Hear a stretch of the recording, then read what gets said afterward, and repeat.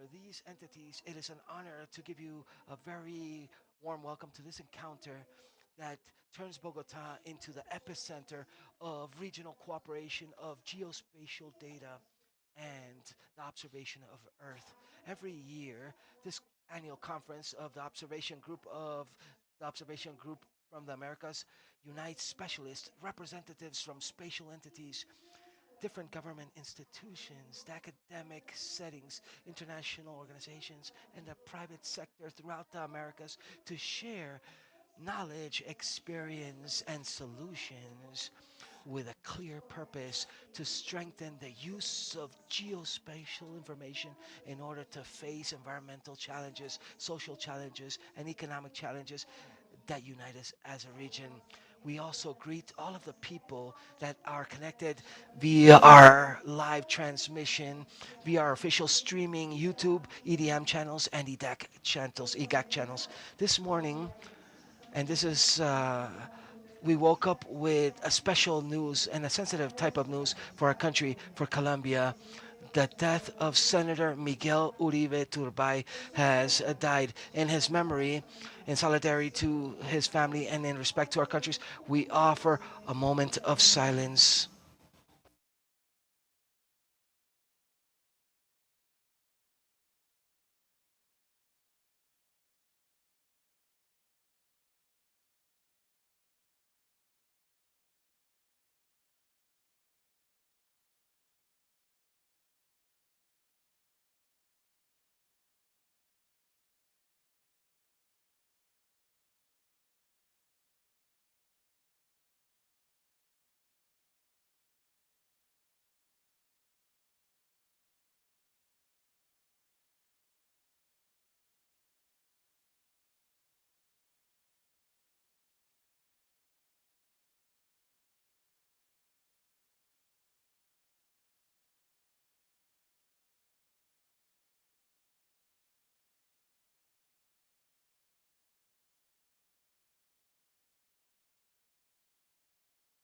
Our special greetings of respect and solidarity to his family.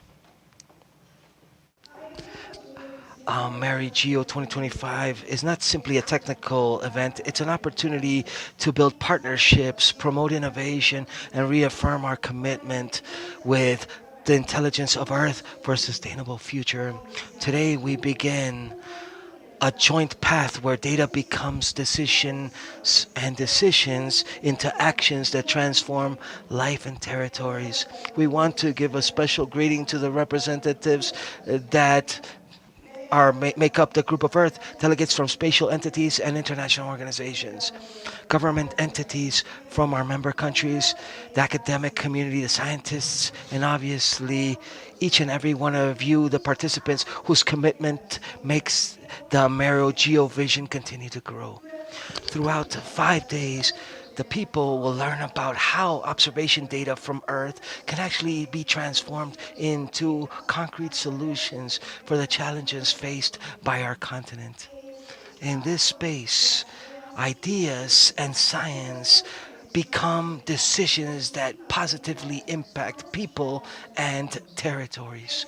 This encounter not simply seeks to exchange experiences, but also to build bridges for cooperation that will remain after these events. Throughout the next few days, we invite you to participate actively and go to the different panels and workshops and to the different parallel events and side events where you can interact, ask questions, propose, and establish new connections. In order to begin this event, we invite you to please stand while we hear the national anthem of the Republic of Colombia.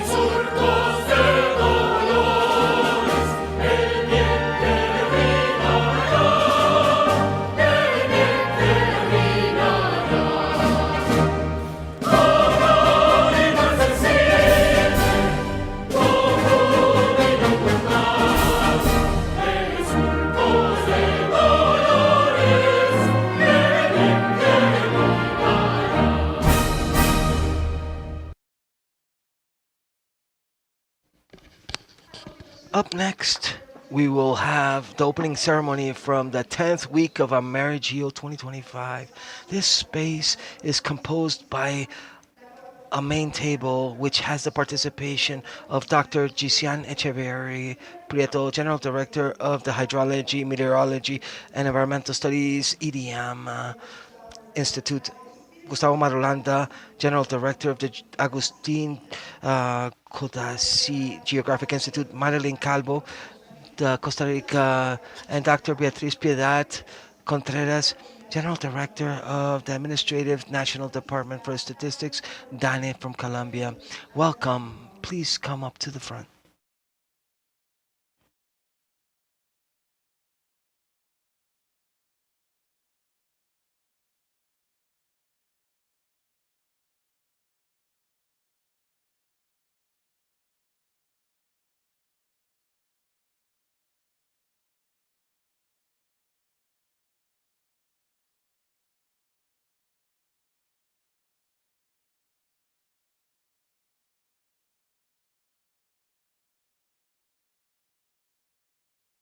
A very good day to each and every one of you.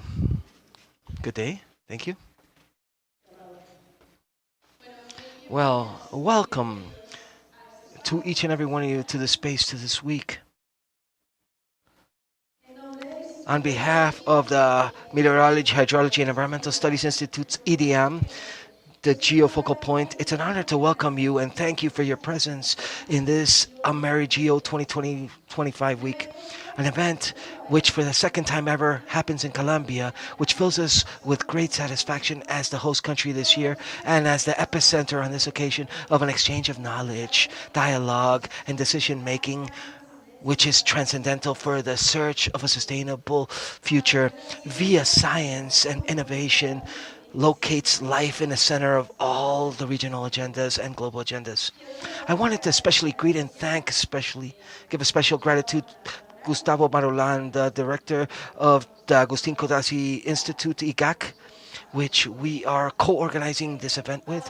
Thank you to the National University of Colombia, obviously, for opening up your doors to this event, for this agenda, and for being a strategic partner in organizing this event. A special greeting to Dr. Marilyn Calvos, the Costa Rica Geo Principal, Dr. Beatriz Piedad Urdinola Contreras, General Director of the Department of Administration at the national level for statistics, and also the different delegations and the different representatives from the different members, countries of the Americas. And I just want to, I have delegations from Guatemala here, Ecuador, Chile, USA, Canada, Mexico, Costa Rica, Panama, Peru, Argentina, Trinidad and Tobago, Uruguay, and Venezuela. Thank you very much to all of you for coming and accompanying us in this event. The AmeriGEO Week represents for this region a possibility to find ourselves in terms of cooperation, learning, mutual learning, and the building of joint solutions based on knowledge and free access to data and observation data from Earth. As a response to the commitment that from different sectors faces challenges like climate change, risk management, desertification, the loss of ecosystems and biodiversity loss, food security, deforestation, amongst many other problems. And with this, the care for life throughout all of its fashions. Throughout an entire decade, AmeriGEO has been a pillar for the regional integration with the use of geospatial data to facilitate decision making, informed decision making in critical areas like the before mentioned. So for our institute, it has been essential to come up with actions and initiatives that allow us to work in one common direction and join forces in compliance with these different goals at the different scales. Which what began with a regional effort today represents a robust platform that promotes local capacities and regional capacities. It promotes interoperability for data and capacities amongst different countries. It promotes innovation as a path forward for sustainable development, and it strengthens knowledge capital at a technical and scientific level to answer strategic and timely fashion these challenges. Thank you to everybody that is part of this initiative. I wanted to especially greet Ricardo. I have no idea where he's at, but thank you so much, Ricardo, whom has been working with this and helping us organize this event from the very beginnings for this special group that is working in Colombia. Thank you, AmeriGEO in the regions of the Americas has democratized information at a geospatial level, which has allows us to guarantee transparency and equitable access to knowledge and solutions based on evidence, scientific evidence. As the IDEAM is the focal point of GEO in Colombia, we are aware that the challenges of our regions require joint actions, working together as a network, and unbreakable commitments that will put science and innovation together as tools that are fundamental in transforming our realities. Reasons why which our work is focused on offering Colombia deep environmental knowledge, which is rigorous, precise, and timely, and dialogue and produce synergies with strategies and infrastructures like AmeriGEO. Today we continue to be sad about the loss of our compatriots because of violence, and we have the hope that this contribution that we are making, and we're talking about transformation of realities here, will also be our grain of salt in building this hopeful peace in our country. From Colombia, we respect and we honor the commitment for this transformation. In this sense, we assume with responsibility and enthusiasm being the host of this AmeriGEO, convinced that the exchange of experiences, the strengthening of capacities, and the collaboration at regional level are the path forward to help us build more resilient societies that are more sustainable, and as I highlighted earlier, will locate and put life at the center of all discussions and decisions. Finally, I wanted to invite everybody to take advantage of these next few days to share knowledge, to make partnerships and build alliances and think together about a more prosperous region to face these challenges that are coming up in the present and in the future.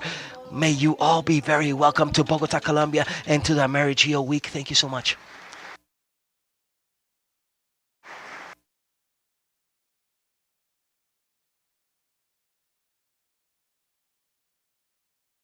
Thank you so much, Dr. Giselle Echeverri Prieto, General Director of the Hydrology, Meteorology, and Environmental Studies IDEAM Institute, for your welcoming words. Opening words. Now we welcome Dr. Gustavo Marulanda Morales, General Director of the Geographic Agustin Godassi Institute, IGAC. Thank you so much, and a very good day to all of you, despite the bad news that we are all suffering from today with the death of Uribe. The statistics, Dr. Arola, my colleague in these, Dr. Lisdin Echeverri, whom, as she said, we're organizing this space together in Colombia. Dr. Luz Janet Forero, Director from the Unit of Disappeared Sections, Robert Hutchinson, the DNP Director, Luz Allen Matthews, General Secretary of AmeriGEO, Marilyn Calvo, which is with us in this main table today, Geo principal from Costa Rica, Adriana Villar de la Nova. Thanks to the representative of the chamber, Maria del Mar Pizarro. Thank you so much as well for accompanying us today.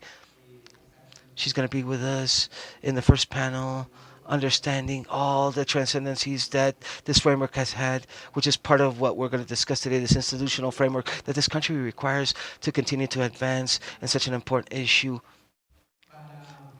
For the Geographic Institute in its 90-year anniversary that is soon to happen, it's an honor to give you a special welcome to this AmeriGEO Week, where we will have the privilege of participating as co-hosts.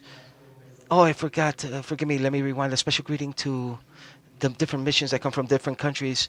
And Dr. Giselle mentioned the countries, and she already mentioned all of them, but thank you. It's a privilege to participate as the co-host together with the IDEAM and with the support from the National University of Colombia in a very special fashion. I especially greet today the Geo Colombia opening.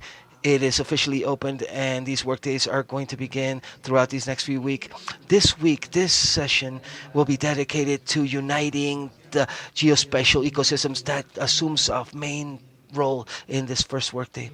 I wanted to express a very special greeting and our gratitude to the government of Canada, and especially I wanted to thank Meriton and Climate Chance Canada for their collaboration and helping us with this event. And also thank you to the GEO group for the observation of Earth. Thank you so much for your help and the privilege of having this space here in Colombia. You have been a fundamental partners in the consolidation and cooperation at a spatial level in the Americas, space level. The Geo Colombia Day is a space where different public institutions are gathered, academic sectors, the private sector, the different technical communities, and different citizen or grassroots organizations that produce, use, and enrich geospatial data in Colombia. It is an opportunity to work together and strengthening our infrastructure, our capacities, and our partnerships that make it possible for geospatial information to be useful, reliable, and relevant for decision making. When we speak about geospatial data as a public good, we're referring to a resource that is being used not only by one entity or sector. No, if it's well managed, it will benefit all society in general, from the planning at a territorial level, Dr. Rubin, and from the risk management perspective, all the way to the environmental protection, agricultural protection, or improving urban services and rural services as well. The IGAC, as a geographic authority, has the responsibility of accompanying these production processes, interoperate, integrate, and support geospatial information produced directly or throughout different entities throughout the state. The sum of these entities that are part of this ecosystem gives us the task of covering the uses and needs of geoinformation. Therefore, our role is also to articulate and strengthen the ecosystems, the geospatial ecosystems, ensuring that the official information can be used and incorporated with other sources of information, as like satellite imagery, geographic information systems from different sectors, socioeconomic data, amongst many others, that allow us to potentialize and strengthen and improve the local knowledge and community knowledge in order to potentialize territorial intelligence. AmeriGEO 2025 is an important space for constructing or building geography that prioritizes life and the well-being of people, aligned with the 2023 agenda and the SDGs. Via observation of Earth and application of geospatial technology, we've been able to make decisions that are more informed about the public sector, about the academic sectors, about the different guilds in the society, that allows us to be more and more prepared every day to face the challenges at a global level.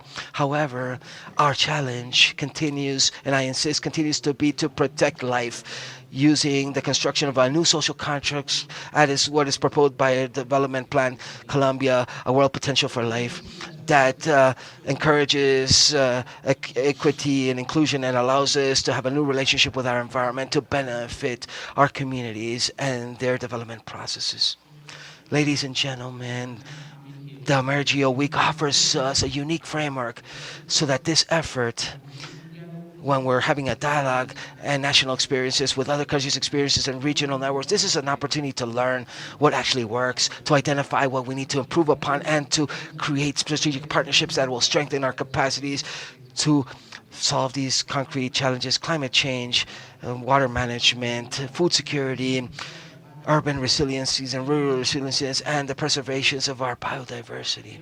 I wanted to especially thank in this space all of the different people that have made this event possible, to the different members of the Colombian Commission for Space that have participated actively throughout this process, and so many people that from your own institutions and your own knowledge are contributing so that Colombia can advance in our geospatial systems, being more open and useful for sustainable development worldwide.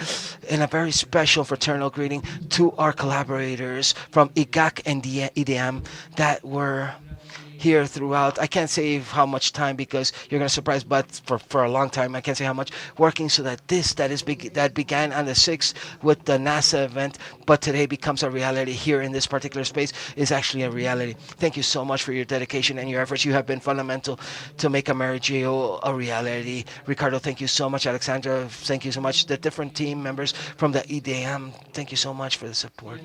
May you all, ladies and gentlemen, be welcome to the Geo Colombia Day and the AmeriGEO 2025 week. Thank you so much.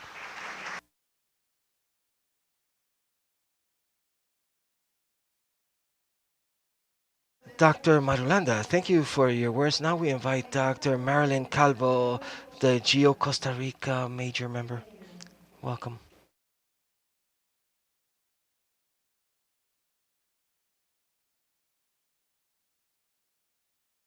Very good day. I wanted to thank everybody for this opportunity to be here. I wanted to especially greet Mrs. Gislania Echeverri, General Director of the Hydrology, Meteorology, and Environmental Studies IDEAM Institute. Thank you, Mr. Gustavo Marulanda Morales, General Director of the Geographic Agustin Cotasi Institute. To Ms. Beatriz Piedad Urdinola Contreras, General Director of the Administrative Department from the National Statistics Institute. I wanted to especially thank and a special greeting to all the different distinguished geo majors and the corresponding delegations from the different countries. Thank you to the different representatives of the different institutions, the grassroots organizations, the different institutions that are linked with observation of Earth. And thank you so much to all the people that are present, everybody that is participating online and in person. May you all receive my special greeting. For me, it is a privilege to be up here in this celebration of the Geo National Colombia Day, which we used to open up the AmeriGEO 2025 week. This week represents a space where science, technology, and experience converges in terms of the observation of Earth with the purpose of strengthening our response, not only for Colombia, but of our entire region before the different environmental challenges, social challenges, and why not political and economic challenges as well that we are facing every single day. It will be a space, forgive me, for exchanging regional experiences while we are explore points and jointly the potential data, geospatial data, incorporating other disciplines like scientific disciplines to improve decision making on key issues such as health, risk management, climate change, the protection of biodiversity, and the reduction of contamination, amongst many others. It's also an opportunity for us as the major geos, as representatives at a regional level, to unify efforts between our countries to share experiences and find synergies that will allow us to continue to advance together toward common solutions. Our region possesses an enormous potential, not simply because of our environmental wealth and cultural and social richness, but also because of our capacity at an intellectual level present and academic institutions such as the National University of Colombia that embraces here today, and in each and every one of our institutions, in each and every place where we represent our countries, and the work of national, international, regional organizations that are committed with sustainable development. In this context, AmeriGEO becomes a focal point for encounter, strategic encounter location to channel these potentials. I sincerely thank the different organizations and the organizers, forgive me, of this AmeriGEO Week.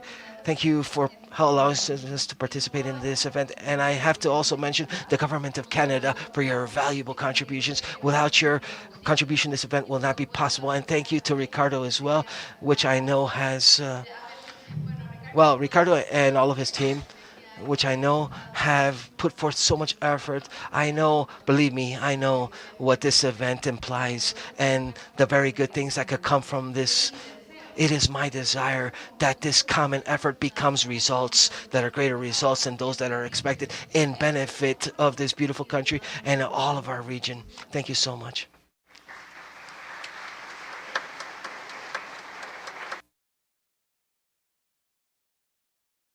Dr. Marilyn Calvo, thank you so much. Now we invite Dr. Beatriz Pinedo Ordinola Contreras, General Director of the Administrative National Department for Statistics, DANE, Colombia, the National Statistics Agency, DANE.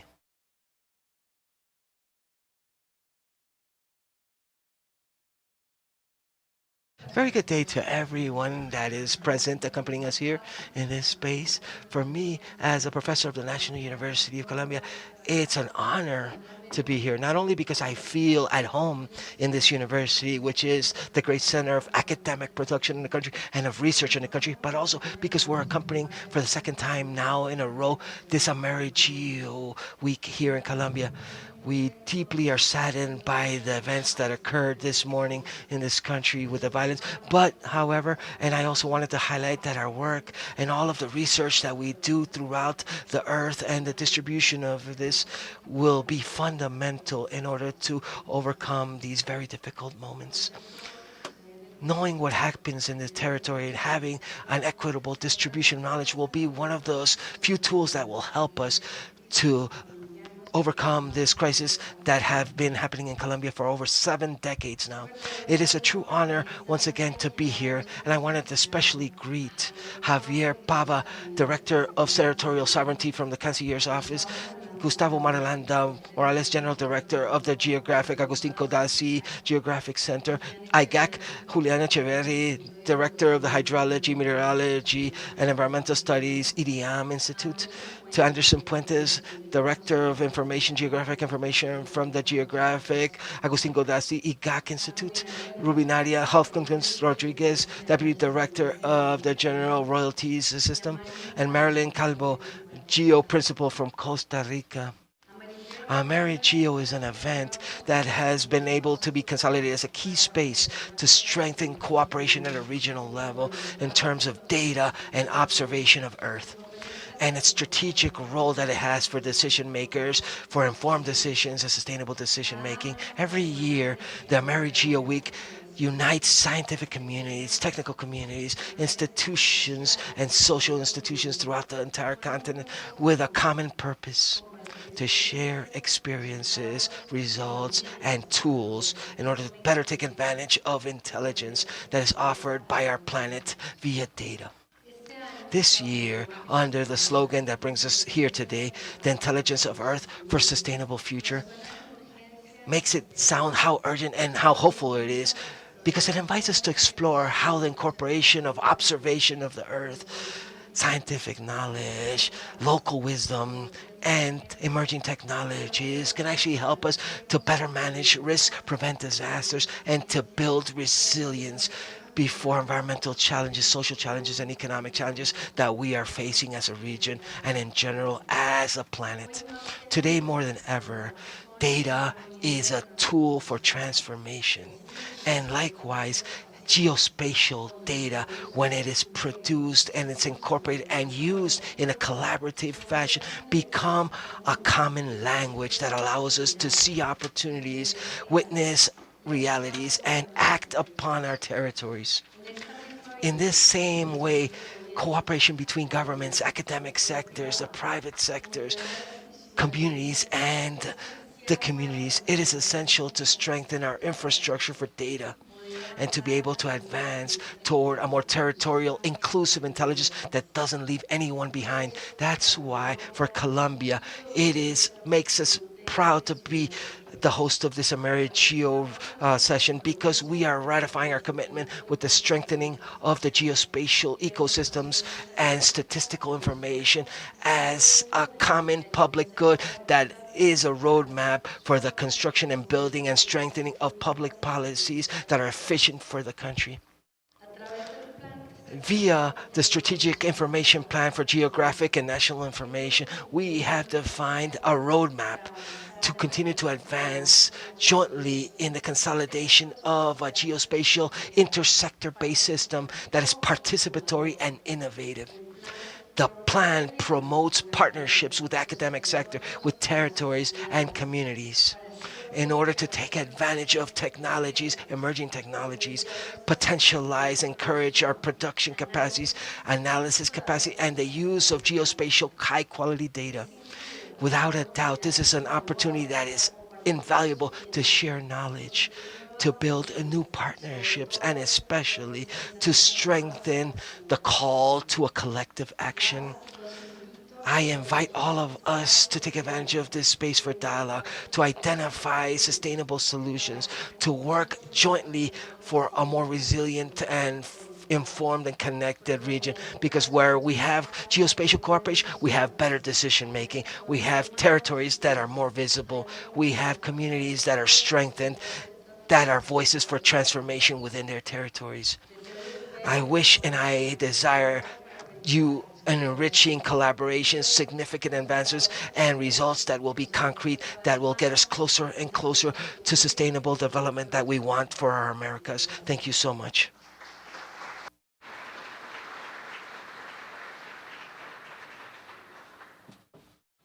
Thank you very much to each one of the members that form this main table for their interventions. We greet special those who are connected with us through YouTube to IGAC and IDEAM. We're in our AmeriGEO Week 2025. In a world where geo information has become a strategic tool for decision making, Colombia faces the challenge of consolidating a solid and coordinated system of Earth observation. Satellite images, cartographic data are fundamental to understand our territory, to manage natural resources, anticipate risks, and plan sustainable development. However, the path towards a national place of observation for the Earth that is robust, which is marked by challenges, requires dialogue, cooperation, and long term vision. Up next, we will have the panel with the Geo Colombia conversation, institutional challenges for observation program in Colombia. This panel will be moderated by Gustavo Moleranda Morales, uh, General Director of IGAC.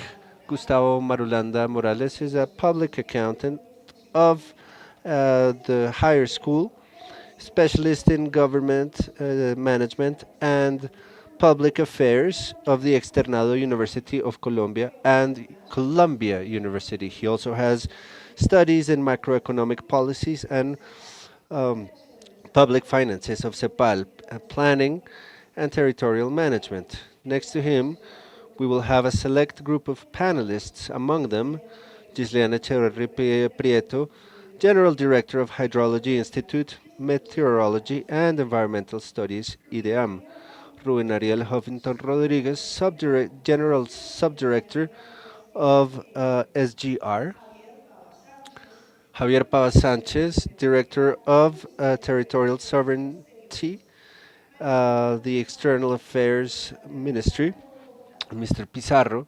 representative for the Chamber of Bogota, Ivan Luna, from IGAC, ex-minister of talent and knowledge, and ex-director for the Ministry of Science, Technology, and Innovation. Welcome to the space. Please go ahead.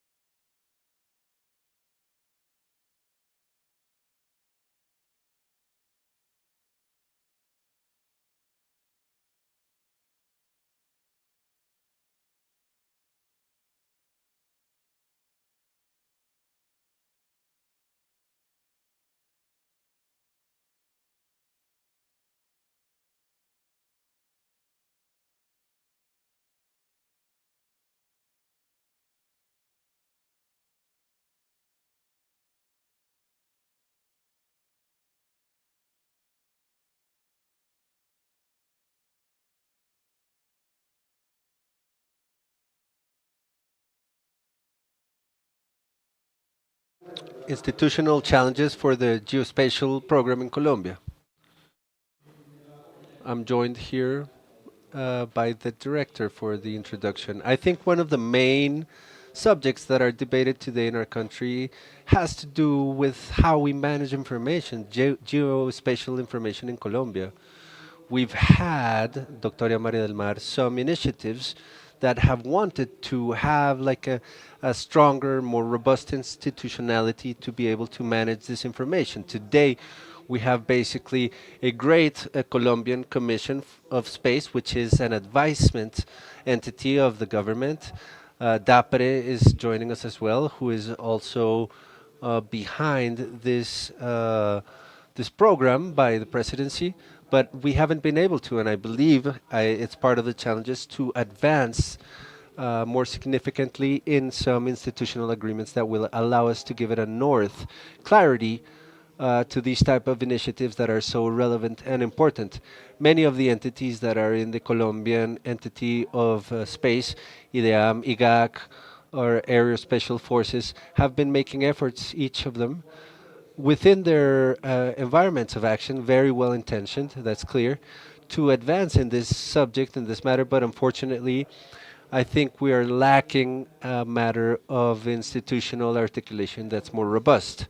Coordination is one of the key elements to be able to encourage in a more structured way these type of subjects. There, the Chancellor's office, uh, we've been giving some encouragements and leaps with the Colombian Commission in trying to direct this task, mostly from the international aspect, and to see how, not only from the inside, internal, but we can coordinate with other agencies that are found here, but, and to see how, with the aerospatial world, there are exercises within America, Latin America. There are other experiences within Europe and other continents that show us where we should be directed. So part of what we want today is to talk about these subjects, the challenges that Colombia has to deal with spatial information.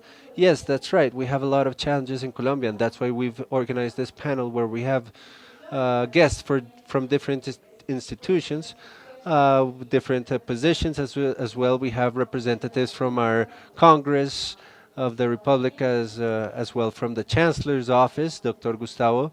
This also is part of the international agenda of the academics and of our institutions, where we want to talk more in depth about how we're working within the institutions, how we're articulating ourselves, what we are lacking to strengthen this line of work, and we expect and we hope that this can be nourished through the participation of all of you through dialogues that we will be having during the breaks to know how things are being overcome in your own countries. So, having said that, we begin this panel.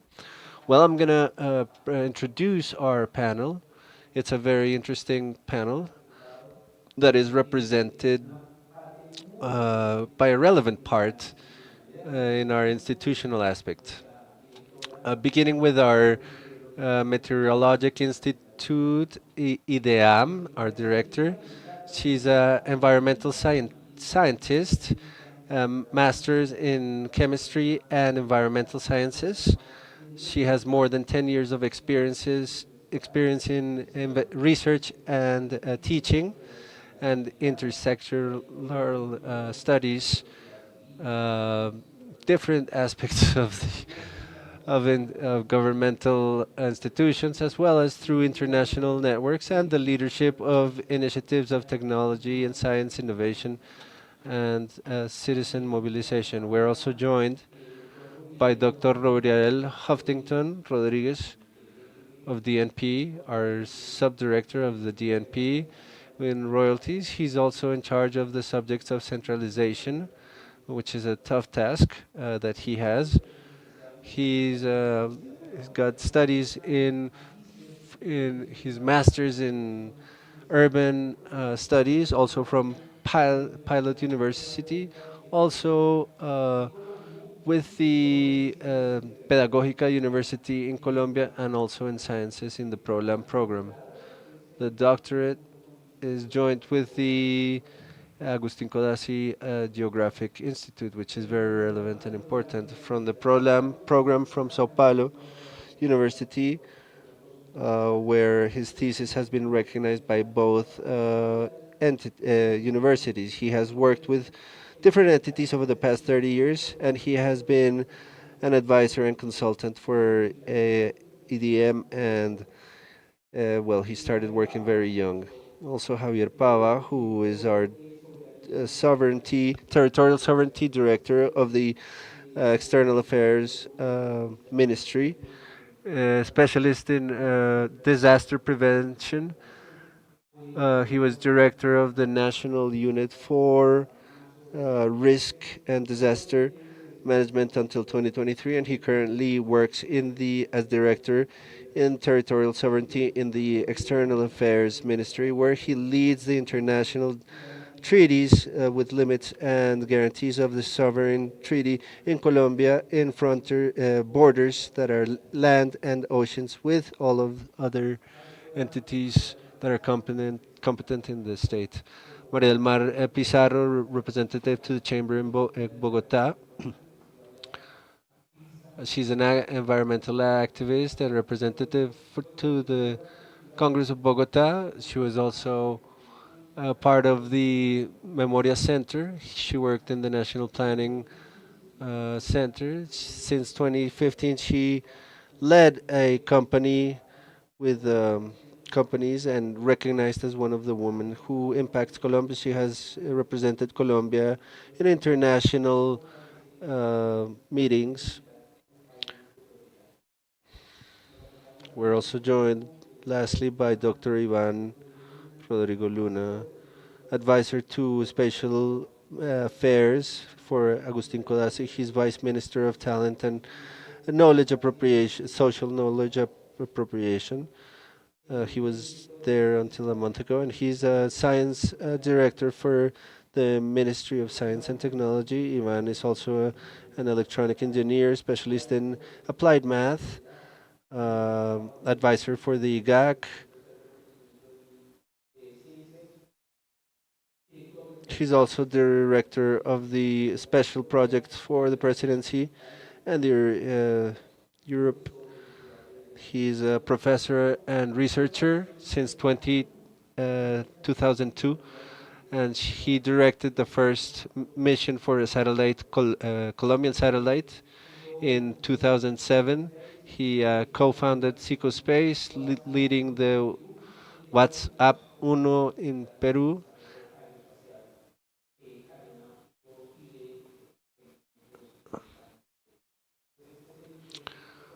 These are the people that are joining us in this panel. As you can see, these are people that have a relevant task in the national government regarding these spatial matters.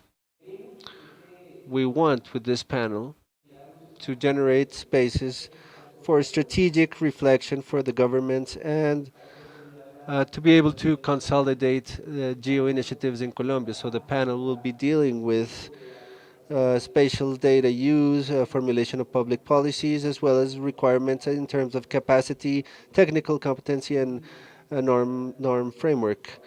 We also want to find opportunities to strengthen decision making and other aspects. I would like to start, Doctora Maria del Mar, with these matters of the challenges that we are facing for the development of these large projects, geospatial projects in our country. Thank you, Dr. Marolando. Dr. Echeverry, thank you for the invitation. We, in the National Plan for Development, we made a proposal to create the Digital Security Agency and Cyberspatial one.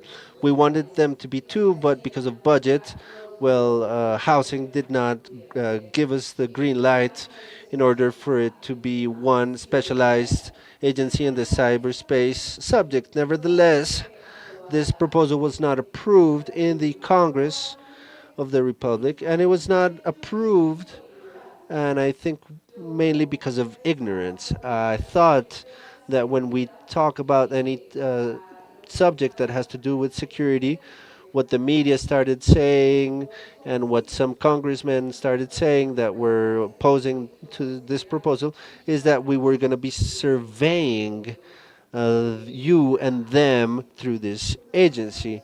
So we then later created the law project with Dr. Luna, and Dr. Marulanda also advised us, and several experts in the country. However, this project was also once again dropped because they were saying that we were trying to uh,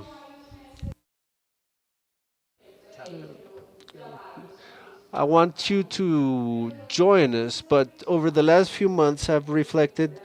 I don't think the proposal was dropped because of ignorance.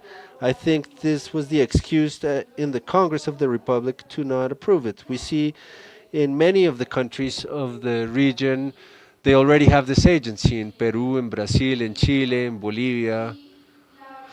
And the truth is that there are large powers in Colombia that are not interested in us having control of our territory. I think that's my analysis because what would happen if we could have a better control of our borders? What would happen if we could have a better control of deforestation in Colombia? What would happen if we could control in a better fashion climate? Could we not tend in a more economic way to disasters? I think that this lack of articulation that we're facing regarding the spatial matter is also a response to economic interests. This is my personal opinion. Obviously, it's not the government's, but it is how I read it. So, what can we do? This agency, according to the Housing Ministry, would only cost the country 93,000 million pesos. But how much money could we save? For example, we estimate that the canister, multipurpose canister, would cost 4 billion pesos.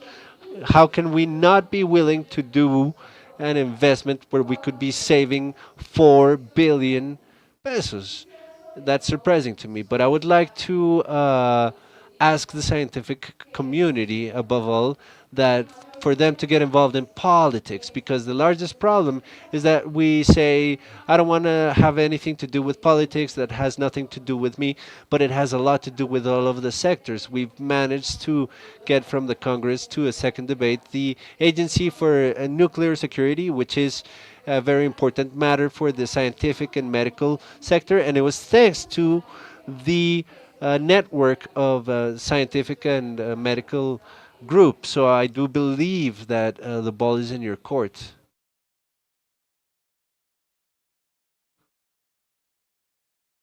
Sorry, the gentleman has no mic.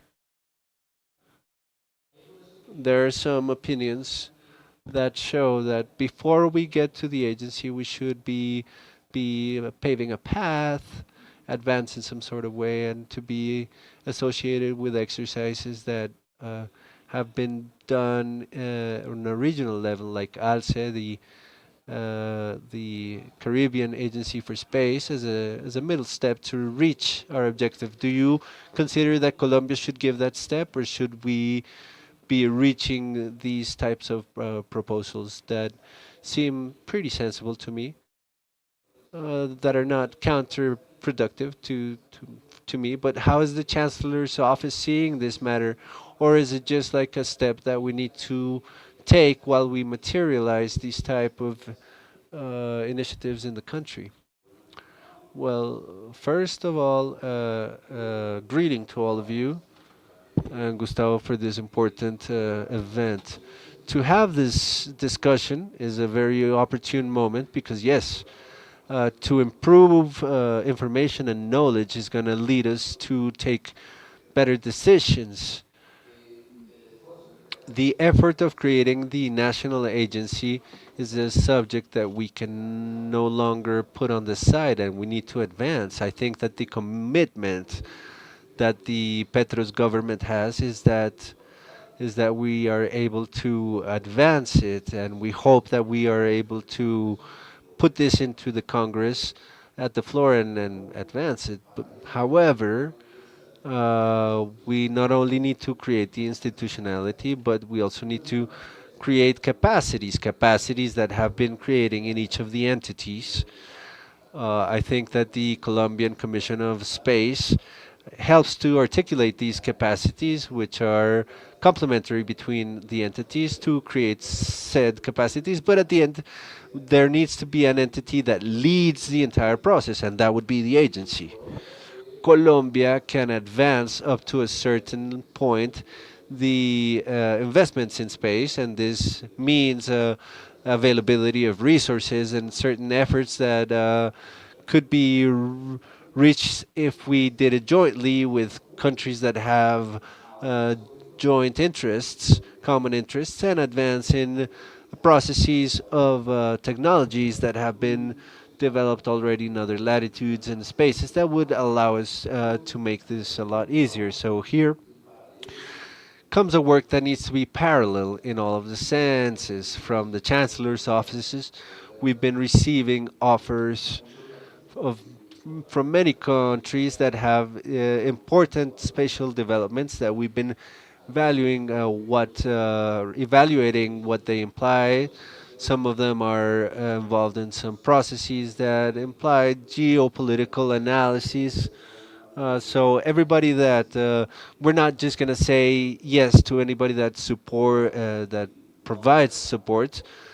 We're not sort of also we've been analyzing the proposals from the European countries as well for spatial and geospatial development. But before this, there is a subject that we've been looking at with a lot of attention, and it's that Colombia and Petro, the president, has been taken has t- has taken the leadership for this mechanism that is very important. And through it, we've identified central subjects in which ALCE appears. This is an initiative that has started some time ago and that some countries have led. It's in the starting point at the moment, but we believe it's an opportunity to add efforts between different countries that allows us to access to quicker to information and technological aspects. We've been gathering with Mexico, who is leading this initiative. We believe that there is an advantage and also matters of capacities because the other countries that are part of it have not had development that implies large processes of exchange. Well, Colombia doesn't have it either. We don't haven't made a decision yet on this matter because we not only want Colombia to do it, but we want to take it to the Serat meetings in November. We're gonna have a CELAC meeting with Europe, where this matter will be as a central point that needs to be revised within CELAC. And the objective in the end is that Colombia, on the one side, achieves strategic alliances with the countries with which we share information. We need to be able to share information with our neighboring countries, with Peru, with Ecuador, with Bolivia, because it's the same for information we need in the Caribbean. We can share this information, but development towards the space requires efforts from all of us. And if we join efforts, we could achieve a better position as Latin America, and that's why within Selects we're including this subject because we cannot do it by ourselves. There are things that we can do by ourselves, and that's advancing. Even initiatives such as what we saw recently in the mission that we were in Antarctica with the Aerospatial Force. We found, for example, a group that was getting ready to go to space, and I was baffled. How are these people coming to Antarctica to getting ready to go to space? Uh, but this is part of the commitment of the MP to see what's a policy in that sense.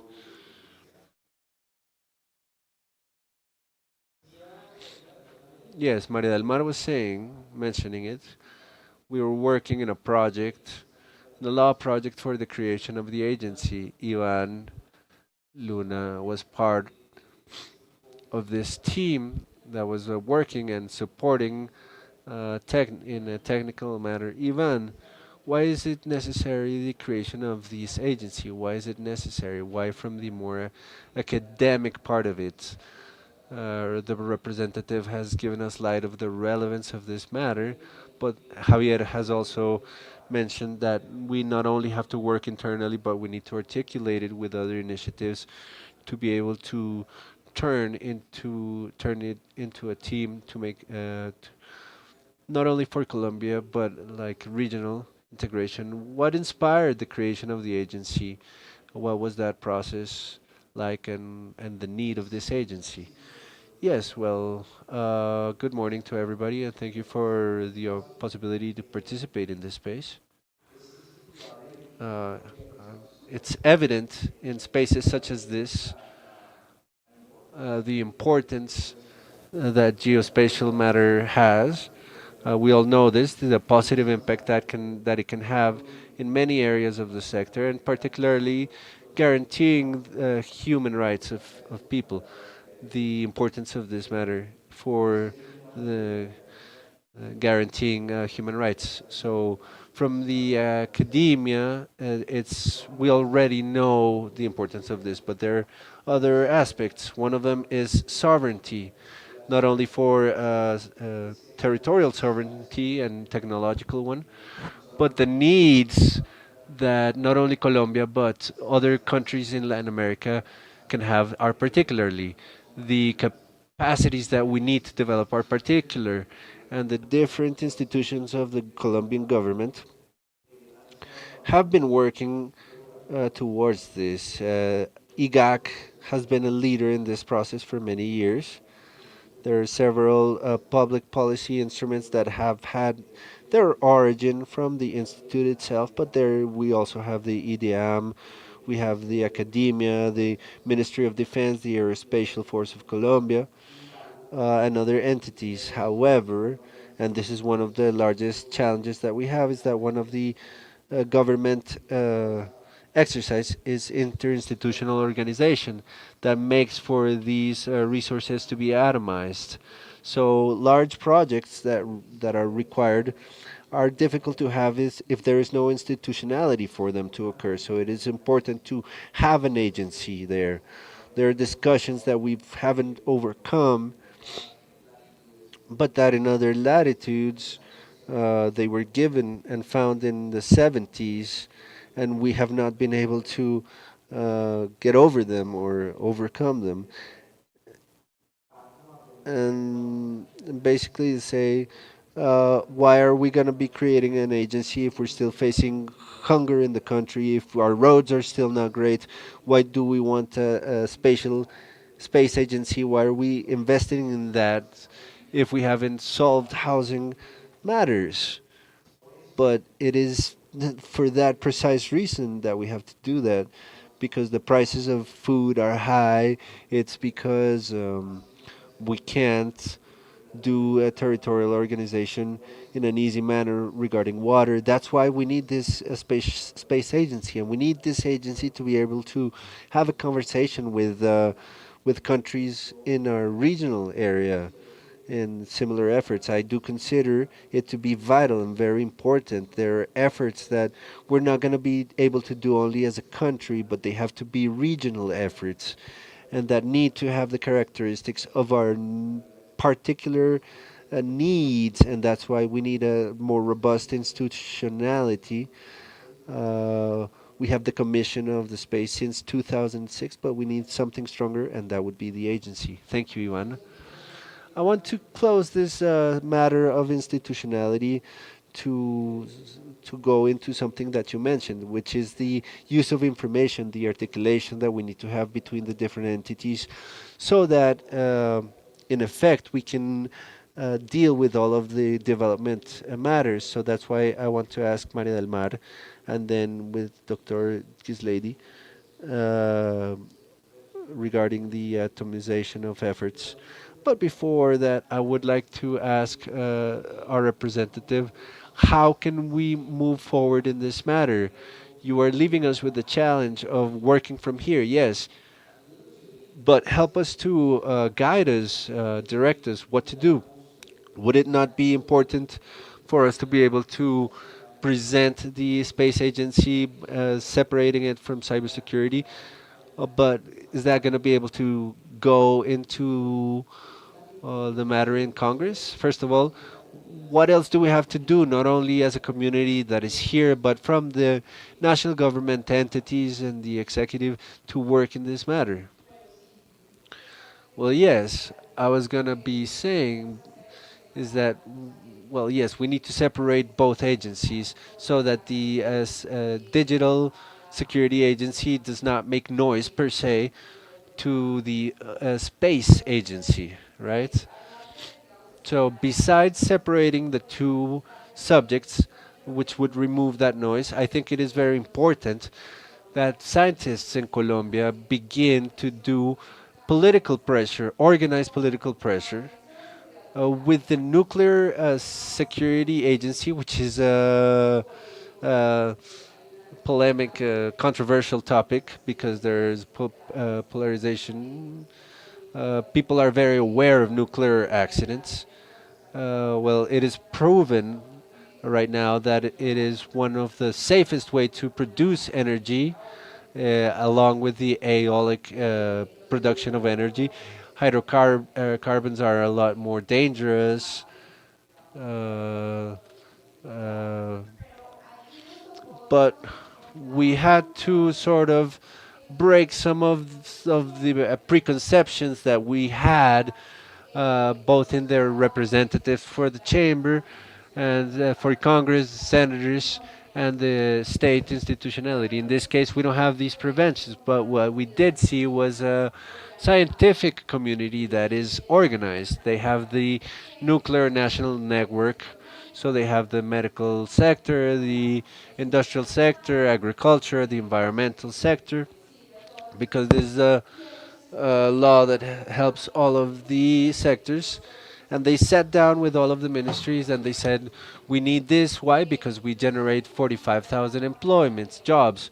I know that right now there's a chamber for aerospatial industry group, and I think it would be very important for them to sit down with commerce and they tell them we could generate 20,000 indirect jobs, which is what Comp is estimated. So for me, we need to be organized. The actors that have to do with the climate matter, the spatial actors, the actors that are working in the environment, because in the same manner that the nuclear security law, this is a project that is going to be umbrellaing a lot of sectors and that can maximize a lot of areas. So what I encourage you to do is for us to do a work table with scientists where we can create a roadmap of political pressure and lobbying in the good sense of the word. This is what I would say is the do. So that's the homework, and that's the challenge that we have before us. Okay, so to work on that line that is provided by that representative.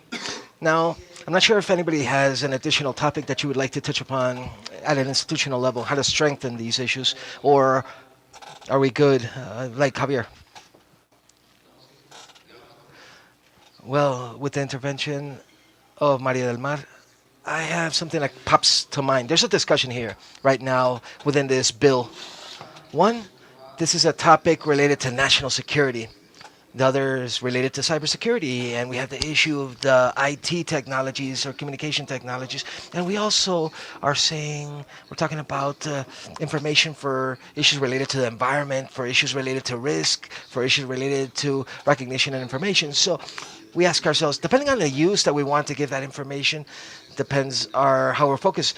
And the aerospatial forces lead the process because that's considered a national security issue. So the people that are thinking about the environment are always left out, or other issues, because they say, "Oh, we're not going to invest on that. Let's invest on security, national security." So I'm more from the opinion that we should include this more holistically speaking, because if not, then the cybersecurity people just reign, then the security people, and the rest of the people are possibly left out or put on the back burner or not advancing. And the geographical IDEAM and the IGAC, all of these entities need that fundamental support. Well, if you allow me to add something,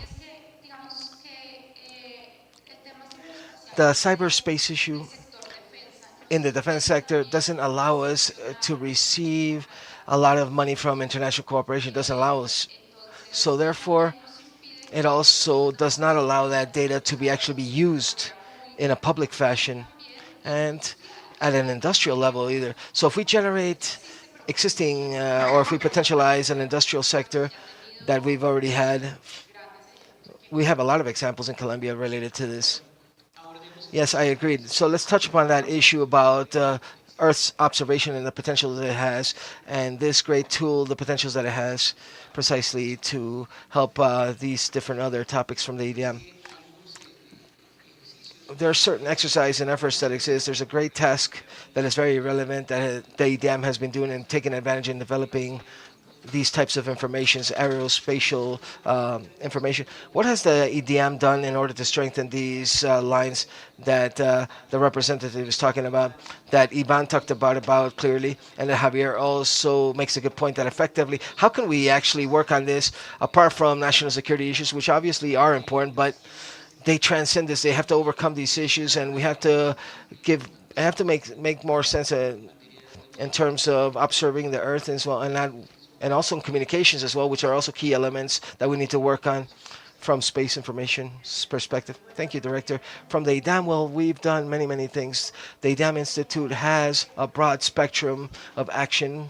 We work on many different issues, obviously the climate lines, but also we do environmental studies as well, and broad studies in that sense as well. I wanted to add to the words that there's a sense of urgency about that sovereignty as well. Why a sense of urgency? Well, let me tell you, from the IDEAM, in order to generate forecast or climate forecast that many people or all of the planning at a territorial depends on these forecasts, and risk management depends on it, is for early alert systems, for safeguarding lives, and for safeguarding infrastructure. In order to generate that, we depend on other countries' satellites for this. We have to use them, and in this sense, we depend on the goal designate of La Nova. And there's no secret whatsoever for nobody that the current U.S. president has cut back drastically in La Nova. And we have a technical dependency as well. We depend technically because if at any moment they decide to not generate or not transmit or not to provide any more information publicly or freely to the country, then we're going to be a bit blind or blindsided. So there's an emergency to have a sovereignty in this regard as well. Urgency here. And there's something else. And this is actually happening this year. Since January of this year, we stopped having free access to planar images, and that's a very important high cost for the country. The EDN requires more than 400,000 visualizations per year in order to follow up on deforestation issues, and we're no longer able to freely access this, and this is a huge cost that was not calculated by the entities. This is a cost that is not within the budget. It's not been budgeted nor planned for, and as far as these decisions are being made from other countries, and other countries make decisions, obviously they have sovereignties as well, but we are affected in principle because we're depending, technically speaking, on these other countries. So we have to definitely speak about this, and this is an emergency issues from the IDAM at an internal level. Well, here, and my colleagues from my panel here and my colleagues spoke that there's certain efforts at a legislative level, at an executive level, and in legislation. And institutions that are technical have to act in parallel, have to act simultaneously with these government actions. And how? maybe we're advancing, the laws are coming, but if we have to be technically up to date, we have to be ready. We may not be ready in case these laws pass. So there's very important work that we have to do within our institutions, pre-work. It means that we have to be organized beforehand on structural issues, but especially it means that we have to create changes in our paradigms, our institutions, and that Director Gustavo says that the dam is 90 years old, IDEAM is 30, and IGAC is 90 years old, but they've inherited these things from previous institutions that have been around for over 50 years at a meteorological level, and that paradigms have changed, and the visions that our structures have from these entities have not been thought about from a spatial sovereignty or space sovereignty issues. They thought about it from different perspectives within our structures. Perhaps people arrive and directors may have different visions, more at the forefront, more modern visions, innovative visions, but the structure continues to be the same thing that was created 30 or 90 years ago. And those limitations limit us quite a bit and don't allow us to incorporate processes and technological processes within our map of processes or process maps. So there's important, huge challenges here. From the EDM, we've organized and we've diagnosed all of these flows of processes that we have in order to understand where we're at, in order to understand what we have and what we actually need. So if we speak about articulation, the EDM has to have the capacity to say, hey, listen, I have this amount of data that occupies this amount of space on the cloud or our hardware within our institute and our own local servers. So I need more storage, processing power, etc. This is my data lake. So we have to be able to make that data available. And when I have much clarity exactly what is my baseline, then I can begin to say and work with others. And that precisely avoids that duplication of efforts as well, because perhaps there's so much broadness that many institutions, even though our missions are well defined, sometimes we step on each other's toes. We start to do things that somebody else may be doing. Maybe so we're doing the same thing. So that diagnosis is fundamental. Within our institutions, we have to restructure our streamlining our efforts to lead us to modernizing our processes that have a different logical perspective. And obviously, also begin to speak a common language in a broader sense. Dr. Javier Pava talked about it, and this is led by the defense sector, but it's not only about defense here. And this information doesn't belong simply to defense. Even though there's formal instances like the Colombian Space Commission, and in these formal instances we can come in and argue and come up with proposals which are clearer to work together as well. So in general, to not go too much longer, there's just one final point that I want to make, which I believe is fundamental, that we need to work in simultaneously, is dissemination of information.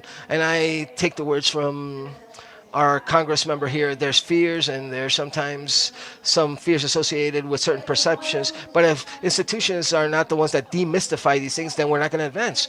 In what sense? Well, communication and dissemination of information and scientific information has to be involved in every process. We cannot advance with our back to everything and doing the best here and not tell people about it, about what the importance of this is, why this works, why the country needs it, and why we all can use it. And I think that this is something that we have to work on in terms of dissemination of our institutional efforts, and that's one of the bets that we've had at the EDM level with this topic specifically. Thank you. I wanted to maybe get sidetracked a little bit, and it's very interesting what you're speaking about. Maybe I'm getting sidetracked here, but what you're talking about here, about what was written. So taking advantage of the experience of Professor Ruby here, Dr. Ruben, at these institutional levels, and also aligned with what our director spoke about. Professor, I think that there's an important issue here that she's talking about, and how do we work together, and how do we work with this value chains of space information, how we use that space information, the appropriation and ownership of space information. Now we're going to talk about appropriation, but how can we be more effective in working together, articulating the different entities within these types of topics? From the IGAC, we've been proposing drafting a common compass document that allows us to give us some public guidelines that will allow us, amongst many other things, amongst other points, precisely to do that. How? Because at the end, I think that this is a problem that we're suffering from. The government, it's nothing. It's not worthwhile having an agency if we're not able to work together or using these informations that will allow us to effectively use this information and efficiently and effectively use that information with all the purposes that are proposed, with defense, with communication, observation of Earth, etc., etc. So how do you see these issues, and how can we work together? How can we advance, hopefully after this bill and this law is passed, with these types of issues, or with a compass plan, government plan that will allow us to facilitate or help us work together? after the legislative process goes through the Congress.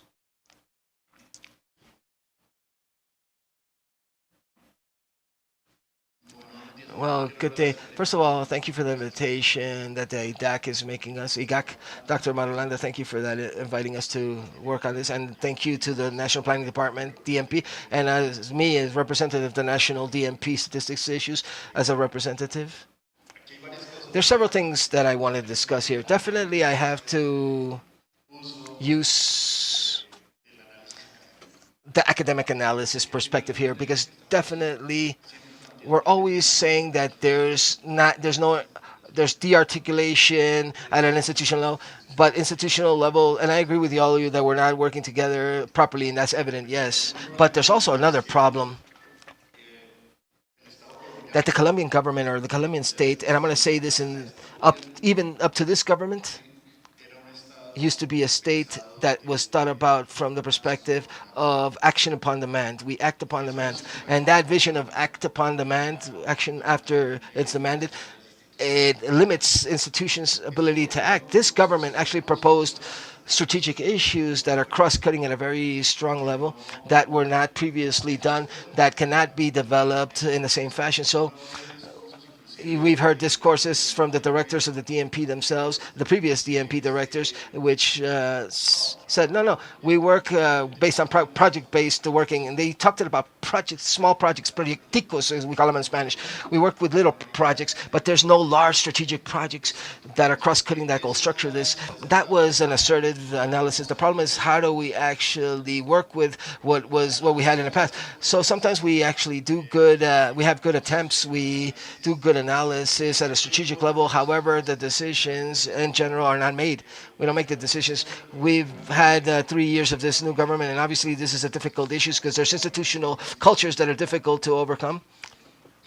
And the big problem, and correct me if I'm wrong here, but the big problem that we have within institutions is every time we need other institutions to actually provide us information, that's when we have problems.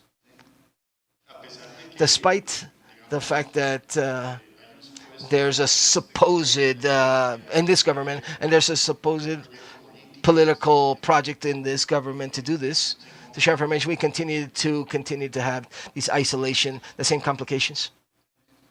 Not sharing information. Many observatories in the academic sector as well. Many observatories work alone in isolation. What is the fundamental problem from observatories to provide information in order to be processed elsewhere? That's where we always fall short. So I believe that, and forgive me from what I'm about to say here, but I think we need more government within that logic and within that line to share, to be able to project a state that works together, that will transition toward other processes, other organic institutional structures. And that's where I believe that we need to work on. And these are difficult things that we have to overcome. These are organizational cultures that cannot be changed overnight. Even though you make organizational paradigm shift, map changes possible. I have a discussion. This is difficult. I always argue with my colleagues in terms of these methodologies like typology methodologies, municipal typology methodologies. No, we've been doing this forever, like 40 years now. No, I say no, but there's other methods, there's other models that we can actually work with that are better. And it's very difficult to convince people. I've been, for 4 months, having that same argument. I began little by little to try to change some of these mindsets that chip. However, it's difficult. It's the places. And now let's go back to the issue of politics, and public policies. Those of us that work public policy, we know that the first thing we have to do in politics is to put this on the public debate. And here, the representative, I agree with you. If we don't put this on the public agenda, then we have nothing. That's where we need to put this on the table. That's where we start to work, at least to think about the problems and to try to find solutions to these problems. And there is a line, an action line that is very strong, that's very important here. And I completely agree that we have a historical deficit in terms of space data,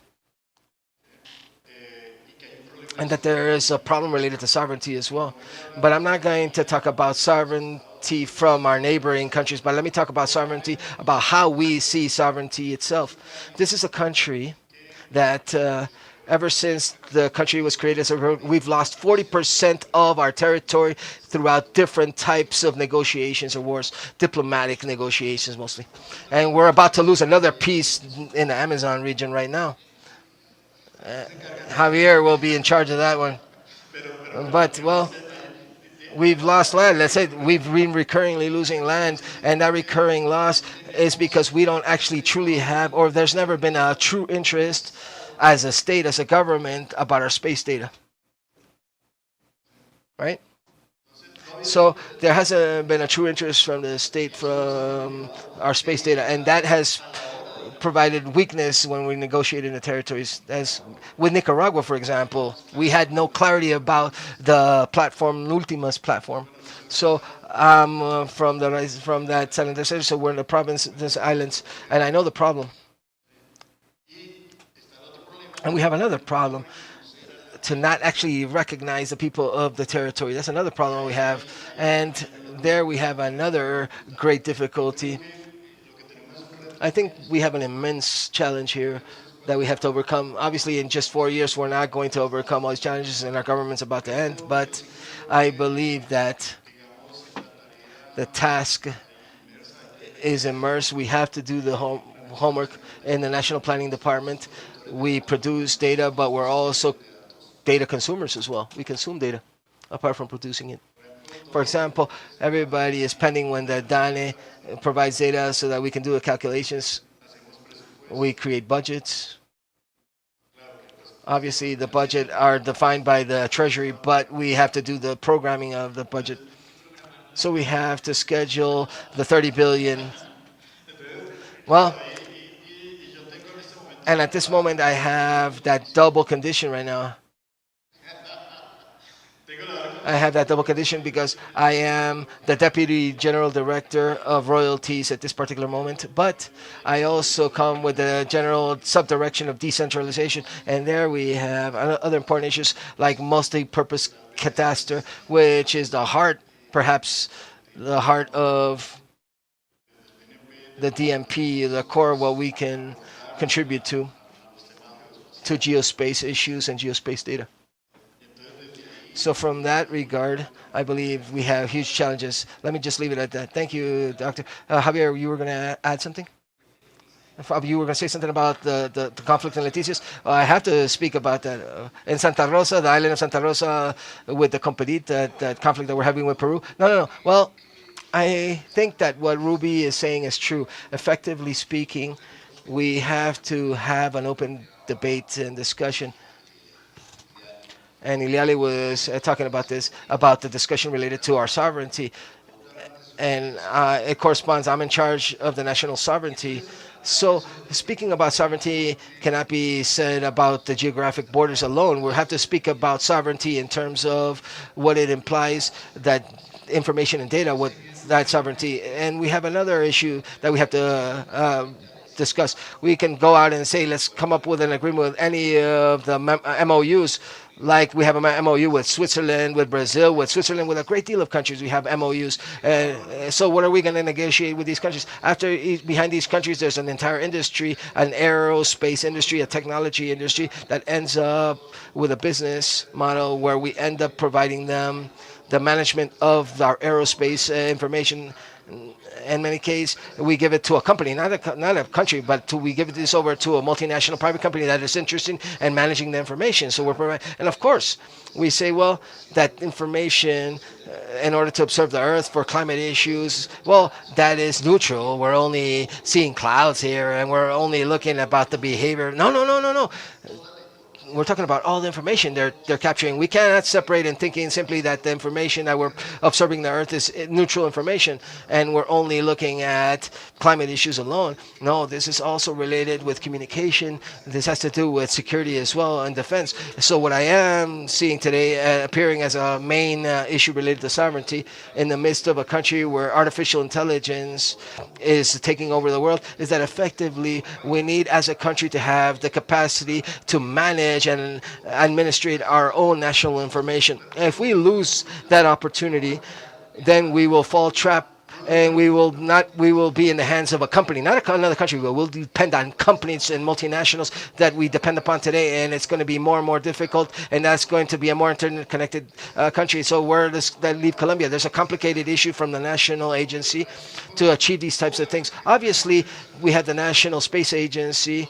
It doesn't mean that we don't have the council either, the National Space Council either. Obviously, that allows us to work together. We have to have both things, but we can't fall short with only one. No. So sovereignty is important. This is sovereignty that involves all issues at an institutional level. The discussion and argument today in terms of air sovereignty, for example, airspace sovereignty, which is the note of protest from Peru that we're discussing this today, where they say that we were in their Peruvian territory. So we have aero civil information. How much were we really overflying Peru apart from the borders of Peru in the airspace? Well, we say that's an issue. That's a space issue, but that's as much as we're working with space. But what about issues at an aerospatial where the interest is a common interest about the whole Earth, our common goods? That's a discussion. Our common territories.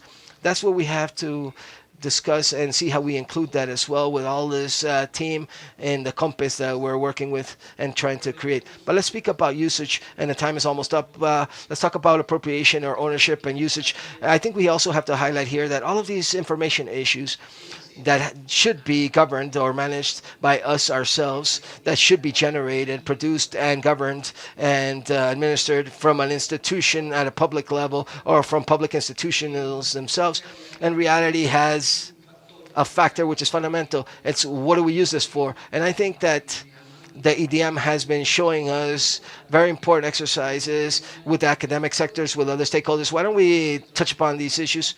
And Professor Ruby, why don't we also look at a different perspective, which I also think is important? It's the issue related to the social factors. How can we use, or how can communities and society and communities use this information? But let's begin first with our director. But we only have a minute. The time is almost up. I'll try to be concise. Well, we have 5 minutes. From the IDEAM, we have a mission that says that we have to facilitate decision makers with information. In order to facilitate, that means that all citizens, that all sectors, all private government sectors, academic sectors, and in general, should be able to have access easily, quickly, and timely this information. That is a challenge, which goes hand in hand with geovisors. That goes hand in hand with that. Geovisors from the IDEAM. In these last few years, we've really bet upon modernizing our technology that will allow us to have that data available, not only the checks and the rasters and the bulletins or the newsletters, but also in geovisors. Geovisors are much more friendly, if we want to say that, for the users. They're more user friendly. So last year we launched the detection and early alert detection deforestation geovisors. It's available. You can find it in our portal. And last year we also launched our geovisors for forecast and alerts, which is very important, where you can actually look at all the national territory and you can see variables such as temperature, rainfall, precipitation. That's in the EDM website. Yes, the EDM. Don't look in Google because it takes you to the old access that it's broken. No, you have to go to www.edm.gov. Don't look in Google. Just go directly to the website. Don't go to Google. It takes you to the wrong place. And there you can actually go to different lines and you see the weather and the forest, and we see the different geovisors that we're working with. This Thursday, you're all invited to. We're going to show you about a recent launch, which is the coverage map. There you'll be able to see hydrology issues. We have radars, etc., and obviously satellite imagery, etc. Everything in real time. All of this extremely updated according to the seasons. So you can consult that, query that. That's an important bet. But also in terms of availability, the thing about the DMP, we are betting upon interoperability. We don't want this to be. We have to receive a written formal request, petition with that bureaucracy and red tape. No. We want to be interoperable with the Ministry of the Environment and with different institutions. We have to have interoperability so they can just access information transparently and they can use these processes and make them more agile. That allows us to begin to actually work with issues that are fundamental. So if we have this information freely available, then how can society and academic sectors actually begin to use this information? Which is another advertising slogan. So Colombian mapas.gov.co, Observatory of Earth and Territory. So just to say that we're working on some of these things as well. But that's the topic about how we can actually ensure that the community and society in general can actually begin to use this information.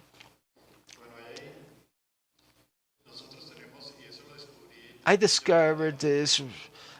I've been in the planning department for a relatively short time, but I really like to be a curious person. I'm very curious. So within the curiosities, I found that there's competitions. It's the system. There's a national system for assistance and technical cooperation. It has not actually been done. So I just discovered that it's there, so I've started to work on this. I think that this is an important space to work on in order to build and construct. Well, we need to establish certain guidelines that we can follow up upon, or lines that we can follow up on in terms of the technical assistance from the state. That technical assistance from the state to municipalities and communities also has to go through the government, and this is going to be associated to that information, that geospace information, because local development has to go through communities, and communities need to take ownership of their own territory and appropriate that knowledge. And that appropriation is not just the possession of the land, but the possession of the climate, possession of taking ownership of the soils, the seasons, temperatures, and that appropriation sometimes is interfered upon either because of violence or because of a lack of knowledge or because the mayors themselves today when they say, oh, there's corruption, for example, in royalties, which is that involves me. But you know what is the corruption in royalties right now? That the system, the technical system is so technical that a municipality, the fifth and sixth category, is not able to access those royalties. So they have to hire, and we have middlemen that come in and says, I can do this for you. So I think the IDEAM happens to you as well. No, Mike, sorry. So let's say that these are issues that we find ourselves upon. So these are related issues, how information can be accessed, and that information is sometimes hidden. It's not where it should be placed. So there's middlemen, middle corporations. So we have to almost do like a sort of surgery. We have to like surgically have an operation here so that data can actually allow communities to participate and have autonomy, and the mayors in these municipalities and the poorest municipalities, which are called fifth and sixth categories. For those of you that are not from Colombia, we have mayors, we have city categories. These are the categories that have less than 100,000 inhabitants, and they have less than a certain amount of minimum wages in terms of budgets. So those municipalities need a lot of technical support, and that technical support doesn't have that information nor the methodologies. Thank you so much. Unfortunately, the time is up. It was a very exciting talk. Unfortunately, time is up. We could have continued speaking for a long time about these issues. But I wanted to highlight some key points. Dr. Maria del Mar proposes that we weren't able to create that agency because of a lack of understanding and the use of needs. We call for action, urgent this issue is. It is necessary to separate the digital security agency for the space agency, to create this agency. This is a call to action as well, so that we from the institutions and from scientific communities can actually work hand in hand jointly in order to be able to push these types of efforts. Javier, forgive me, or Dr. Pavas, forgive me, our Director of Sovereignty, forgive me just calling you by first name, Dr. Javier, that Colombia, that is the president of the SELAC right now, is committed in strengthening space issues in the international plane and in the country. Space is not simply an issue related to national defense and security. The Air Force or the aerospace forces that play a fundamental role, obviously, but this is an issue that goes beyond that. And it needs and requires civil governance. Data sovereignty and geospace data sovereignty is key, so we don't depend on information that countries may want to or may not want to provide us, and foreign companies, especially multinationals. And that sovereignty, that territorial and technological issues and knowledge requires and justifies the creation of that agency. And we had the commission that exists by Colombia Space Agency, but I think that it's not enough. It's not enough to create an institution, a strong institution that will work with geospace information in Colombia and will allow us to have a good taking advantage of international cooperation efforts and space cooperation, which is way more solid. The director, Ghislaine, also talks about that she calls us to action about sovereignty issues, about information management that is generated from space. Colombia depends on capacities that today we have no capacity for or have no control over today. And the different technical organizations like the IDEAM and IGAC, they have structures that make the incorporation of new technologies more difficult and the capacities that allows us to achieve that sovereignty, that geospace sovereignty. Another key aspect is dissemination of information and how important this information is. And we need the support and understanding. Then the general communities need to know about this. Professor Ruby talks about that de-articulation at an institutional level is has used to be worked on action by demand, and that makes things difficult to work with these issues. So he calls for action, and he wants strategic investments that are way more structured and more comprehensive and more holistic. And we request 93 billion pesos so that they can help us with the creation of the agency, that aerospace agency. And we're not trying to make you commit right now. He's the one that manages the money. He's the one with the money. If not, if we don't ask him for money, then who else do we ask? So think about it. Now that we're having these discussions about the budget and how important this is, and we're discussing these budget issues with the Congress, and the big difficulty that different entities have in order to work together. And this is not an issue simply about these space issues. I think that this is a weakness that we have as a country working together, and the territorial administration issue also becomes perhaps an excuse, an adequate excuse precisely, so that on these issues related to space observations, we can effectively have a common issues as one of our fundamental issues that we need to work on. And technical assistance from the government as well and the state is also fundamental for communities as well. Technical assistance to communities is another issue that we need to work on. This is a great cycle. The production of information, the generation of that information, how we can actually manage that information adequately, but also how we ensure that it can be actually used adequately by society and generally by the government, by civil society, the academic sectors, etc. But also the communities, they have to be empowered. If we want a new model of governance, we need empowered communities, and then we need to help them technically so they can effectively use this information. Thank you so much for having paid attention to us in this panel, to the different panelists. Thank you so much, and thank you for participating. And I think that Dr. Maria del Mar has a large task ahead of us. Us and the rest of the community have to continue to work in building and constructing an effective agency that will allow us to have a stronger way to work on these geospace issues. And from the IDEAM, we continue to build geography for life. Thank you so much.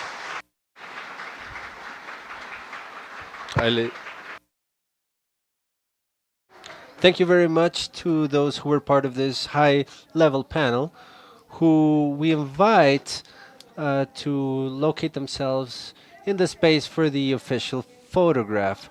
We also want to thank all of the organizers and our allies who have made the creation of this event possible. Recognition to IDEAM, IGAC, the National University of Colombia, the observation team of the group, Canada government, Procalculo, and different allies like Renata, Galileo, Acre, and Dato, who with their commitment and support have contributed for all us to be gathered today in this event. We invite you to a 15-minute break.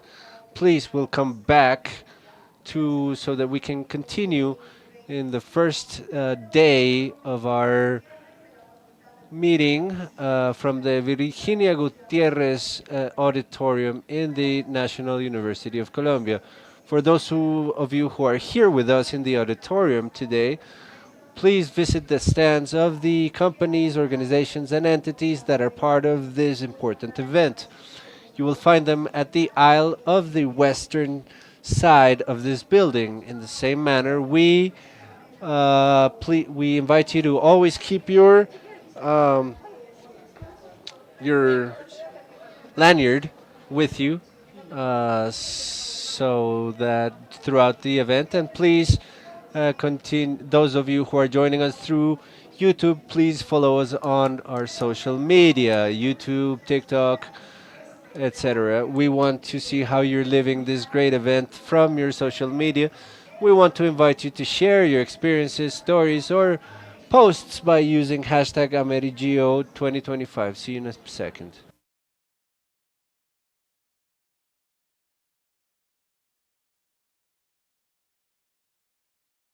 Pronóstico del tiempo IDEAM para el primer día de AmeriGEO 2025, lunes 11 de agosto. En la mañana se espera cielo parcialmente cubierto y tiempo seco en la zona del evento. En la tarde se prevé el aumento de nubosidad y lluvias ligeras a lloviznas. En la noche se espera cielo parcialmente cubierto y algunas lloviznas esporádicas.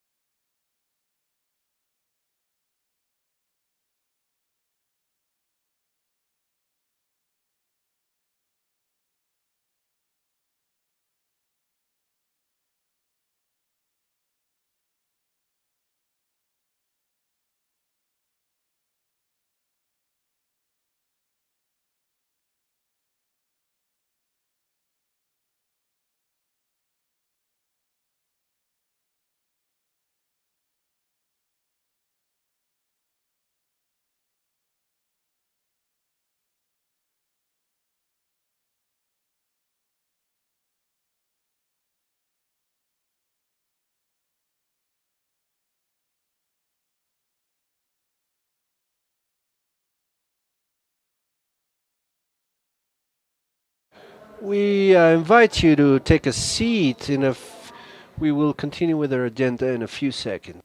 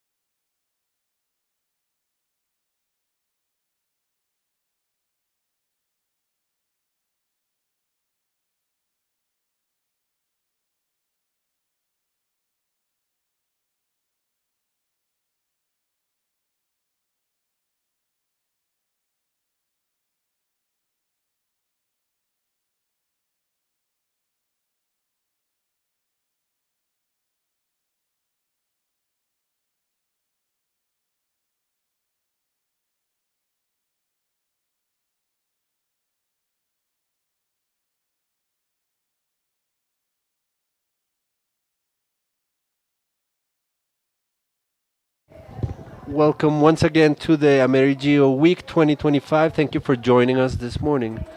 AmeriGEO is an initiative of regional cooperation that seeks to coordinate and strengthen the use of geospatial information and the Earth observation in the Americas. It works as the regional chapter for the Americas of Observation Group of Earth GEO because of its acronym. It's an international alliance that promotes the integration of satellite information, measurements both in land and air and water to make decisions in the environment, climate risk, water, biodiversity, and other key subjects. To begin this new schedule, AmeriGeo, we invite to the stage Diana Alexandra Ruiz Bedoya, subdirector of IGAC, who will be moderating this space that we will be developing here. The Alexandra Ruiz is an engineer from Libertadores University, a specialist in strategic management and specialist in development of database of Jorge Tadeo Lozano University. In a territorial context that is more and more complex, that's interconnected and dynamic, geographic information has taken a central role in public decision making. It's now a strategic resource that allows us to understand the risks and to develop interventions that are more sustainable for the countries in Latin America. To have data that is interoperational is fundamental to face challenges such as territorial governance, environmental management, ground organization, and response to climate change. In this sense, data that comes from a satellite and monitoring networks are a key source to feed the territorial intelligence and generate useful, opportune, and with a differential information. Diana Alexandra will be joined by Beatriz Pineda, General Director of the Statistics Department, DANE. Beatriz Contreras, also by Doranes Rey Martinez, in charge of OPRA, Dr. Antonio José Avendaño, Technical Director of the National Department of Planning, DNP, Anderson Puentes, Director of Geographic Management Information of the Agustin Codazzi Institute, and Claudia Andrea Ramirez, Director of the Urban and Territorial Space of the Housing Ministry, City and Territory. I will be sharing the profile of each of these uh, people who will be joining us. Beatriz is an economist from the Andes University, a demography doctor, and studies from Berkeley University. She has been as a researcher for Fede Desarrollo. She's director of the Demographic Observatory in the Andean area and co-director of the database of human mortality in Latin America. She was a teacher associate professor for statistics department for the National University for 10 years, and she has won awards and scholarships and awarded as a visiting professor to Stanford and Harvard universities. Welcome, Dr. Jose Avendaño, uh, DNP director, is an economist for the National University of Colombia and economy expert in regional as a researcher. She has been chief as in cartography statistics in the secretary planning secretary in Bogota and researcher in universities in Colombia and Spain, including ESE Business School. As a consultant, he has worked in subjects of urban management and macroeconomy. He currently leads the direction of DNP, where he leads, amongst other challenges, the implementation of multipurpose cathedral. Welcome. Dr. Dora Inés Rey Martínez is General Director for land use management. She's a agrologist, a master's in business management, specialist in geographic subjects and planning. She has broad experience from the public sector related to planning, formulating guidelines and following up and assessing on public policies related to distribution, fractioning, concentration, access, and regularization of land holdings, rural earth marketplace planning and territorial management, agricultural planning, rural development, and territorial land use planning with broad experience and knowledge on data, space infrastructure, geographic land management, cartography, agrological, and cadastre. She's a teacher in geographic information systems and planning at a rural level. Welcome, Dr. Ray. Engineer Anderson Puentes Carvajal, Director of Information Management at Geographic level from the Agustin Codazzi Institute that is here with us. He's a cadastre engineer and a specialist in IT systems at a geographic level. He has 20 years or more of experience in cartography associated to geography and agrology. His experiences embraces cadastre, multi-purpose cadastre, remote sensors, geospatial data management, ensuring the quality of cartographic systems, processing digital imagery, and information management at a space level. He has led projects in the public sector as well as the private sector, including the UNOC DC. Dr. Puentes, welcome. And Dr. Claudia Andrea Ramirez, Director of Space level from the Ministry of Housing and Territory. She's an economist with masters and over 15 years experience in public policies, the territorial development, urban economy, and regional economy, and public policies at a habitational level. She has occupied different management positions in the public sector at a national level and social actions levels in the Ministry of Housing and the DMP, National Planning Department, where she was the director of urban economy, director of macro studies, and subsec deputy secretary of Habitat in Bogota. She's also worked in the private sector and in different international organizations like UN Habitat. She's an undergraduate and graduate professor in economics, housing, and planning at a territorial level. Welcome to all of you. Okay, thank you very much. Welcome. I am very proud to be here next to these Panel experts, thank you much for accepting our invitation to this forum associated with geographic data for territorial intelligence. So thank you as well for everybody who's joining us in person and who are joining us virtually. We'll get started with this panel that gathers us today. Consolidation of data, spatial data infrastructure have become a strategic pillar for our countries, given that we require institutional frameworks and of efficient governances to be able to produce and have available and interoperate data within our territories. Under this small context, the question for each of our panelists is the following: which are those main obstacles, institutional obstacles and governance obstacles that governments need to overcome and that are related to the production, availability, and the interoperability of data so that we can carry geospatial information to our territories, quality information, precise information, and updated information. Anderson, engineer, please, you have the floor. Okay, thank you very much.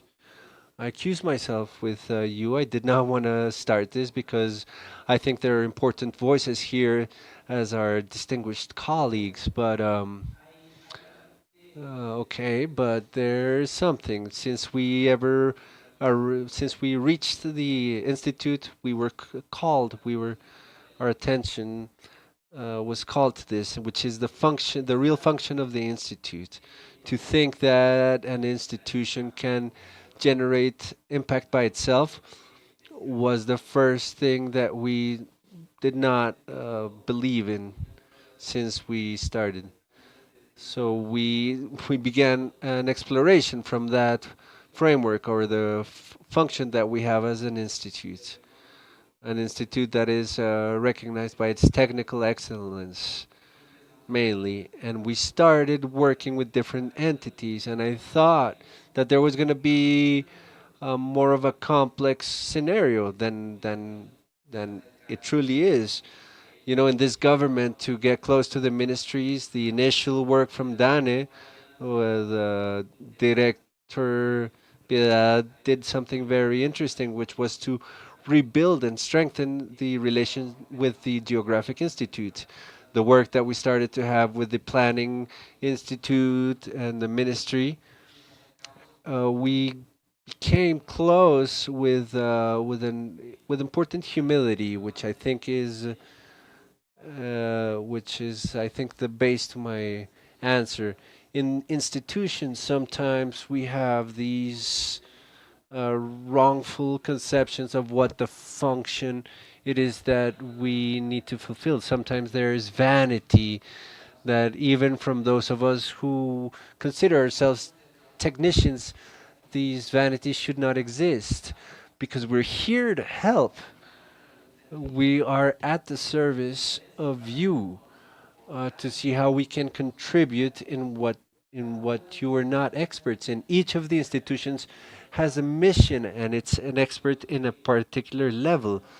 And those of us who need to occupy ourselves with the function of data, stating that these entities don't know what they're doing, well, we need to provide support. So one of the main barriers is basically that sometimes at entity somebody comes from outside to tell them how to do things, and this doesn't feel right. That's not the path. It's more how we start working communally, jointly with the technical team, saying, okay, we have this to contribute, we have this potential or this technical capacity that we can offer you a direct benefit. It's not even a reflex, but it's a direct benefit to be able to work with you information that may be important. So I think to get rid of these barriers is important, and how to be able to establish this as a state policy where institutions such as ours, technical institutions that are in charge of the data generation, while there is a conception that I would like to mention, which is uh, which is that the technical institutions are not the only ones to generate data, but how do we break that prevention of the technical teams so that with the work that we can provide for others and we can that can be provided for us. Maybe they're not. It's important to know what to do with the data or with what theoretical element we can have a different conception for modeling of real space. I could say a lot more things, but I would like all of you to contribute. I think you have voices that are a lot more interesting than mine. Thank you. Piedad. Dr. Piedad, Dr. Anderson was talking about two clear ideas for the territorial strengthening, and it's to strengthen the institutional relationships. And he was saying something important, and it's a function that us officers have, which is to serve the community. And Dr. Anderson was saying that it is key that entities interrelate with each other so that they can meet this functionality so that we can bring to our territories aerospatial information. So the question once again, which is what are the main institutional obstacles that our country is facing currently? Well, good morning to everybody here. Thank you, Diana, for the question, and to all of the organizers for this space in which we can speak openly regarding all of these matters. As Engineer Anderson was saying, we need to have this entity interrelation, especially when we're in the same information sector. The sharing of data is fundamental. We saw it in the last panel. We've had this conception throughout the years that it is like it comes at a cost, that every time we come out with data, this costs us money, but it's investment. In fact, for those of you who don't know it, the national account system, which follows the UN system, published in the first semester of this year, they consider data as an asset. So this is like the gold of the new century, data. So we need to have the understanding that data, spatial or not, are not a cost but an investment because they lead us to generate more efficiencies, to make more productive decisions. And coming back to your question, well, I think that governments in general, we have also many complexities to be able to do all of this work. I'm going to mention only 3 or 4 quick points so that we can move forward with the panel. First of all, the tensions that are generated around the Earth. Once again, in the country, especially in the Colombian case, we have the delimitation of terrains of use and are the pivot point for the conflict, for the armed conflict in Colombia for more than 7 decades. It continues to be so today.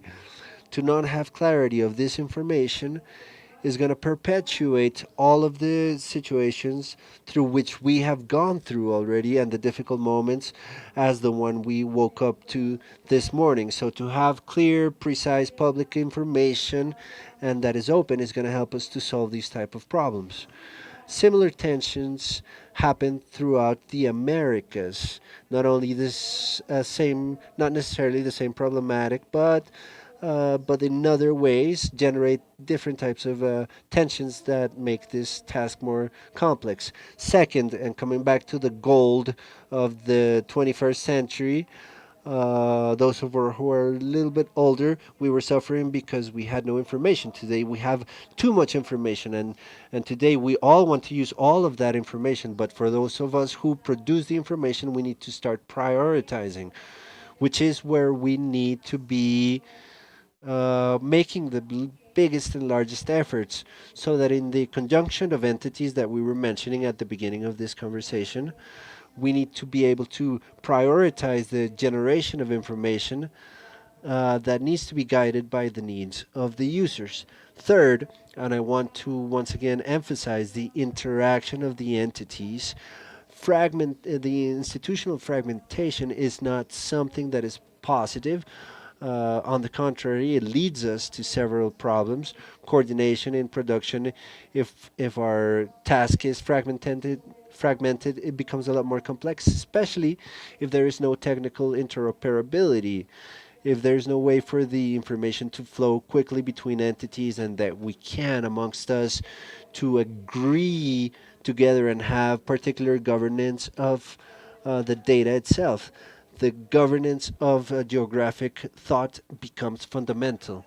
And to close, I just want to remind you that in Colombia we have the Colombian infrastructure of spatial data that has been adopted in the strategic plan for National Geographic Plan for 2027. And we present a roadmap that helps us to give this prioritization of the fundamental data, that proposes articulation mechanisms between actors, that encourages that interoperability, and that promotes the strengthening of capacities to be able to achieve, consolidate that national system that's solid and useful for the decision making of all of us. So I do believe this space, it is fundamental to be able to give ground for these points that I just mentioned. Thank you, Dr. Piedad. Yes. Dr. Piedad mentioned specifically some subjects that are key, and it's what the Colombian infrastructure space data has been doing. Today, we created a strategic plan, national one, that integrates different sectors to be able to produce, have available, and generate information on a general level for our territory, so to speak. So, Doctora Dora, I would give you the floor so for you to answer the question that we are asking regarding what are the obstacles that our governments need to overcome to be able to produce quality information. Thank you very much. I take the opportunity to thank IDEAM and IGAC for this space, and from the planning unit and the agriculture department entity that is 14 years old, and that when we started working, we did not have official information of the sector. We had statistics that were dispersed, and when the minister asked for a data, he would receive five different data, and there was no officiality in the data, and much less a map.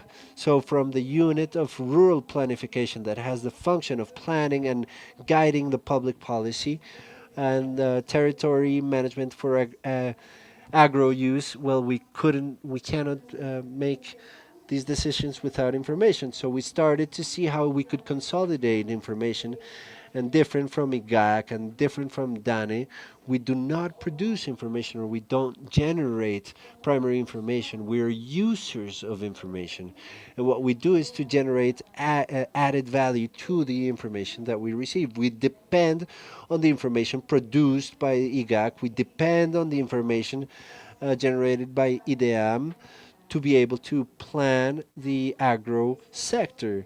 So much so that these two entities are members of the directive council of URIP, because we cannot work without it. So from that perspective, we became very good users of information, of primary information generated on a national level, and we started to have a map of the sector that we did not have, as I was saying.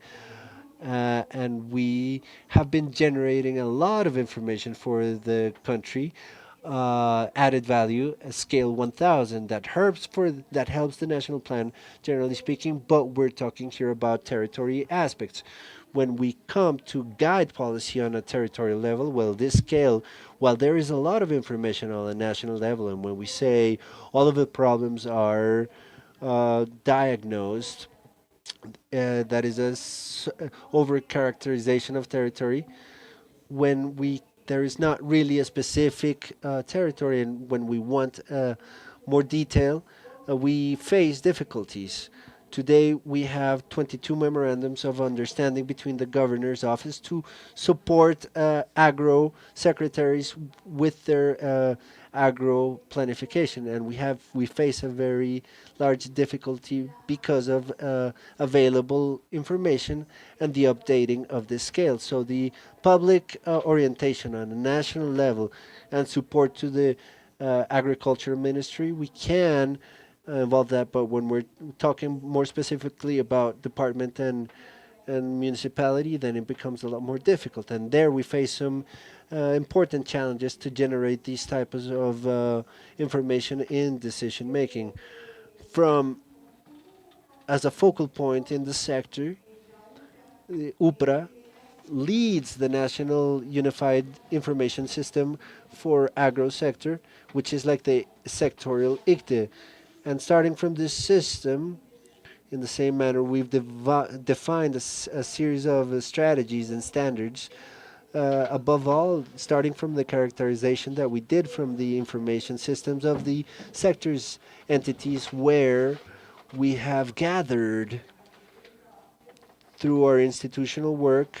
We also elaborated boards of information, but we have more than 153 systems of information in the entities of the sector, 215 information services, 4,865 registries in the Dictionary of Data, 270 open data groups, information that we've been leading from UPRA to be able to guarantee that interoperability within between the entities of the sector, and this is one of the largest challenges. We have a sectorial plan of interoperability that we want to dynamize this, and for that we need coordination, harmonization, joint work between the entities of the sector, and of course the flow of information with the national entities that produce information.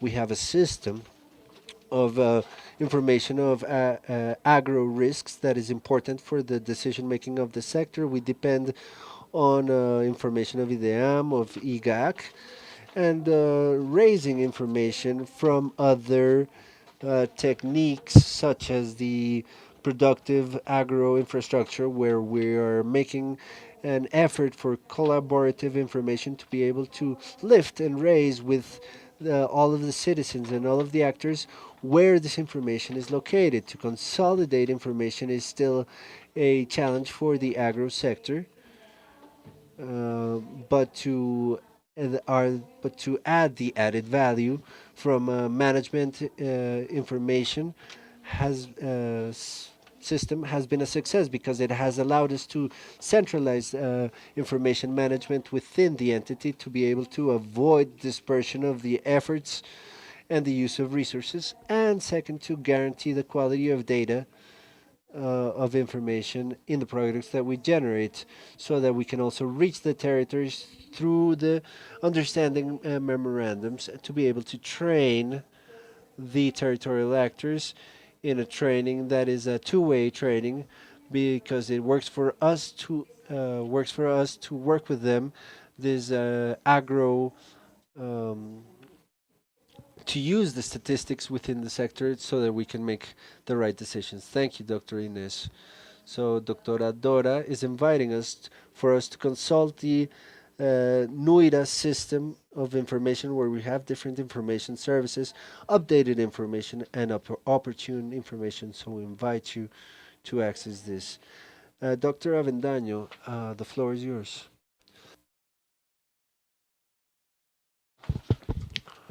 Good morning. Thank you very much to my government colleagues, to all of you for taking the time to come here to listen to us, IGAC, DANE, IDEAM, all of the organizations and institutions that made this event possible, and our dear National University for welcoming us in the on the benefit of graduates.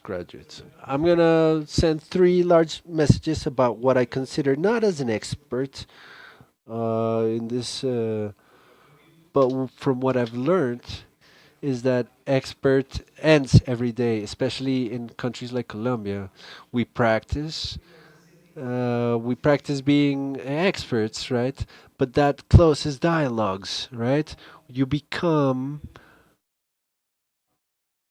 I forget the word. You get to a comfort zone. No, I like to do things like this, and this is how we have to do it. But here in information, what a GAC used to be, which was explained by Anderson and by the director, interoperability, what Opera is happening. Opera comes up with YouTubes every week with information, and sometimes you hear ministers and the presidents, and we don't have the guts to tell them no. We don't have to create another system of information. But with Dane, with Heuno, with IGAC, what we've worked with a cathester and with Opera and the information that we have in cartography, but also the price of food. I'm just giving you an example, just to tell you that expertise sometimes shuts down dialogue because you stop investigating new institutions. The government changed. You don't read what SEN has done, what DNI has done with the information management, what Colombia has, what it has not. And so the experts arrive and we say, we need, okay, no, wait a second. Have you read the SEN? That's where we have the statistic operations of all of the country, municipality by department, and we don't take the time to read it. And we say, no, we need this indicator. Well, that was a little bit of the introduction, like inviting you to tell you that expertise shuts down dialogue and want to, for us to hear.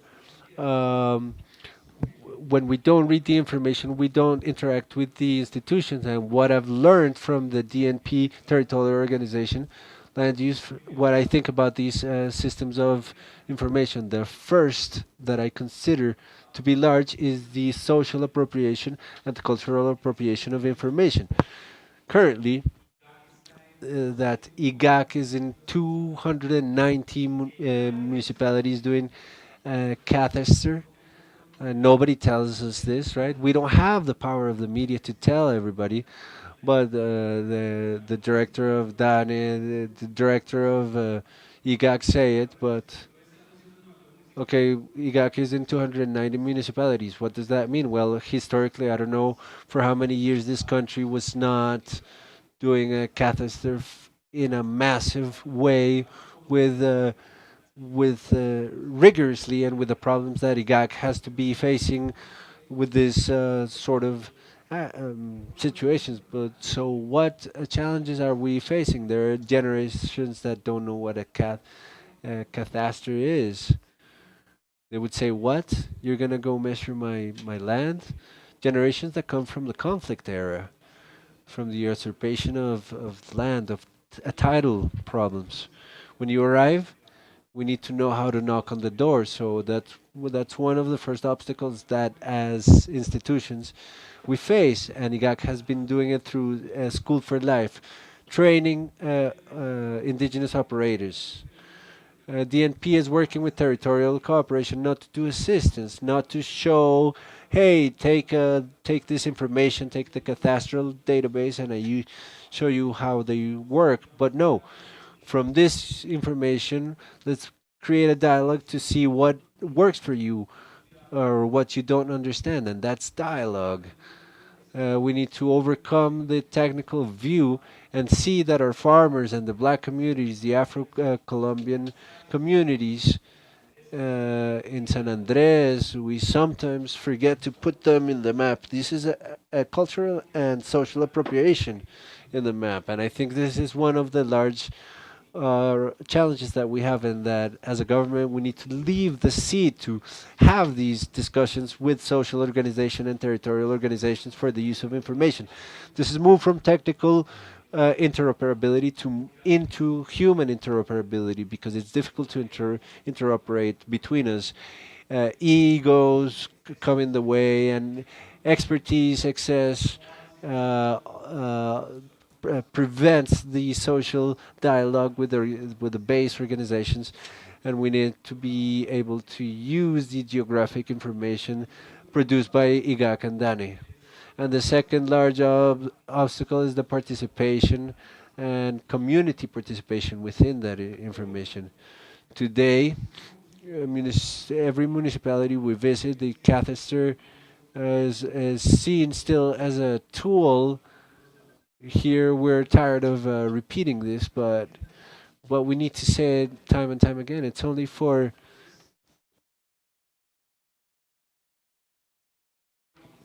so we say, why have we been evangelizing for 3 years? What are the other uses? You can organize the land use of your municipality. You can do risk management? No, I don't. I'm not interested, is what they respond. So we have a community work for participation to make the community participant. Uh, Information management, what IGAC and Dani are doing with LAIKE, where DNP participate, a lot of other ministries, the mining ministry, and we're articulating ourselves to try to avoid to create more resolutions or normativity of things that already exists. We want to improve what already exists. So that interinstitutional operability, which is that political dialogue to deal with information. People don't want to hear. They want to get it the simple explanation. Try to get explain people's easy. No, but people do want to know how we're getting information. They want to know what responsibilities we have with this information. I think this is the jump that we're doing with this government, which is to move into a more participative uh,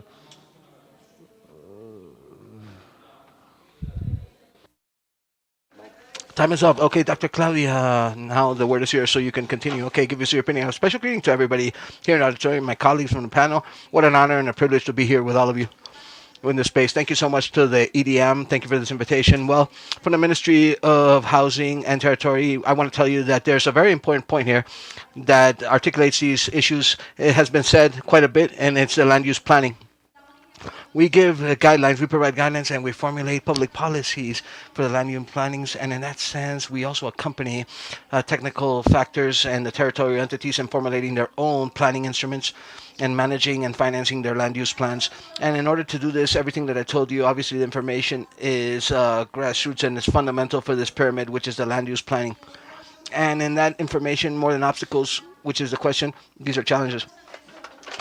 And the National Land Use Plan says you need to use water inside your plans. It gives us land use planning parameters, not only for the entities that are here, but for all sector-based entities. And formulating these plans has to have these considerations, and water has to be part of it. It also says regional convergence. That means you have to work together with others with that purpose, and I insist information is necessary and it's a fundamental element in order to manage risk for equipment, for issues related to any element in agriculture and livestock. It also unites the different sectors. And what challenges, more than obstacles, what challenges? The director talked about this from the National Planning Department about fragmentations. We're heading in the right direction. We're working on that issues about what is fundamental.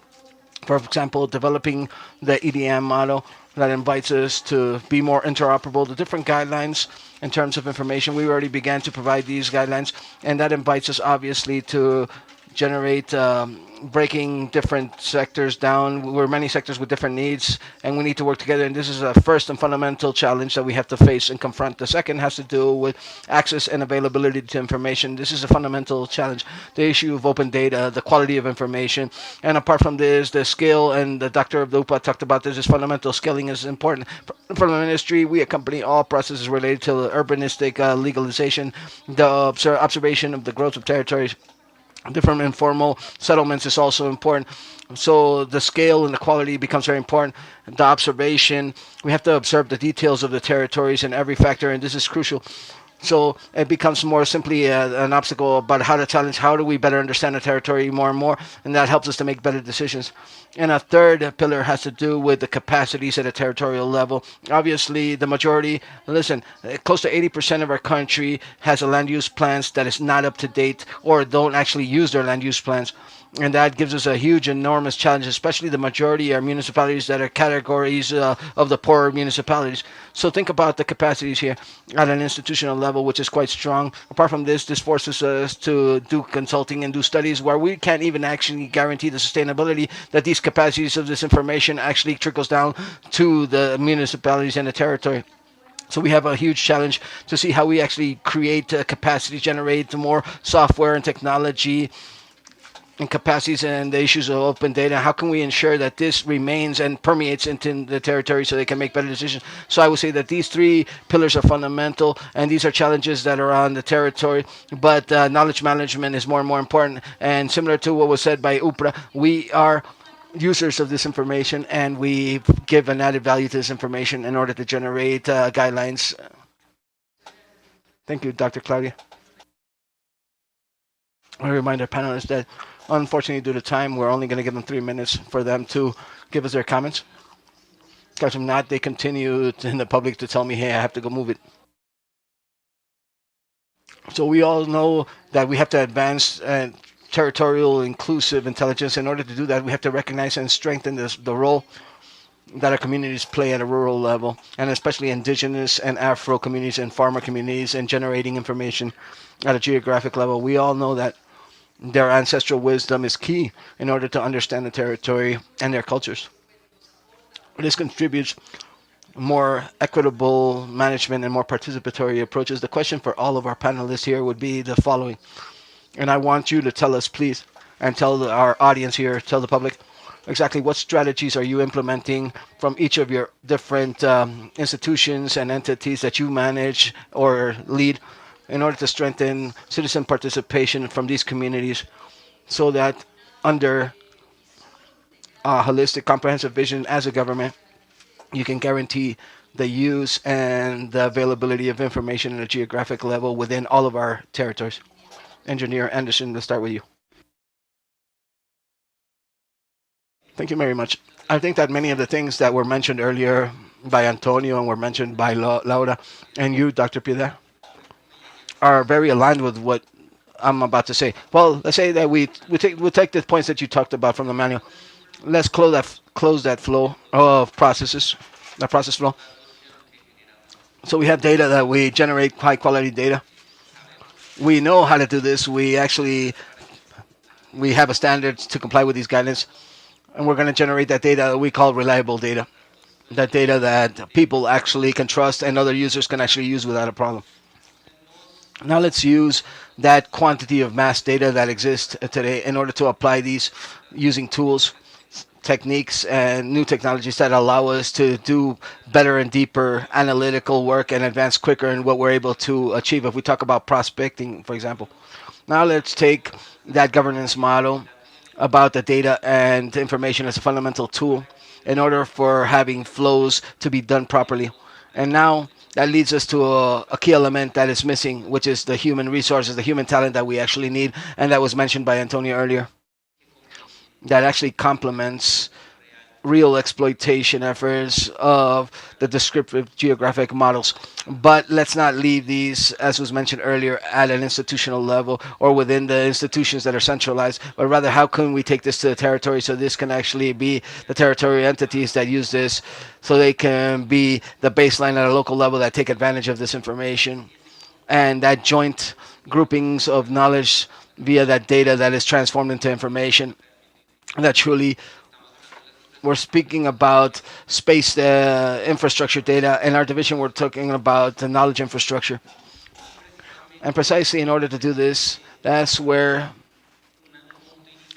a group of initiatives comes into play that we're developing, not simply from the Institute, but we have several that we actually execute, the different intercultural schools that exist that are actually linking people in a deeper fashion and not a superficial fashion. What we do together with ethnic communities and reconstruction, and actually the rights of ancestral knowledge and culture and the territorial knowledge with the participation of the people themselves and the communities.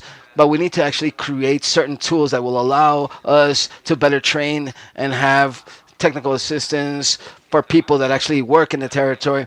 For countries such as ours, centralization forces us to not actually find people that are actually capable of working in territories that at least they have similar types of training and education. We have a program that is called Strengthening Technical Capacities, which basically what this tries to do is to go to the territories and to try to create the diagnosis of what a municipality is like from a technical perspective, what technical teams they have in territories, and how can we begin to provide help and showcase how we're actually advancing, how they can actually go more into how they can advance and how they can actually become stronger and strengthen their own capacity so they can use that information that we generate from other institutions and take advantage of it, exploit that, extrapolate that so they can comply.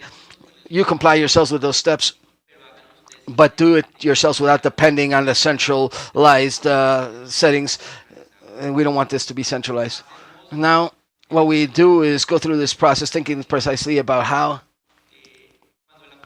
when the central strength perhaps can be a bit more dispersed with these changes of government that we've had, how we can have technical teams that remain, how and recommendations that technical teams shouldn't be changing every government shift. Every time there's a government change, technical teams should stay, they remain, because there's not a lot of technical capacities in the territory. There's no technical knowledge for this to happen.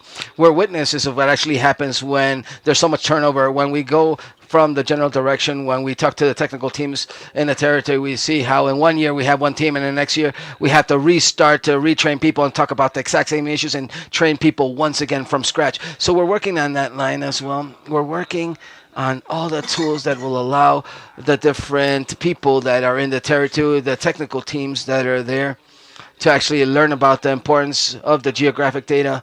Now, well, not so much about the importance, forgive me, but how to exploit this and use this. In the territory, we have potential geographers everywhere. They're the youth, the explorers of the territory, the ones that actually do geography without having that basic denomination. We saw this in certain workshops that we did with the Pan-American Geography and History Institute. We saw grassroots people. They told us in Brazil exactly how they actually build and relate their geography with biology, and they relate it to other factors like explorations that children actually do in schools. They're potential geographers, but they don't even know it yet. So we have to go and try to transmit this and showcase the importance by using knowledge and direct application. Thank you so much. Yes, effectively, it is key to be able to train people in the territories, taking that knowledge and trickling it down to our communities so that they themselves can strengthen their efforts and know what to do in their own territories. Dr. Piedad, your turn. Well, I think it's fundamental not only to recognize, but also to strengthen that role that they have as major stakeholders in their communities, the campesino communities or farmer communities and indigenous communities, not only from what Anderson said, but precisely because they're a source of information. They produce information, and today they've been enabled to send that information to the statistics department. The COFENAGE framework actually allows this process. And in that direction, we're working in that direction in the DANE, in the National Planning Department. We're already collecting information generated by people and the citizens. The citizens include all of these specific communities. So being able to potentialize and encourage people to take ownership and appropriate these advantages that society can give us is going to be a way to produce information for the 21st century. And apart from that, being able to generate and produce and have technical capacities be adopted within the territory is important. That all of these communities need to learn how to capture information, but they also need to know how to use that information that they capture, not simply from the entities, from public entities, as was mentioned by the engineer previously, but from any different entity, educational, school settings, private entities, private partners. The communities themselves should be able to use this. This is one of the challenges that we face in the DANE National Planning Department. We're trying to generate these capacities, these technical know-how. We have the LICET, which is the Index of Territorial Capacities that gives a point system, so a ranking of each of the territories in the country, so that these different layers of society can actually do this. And here, let me tell you a story of what actually happens ever since we started to generate or capture this data generated by citizens. Surprisingly, only 27% of communities actually want to see this reflected into their official statistics. It's much more important for communities to learn how to generate high quality data so that they can understand their own territories. So Once again, to be able to potentialize and encourage these capacities, once again, the role of the academic or the educational departments are very important so that we have capacities in every territory. We also have, and rewinding, going back to the previous question, the interaction between different entities within the framework of the COP16 with the Ministry of the Environment and with the encouragement of the DMP and the Ministry of the Treasury. We have a partnership between DANE and the Ministry to have environmental and academic economic basis. This is an idea that started in the 90s. The economists back then have been discussing this for a long time. If we should only have an economic vision to measure the economy, that famous GDP, or if we actually add other categories, environmental becomes fundamental. And in a crisis or a climate crisis, it becomes information that is truly very, very important to capture so we can prepare ourselves for climate change. And we can also start to do this now already. Once again, the new systems of national accounting systems allows us to have two additional layers apart from the economic layer. We can include environmental accounts as well, and we can also include well-being accounting as well. So this partnership that we've created with the Ministry of the Environment is going to be fundamental so that Colombia can have these national environmental accounting standards. And we're already launching products to eliminate the preliminary products that are being generated by the National Department of Planning, and the information that's produced and the geostatistics from the IGAC. Without those statistics, it would not be possible. Having that multi-purpose cadastre ready, and that's where the key is. It has to be a multi-purpose cadastre. One of those routes is the environmental route, and this is a fundamental route in order to be able to feed these economic and environmental accounting lines. I'm going to just mention just a few other strategies that we are actually advancing with the National Planning Department, which have become fundamental within all of this work that we've been doing with the citizens. The territorializations of processes. Colombia has been tragically a country that has been a centralized government always, and this has not allowed us to have these decentralized processes where the territories take ownership of their own visions of the territories. The interoperability of inclusion as well, which once again goes back and touches upon the previous point. This makes it to have very important interactions between technical organizations and the different stakeholders within the national statistics systems, and also promote the differential focus and an cross-cutting focus.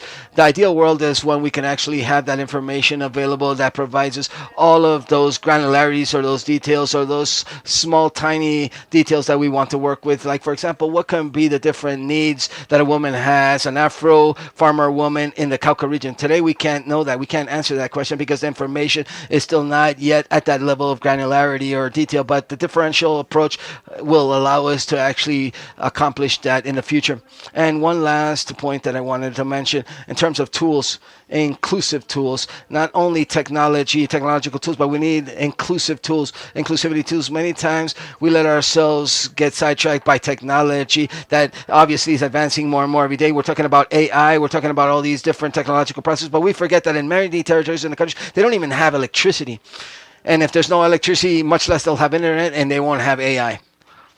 So how can we ensure that we take these people tools that are truly useful and inclusive, and that once again we can actually include all of these people that are fundamental stakeholders within their regions? Well, these are challenges that we have to continuously face. Thank you very much, Dr. Piedad. Three very important topics that I heard and captured in the air. Ownership of the ownership and appropriation, that is key for our territories. This is key for our communities. Developing capacities and strengthening capacities, yes, completely valid. Number one, the entities, state entities, government entities, we need to go to the territories. We need to go and train our territories and the grassroots and geographic information, and then many other issues, not simply just that. From the government level, we have to train our territories, developing tools that are inclusive for every type of population. Dr. Dora Ines, your turn. Well, I'm going to mention very quickly, I'm going to mention 4 different cases that showcase how we've been actually transforming what we're doing from the OPRA. When we speak about the territorial levels and when we speak about the different public policy decisions as well, the first is related to the mapping of farmer agriculture and family farms and community farming. A map that we've been drafting and creating since 2014 within our entity, and that today is having a very important shift. And what's happening now is that we're repurposing the resolution 464 resolution of 2018 from the Ministry of Agriculture, where they give us the public policy guidelines and they provide the criteria for farmer community farms. And that mapping is being repurposed in terms of the criteria and the variables in order to identify the campesino, the farmer, because there's a very deep worry here that may be confused with the small producer, the small farmer, campesino farmer. They have to be different. And the National Statistics Department, the DANE for the National Agricultural Census, this is an opportunity, a huge opportunity, Dr. Piedad, that we have before us, and that we've already started to showcase this and work with you for the 2027, 2028 census. And this criteria is being defined within an expanded family, farm, and agricultural campesino tables together with the communities. Co-developed the repurposing of these criteria, the planting that obviously are subject that we have to have information that is existing information in order to truly value the criteria and the variables that are defined within these joint tables and within the SWIDA framework and in the statistical table framework, which is led by the DANE, but we have the technical secretariat and the sector-based technical table. Well, there we're actually focusing on these types of efforts and works. Also, we have a new determinant factor, Dr. Claudia, Article 32, related to Level 2, which is related to protected areas for producing food, which is called APA, Protected Areas for Agriculture, which has linked us to a new universe, a completely different universe that the UPA had been working on in the past. It's completely different. And this is related to the need of working with all the different stakeholders in the territory, not simply having or considering the different schematics and schemes or the land use plans or the territorial planning that are current, because the majority are not up to date. More than 90% today are not up to date in these land use plans, but also being able to work with local stakeholders and actors, but also with communities and the campesinos, or the farmers, with agricultural producers and small scale farmers and farmers in general, because obviously there's many interests in these territories, and information is deficient. There's not enough information, and we have to do the best possible technical work with what we currently have. So there we've had the support of the geographic Agustin Codazzi territory with the interpretation of satellite imagery in order to look at areas transforming within the territories, transformed areas that will allow us to have a deeper reality, a closer reality, where we have production soil based, like for example in the Bogota Savannah, where we have many soils that have been sealed, soil that already have been urbanized and is no longer for agriculture. And there's an important challenge here related to the territorial stakeholders, and also with the support of the different production, the information that the different entities that produce information. And there's a project that we've been working on since 2017 in a place called Pasaricoda that has to do with the declaration of an agricultural landscape declaration in Savannah with sustainable cattle farming. And this type of work has been done together with the communities. It's a joint effort for the communities with co-governance, as was said by Antonio, which is very important, taking ownership of their own methodologies. In an aspect, we're also accompanying them, but the community themselves are participating, have taken ownership of their process, completely identifying their own territories and drafting and elaborating the documentation that is necessary to work with this. And at this moment, we are actually about to have the declaration of the first important agricultural heritage site in the Savannah, in the Ariporo region, declared by the FAO. Hopefully by the end of the year we have this, because we've already sent them the files with that information that was co-built with the communities and was appropriated and taken ownership by the communities. And lastly, we're also improving statistics that we work with. Agricultural statistics. We actually collect information of agricultural statistics together with the municipalities of farmed land, harvested area, production in terms of tons and productivity and how much tonnage, but improving this by interpreting satellite imagery in a monitoring of crops project, not to substitute statistics, but rather instead to complement that statistics with better and more direct methodologies that is more technical. But there we work directly with the Secretary of Agriculture of every municipality at a local level, and obviously hand in hand together with the National Planning Department and the Agricultural Planning Table in order to generate and add value to the information that is produced by the National Planning Department by producing different newsletters about pricing and how much agricultural and goods exist and other elements for making decisions. Thank you so much, Dr. Dora Ines. Dr. Dora mentioned something which I believe is super valuable, and we've all said this here in this work table here, which is related to all the issues of working together with the different entities and how all the entities have to work together to strengthen territories, and obviously the issue of strengthening communities. This is an issue which is completely related to governance, how we reach our territories, how we get there and reach them with geospace information, how we can expand their capacities at a territorial level and be able to strengthen their knowledge at a territorial level. Dr. Antonio, your turn. Thank you. From the National Planning Department, DMP, and here working together with the IGAC, Agustin Codazzi Institute, with the DANE, with the Housing Ministry, Vivienda, which we also work with Article 32. We worked with them in a very interesting Article 32. What an interesting article. Well, we have done the following actions, working with the communities as well. We performed the following actions. First of all, in order to regulate Article 53 from the National Development Plan, which speaks about providing legal framework and guidelines for the system for managing the territory. Not of the land, the territory. The land is part of the territory. The territory forces us to interact with land and human beings and economic relationships, political and social relationships that happen within these different regions. And that system is going to go to the previous consultation process as Article 53 requires. And foreseeing this, we've already been working for an entire year now with the different organizations from the permanent consultation table, from certain indigenous communities that are co-building these first guidelines, the technical and legal guidelines for geographic information as well, in order to think about this legal framework or instrument. If you see the dialogue changing, the government is not coming in with a ego, read it in these organizations and follow it. No, let's co-build this decree from the grassroots. From it's more legitimate, even though it takes a little more time. It's more legitimate, and learning from what our colleagues from the GAC taught us throughout that process and that previous consultation process with the different grassroots and indigenous and black communities. These is articulation, taking lessons learned, and how processes worked in the past and the challenges that they face. Learn from the good and learn from the bad in order to proceed towards the future, and do this for Article 53 as well. Within the framework of the SAT, the second action is we're working together with the farmers and local small-scale farmers, and the third with the black communities. And these processes begin this year.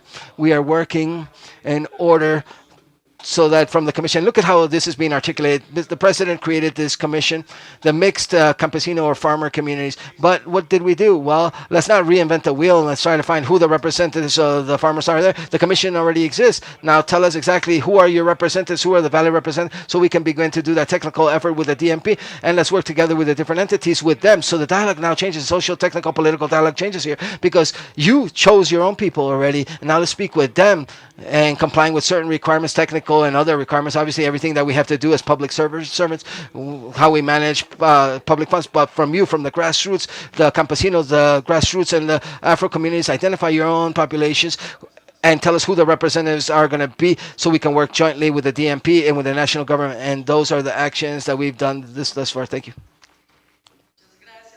Thank you, Dr. Bendaño.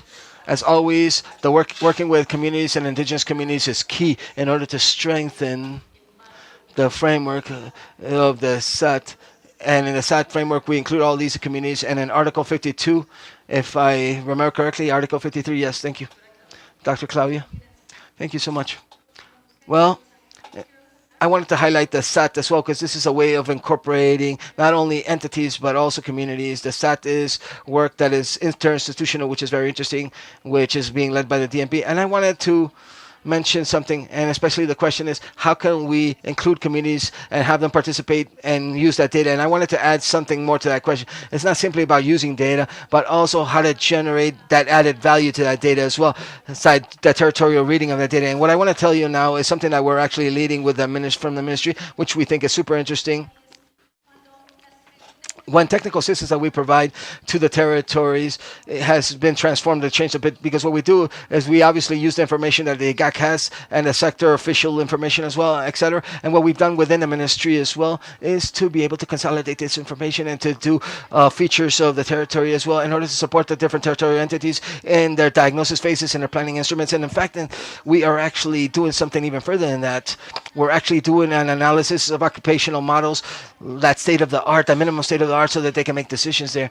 But what we've actually realized that the features, and this is information, the processing, etc. But we're actually having some department-based dialogues about this actual information, which means we are actually contemplating and complementing this, which what we can denominate a social cartography or territorial reading. So what we do is we put everything on the table where all the different stakeholders participate. They identify what projects are strategic, where we actually generate scales of economics, these strategic projects, where we can actually read the territorial and the importance in terms of environment and infrastructure. And there we co-build a territorial reading that actually links the data and information with the knowledge of the communities themselves. And that's where we actually start to realize that land use planning processes and the information that is available cannot actually be alone without the complementing precisely of the knowledge from the communities, from the territories and the grassroots. This government has done enormous effort of reaching the most remote territories, those peripheral territories. So we come with this information, this base information, but precisely that's where we start to generate the information and knowledge from the communities and recognizing their own peculiarities. The ministry at this particular moment has an approach about biodiversity. We always speak about that our public policies has to generate our own biodiverse habitats precisely in order to recognize these peculiarities from the territories. That's why we speak about differential living habitats, recognizing different ways of habitats, specific habitat of generating planning instruments that are different, which is the habitat planning, and where this habitat planning plan is not is the this is a grassroots community effort that established within these plans in the midterm, short term, and the long term. So here the participation is fundamental of the communities. And another thing that I wanted to say, which is key, and that we're actually creating a network of habitat knowledge to incorporate not only information in the data that we manage, but also in order to have all of these guidelines of knowledge, these traditional knowledge, these know-hows and this wisdom, and complementing all this information with the grassroots information. Because finally the planning, the different land use planning are for them, and that's why we have to recognize them first. Thank you very much. Now let's change up the dynamic a little bit. We have been, due to timing, I think that in another opportunity, well, the dynamic has changed really.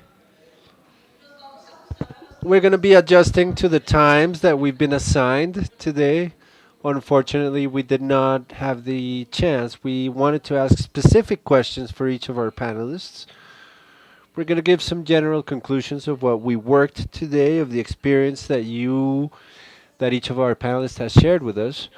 And in the following, I have three conclusions. First, territorial intelligence is possible if you include the participation of public entities, of the private sector, of the academia, of social organizations, and local communities.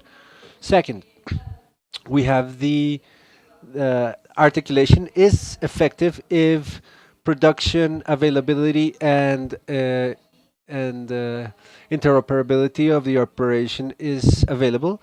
And yes, today we have the national strategic plan that articulates the infrastructure of space data, the national statistics system, and entities of the sector. So we expect for this interaction be achieved with the implementation of this plan. Third of all, the entities of Colombian state, as we all heard today, is in fact leading and pushing territorial intelligence, and within what they want to do, they're integrating all of the rural communities, indigenous communities, Afro-descendant, and farmers. So we want to thank all of the panelists for this participation.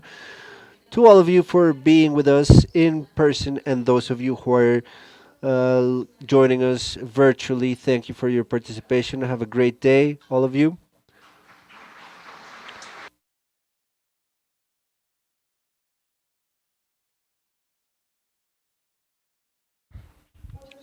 Thank you very much to all of our participants and our moderators for sharing such valuable information to encourage the sustainable development of our country and our continent. Today, right now, I want to invite you to take a lunch break, but I have two specific recommendations for you. There are two places within these installations where you can have lunch. One is in the closest plaza, and for the other one, we have minivans that will drive you to the other next restaurant.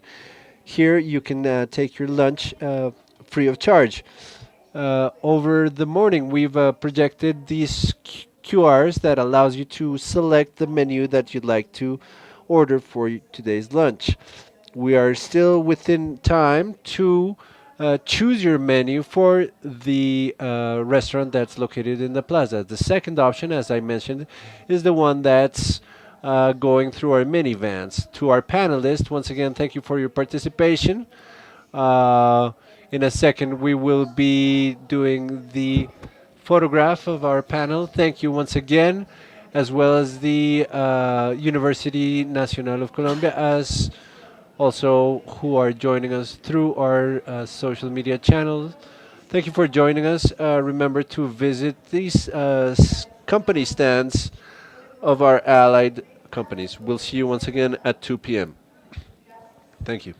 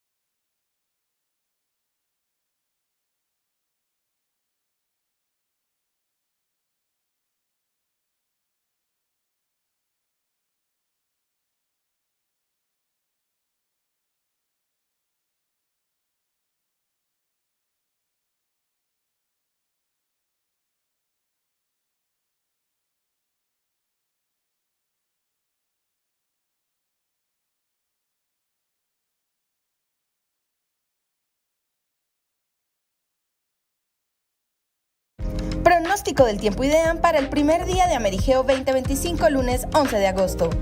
En la mañana se espera cielo parcialmente cubierto y tiempo seco en la zona del evento.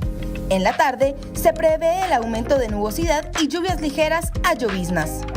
En la noche se espera cielo parcialmente cubierto y algunas lloviznas esporádicas.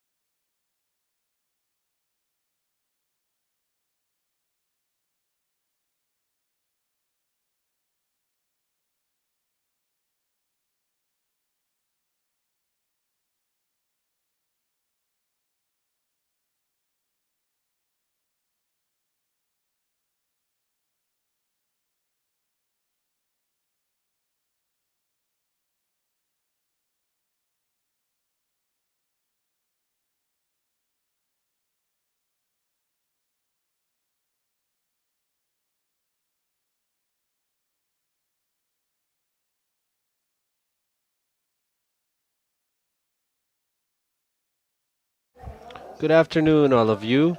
We will continue in AmeriGEO week in 2025 in 5 minutes. We'll be starting.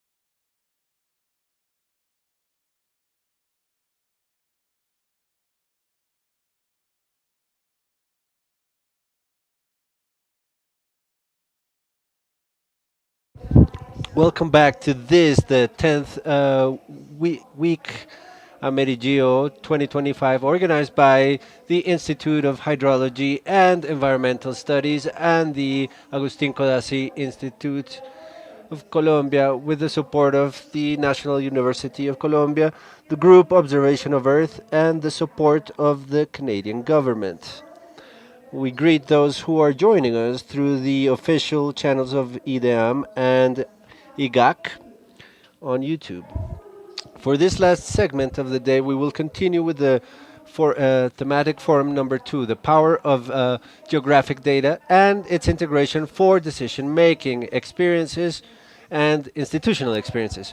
This forum will be led by Lilia Patricia Arias Duarte, leader of Colombian Space Data. She is a cadastral engineer with masters and doctorates in software, with informatic engineering and knowledge management. She has 20 8 years of experience in projects of digital transformation and knowledge management. She's the leader of ICDE.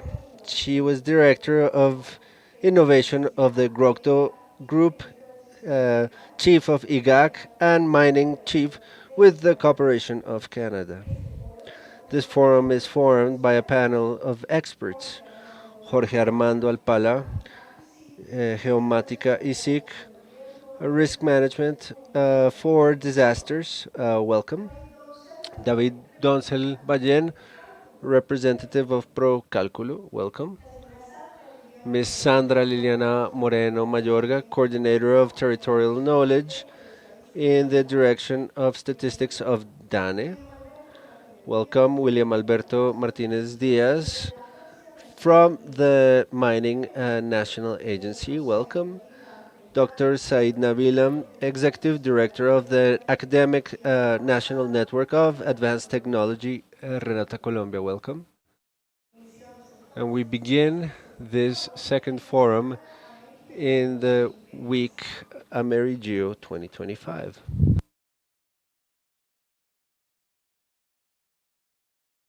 Okay, good afternoon. Thank you very much. Could you please project our presentation? We have a great opportunity in AmeriGEO to relate observation data of the Earth along with specific uses of geospatial information. Here there's a virtuous relationship between the use of devices that humanity has available to map the Earth, to get to know it, and to be able to take it to a true territorial development in our own country, nationally, regionally, and locally. Today, we find ourselves trying to explore how spatial data and the information services allow us to take intelligent decisions, to be able to take this knowledge of geography to the local level and to be able to advance in creative solutions that our country is needing. We call this the intelligent decision making because we're using technology, data, systems, etc. However, in this interconnected world with all the possibilities that we have available, it's not enough to have technology and information technologies. It's necessary as institutions to coordinate amongst each other, to act coordinately with different sectors, and to be able to advance with the information that we have available from satellites, cartographs, etc., that we use this information in the priorities that our country has. Today, we have the panelists that are already sitting with us. I would like to introduce each one of them. I'm going to make a summary. Here you can see their CV, Sandra Liliana Moreno. Um, she's the coordinator of territorial knowledge in the direction of geostatistics of DANE. She's a cadastral engineer and geodesic with several doctorates and developed experience in the public sector with DANE. We've had the opportunity with her to build a new strategic plan for national geographic information from spatial Colombian data. Our next panelist, William Alberto Martinez, also very well known in our geo realm. He's also an engineer with doctorates in geography and scientific subjects. He has been recognized nationally. If we look at the history of our coordinates as they are compatible with global levels, it's thanks to him.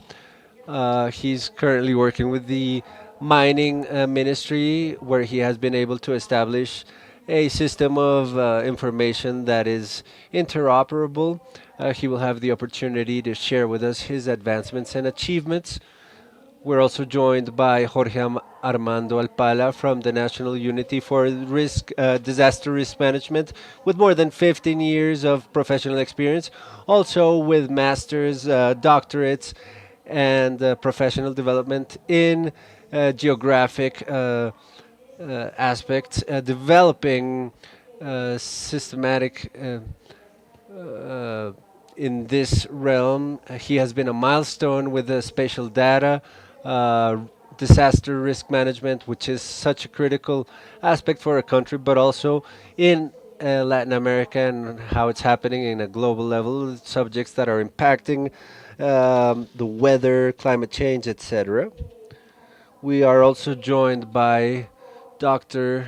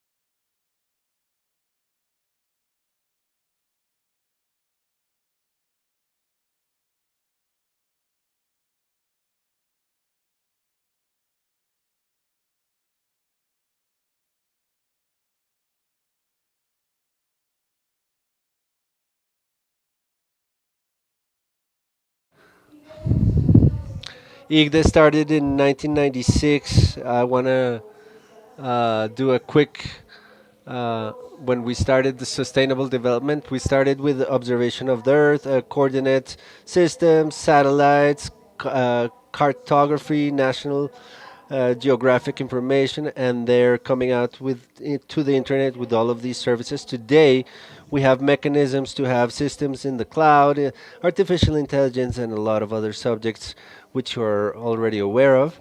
IGDE today is not only focusing on the technological aspect, but it has a participation focus of territorial participation, of territorial intelligence, as the founding has been established in this event, and it's focusing towards developing knowledge and a series of applications that integrate the solutions that are required in our territory. To be able to advance in this new vision of IGDE, we suggested the incorporation of geosystem and spatial system by aligning ourselves with the National Plan of Development, with the National Plans of Information, but also with the UN model, IGEF, which has 9 strategic ways. Here in this slide, you can see the strategic ways where we're strengthening governance, the national information policy, the financial model, the production of national data and their availability, the standards of geographic information, an aspect that was not as strong, public innovation and technological innovation and solutions for the community, and we have a focus of knowledge management, where we're involved in cooperation, coordination, development of capacities, and the sharing of knowledge.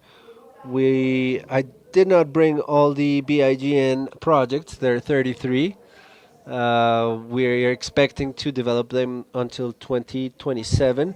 We've achieved the first milestones, and here we can see what the contributions to geographic data and the integration of spatial services. Here we have spatial data. We're connected with the Colombian infrastructure uh, of data from the national government, and we have our first version of a national plan for of product that articulates the industries of the first information. We're trying to update the data, constantly update it, and allow the users to generate more value with this data. We have linings of guidelines, of general guidelines, as you can see here, the context of interoperability, as we were talking this morning, and several panelists were talking in in politics, in the organizational, in semantics and technical, but also from ITE, we're also giving guidelines to unify standards, and our data can be shared in the different system networks. We have an innovation strategy that proposes to establish with more detail the digital ecosystem, create the laboratory of innovation for ITE, where we're going to have the space to have these interoperability solutions and developments with tools of the fourth industrial revolution, so that the information grows and is more useful, and of course that we impact diverse sectors of the government and economy. We have an articulation of the national systems. We already worked in ICTE with sectorial tables, working with the statistics systems on a national level, with the system of the territory administration and management and environment. For Colombia, if you do a general sweep, you can see a great amount of data that are already in the information systems that are online, that are going to allow us to establish these platforms. Today we're experiencing our users tell us there's a lot of data, there's a lot of visors. How do I go in to use the information to make intelligent decision making? This is territorial intelligence, so we're making an effort so that through the sectoral focuses, institutional ones, interconnecting the infrastructure of data from IDEAM and other entities, we can exchange these services and integrate them. I'm going to show you quickly two cases. The funding of cadastral in Colombia is given by the ADM, adapted for Colombia, which allows us to work from models that generate territorial legal objects, special data that interconnect with the cadastre. From there, we've generated information, we've provided services, and we've interconnected them through the visor of IDE. And we also wanted not to stay only on the basic integration of a web service for visualization. We're building and analysis cases with the data that we're connecting from the institutions for this multipurpose cadastre to be a reality, and so that the data reality in different scales of our institutions and of several users, as the digital spatial ecosystem have presented it, can be integrated. So as the last detail, this system is based in the participation in the public, private, academic, research sectors, cooperation, international and all of the actors that want to produce and use spatial data using parameters that allow us to share them. That's the context message. We're going to be talking now about the different institutional cases that are going to be share with us their experience. Each of the panelists, Sandra Liliana, is going to show us the case of Dane, and then we will proceed to do a discussion of the panel with specific questions. Good afternoon, everybody. It's a pleasure for me to join you in this event of AmeriGEO. And as Lilia Patricia was mentioning, today I want to share with you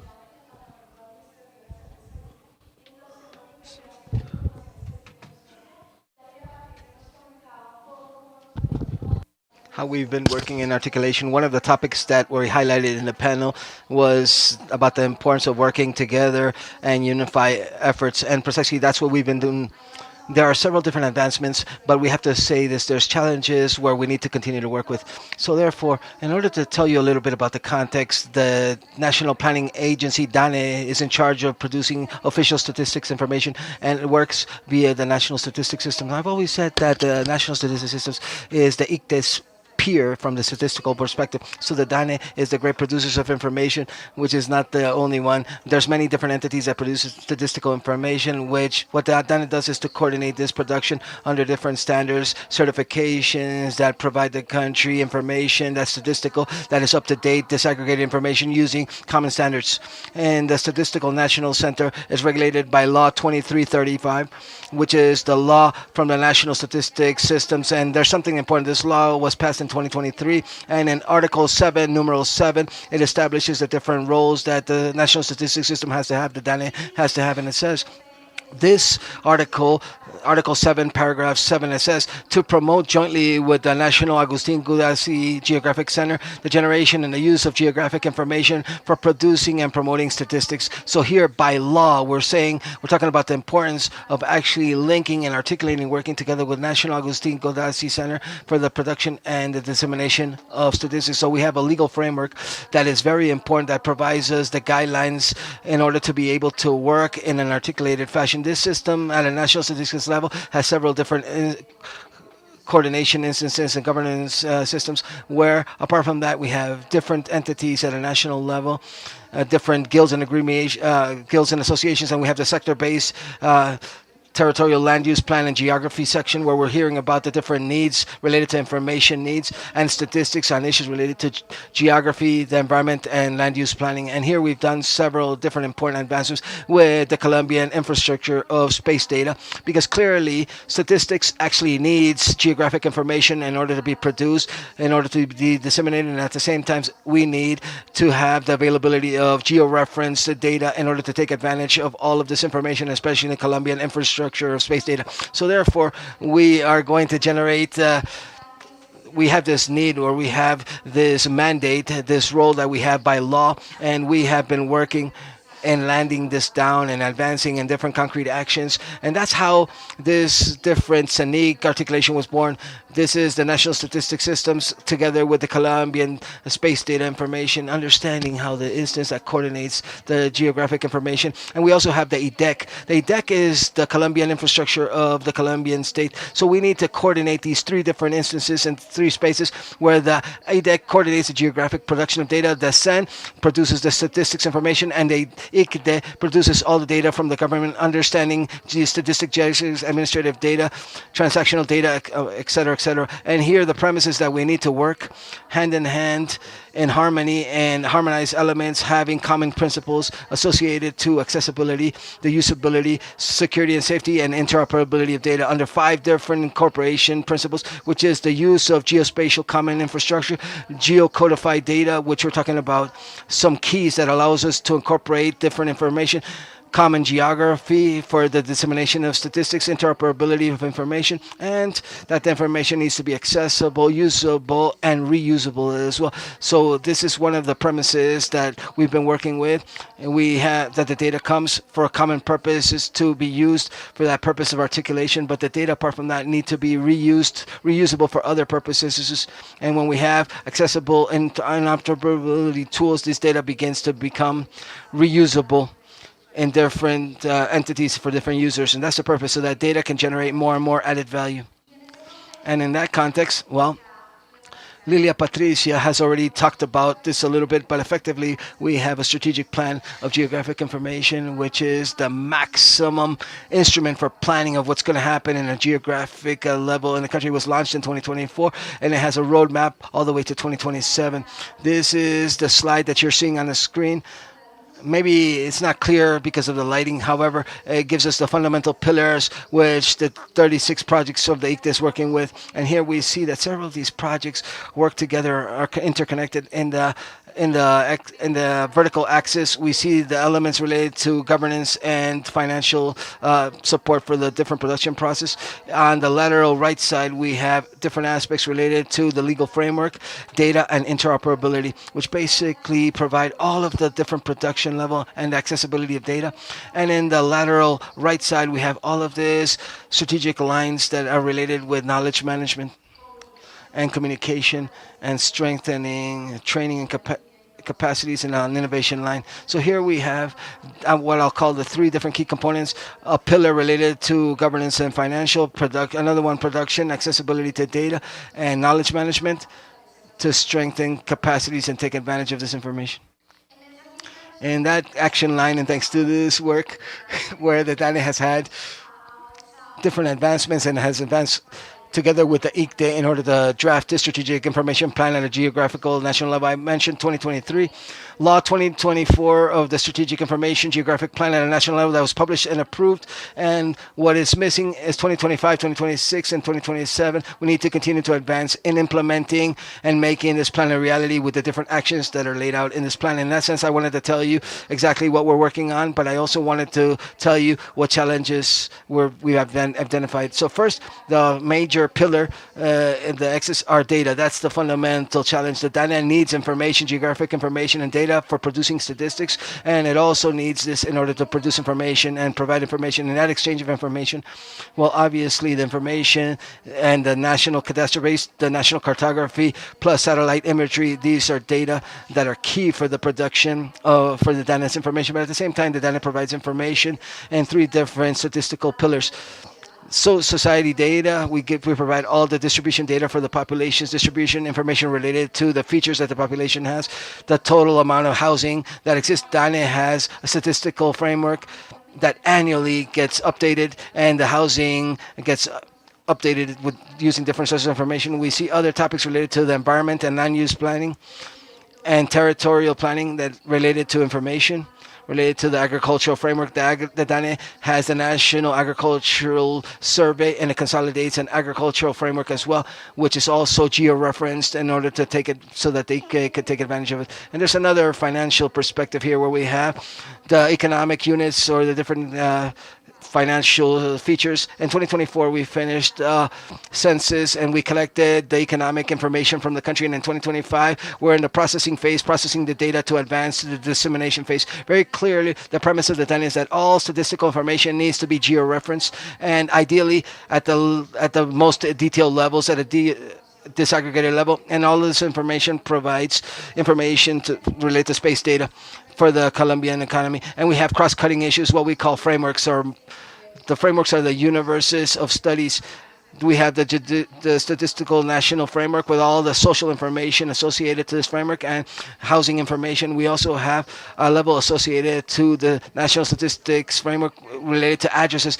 The DANE is constantly in the field. We have approximately 118 operations, statistical fields work, and in picking up this information, we've identified all the different addresses in the country that not only become an internal information to take advantage by the DANE, but it becomes a fundamental information for Colombian infrastructure, for data, and in general for all of the audience and the public. And we have population centers and populated centers that are constantly being updated, and the information is being provided. And in that sense, we also have a dissemination schematic using different web platforms and mobile platforms that seek to provide access of this information, for this information.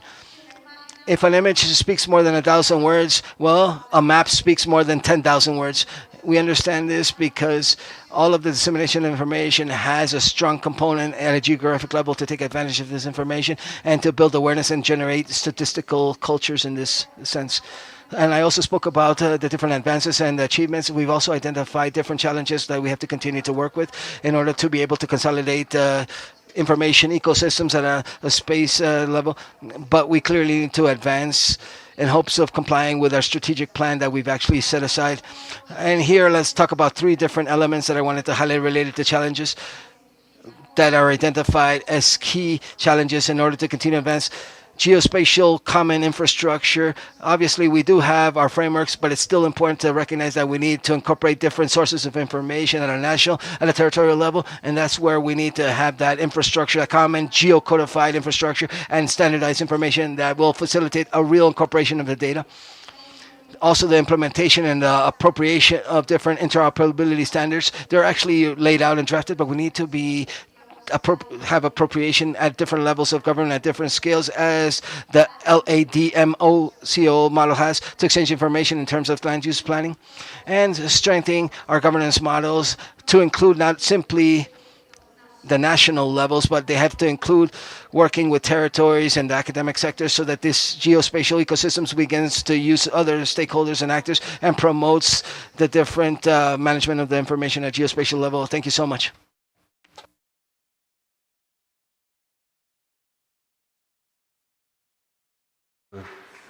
Thank you, Sandra Liliana.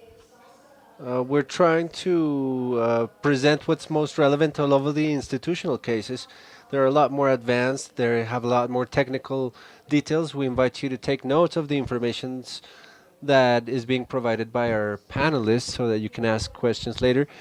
Engineer William Martinez. Good afternoon, everybody. Thank you for allowing the agency to participate in AmeriGEO. We want, in a very synthetic way, to talk about this information system. This is the mining integral system of information that is born around 2017 in production all the way to the beginning of 2020, and it's been in a continuous growth process of implementation of new functionalities. This is the heart of the information that this agency handles and deals, administering the mining resource of the country. So we're going to try to put it in a very synthesized way, what we considered are the main characteristics of this system. A definition could be that mining is a manager of business processes anchored to a geographic motor engine that's robust, and this allows it to have a view, geographic view, and then also a component of dealings. The largest number of dealings that the mining people do in Colombia, they do so through this platform.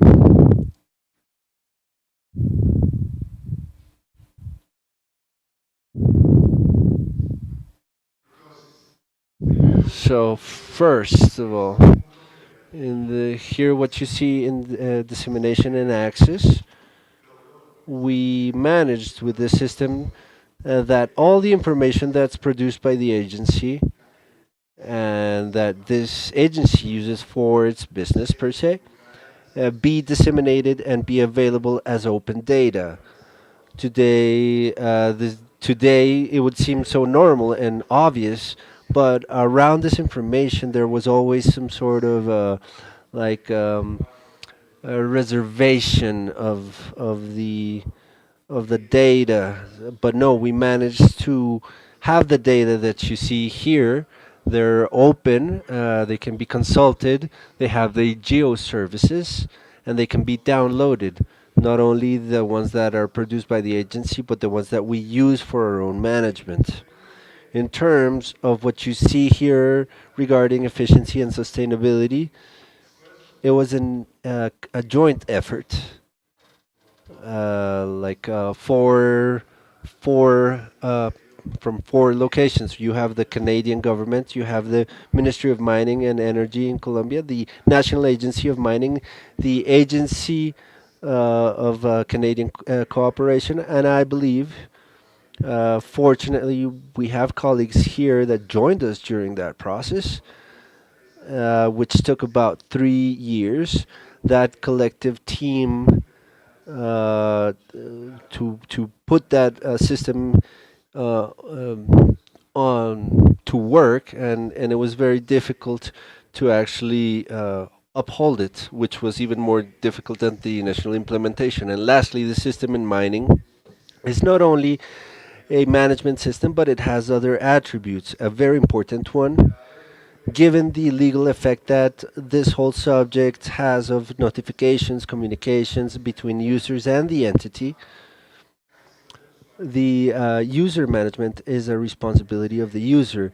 This would also seem very obvious, but it's important in the realm where the mining business moves to specify this, and it also generates a network of users in the sense that those who have mining titles or present proposals in Colombia need professionals that complement engineers, geologists, accountants, economists, lawyers that help them with the information that they are presenting. So I, as a owner, for example, I can enable or disable roles of those professionals that work for me as a company or as a natural person, independent. And in that sense, we say that Anna operates as a social network of a professional uh, capability. This is another attribute that the system has from development plans from previous years, 2015, 2018. We saw the need to implement the mining table in Colombia. We were talking about this given recommendations of the Global Bank and other examples in the world of how convenient is it to handle the mining industry from a table. It has advantages and disadvantages. It has positive and negative things, but generally speaking, we would say that it is very positive. Awarding mining titles today is given the cadastral mining unit. Imagine a table in geographic terms is like a fraction of a second, 3.6 seconds by 3.6 seconds, like 1.2 hectares. And in that system we're working on. And it has allowed us to eliminate or correct those historic problems that we were seeing in the past with titles. It's obviously that a system of geographic titles for decades can handle juxtaposition between polygons, irregular forms, but that's from the operation of the system as such. But when you bring this to the administration of this mining subject in a geography as ours, with our diversities and our particularities, it becomes of great use, especially because of a concept of order and information organization to be able to use the system. We've been doing so for 5 years, and we consider that this is one of the challenges, both technical and administrative and legal, that is very important within this platform. Here you have a synthesis of the layers that mining deals with. This is a screenshot of the visor. When you go in as a user, the first thing you see is this image. You don't need to do a login. You can consult it directly. 128 geographic layers distributed in 20 groups. And something very important you can see here. Usually, entities, we tend to generate visors and views to share what we do. In ANA, we have sort of the opposite, because if you see the percentage of the layers that the agency creates, is like 26 versus 128. What happens? This is the amount of environmental information that we're consuming. This business forces us to constantly have permanent communication and updating from the Ministry of the Environment, Humboldt Institute, and all the territorial administrations, local and regional. This is a constant dialogue, meetings, workshops, web services, etc. Everything that we need to maintain the layers in this platform. As a consequence, it is possible that the Environment Bank of Information of this country is found there. So the invitation is for you to use it. When you enter this view, this visor, there's a column of manuals of guides, what we call in the agency, what we call the ABCs for users. So we've managed to publish the information openly, standardize it, to follow the guidelines from ITE, from this platform, and it's very satisfactory to have in Colombia this tool. What you're seeing here in this screenshot, as we call it here, is a software that runs over the initial platform, which is Esri, the one that you can see with the user interface, is simplified so that we don't need to do like a course or an in-depth study in geographic uh, views, but that it becomes a lot easier in your tools with very basic character to be able to consult it, juxtapose, and simple operations for those of you and or those entities that are interested in using these data. Lastly, we have a lot of large things to do still.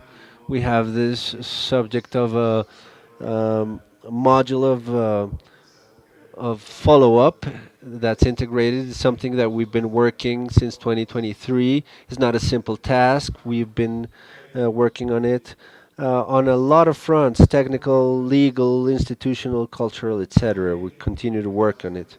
We need to include more sources of information, yes, even though there is an abundant data bank, geographic data. To be precise, we do need to continue this process.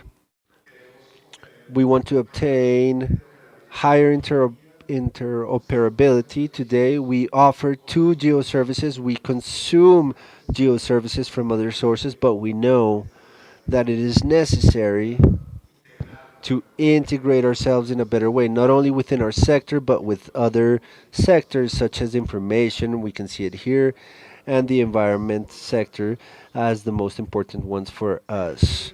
We continue to face challenges of standardization, yes, protocols, yes, as well. Data quality, yes, as well. This is a sector that particularly has gone into this world. IDE,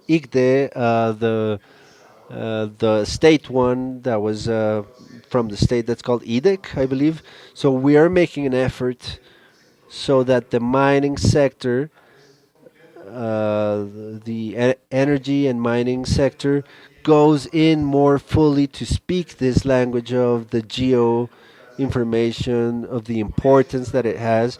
And with this, we can achieve something that I believe is worth mentioning in this stage. Uh, we managed to the entity to understand that the geographic fundamental object of its business is called mining title, and it's a polygon with a lot of attributes and a lot of problems with territorial impacts, with social impacts. But this is already a gain, the fact that it becomes geo. The fundamental object of the business is a huge gain. We're no longer called the graphs or the ones who make the drawings. They're calling of the they're saying the engineers and professionals.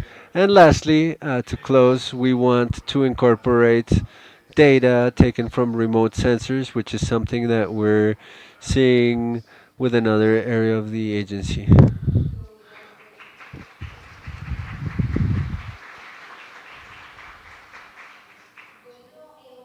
Okay, thank you, William. The case of Anna Mining is a success case where we integrated the technology of system of information with institutional change of SIA, as you mentioned.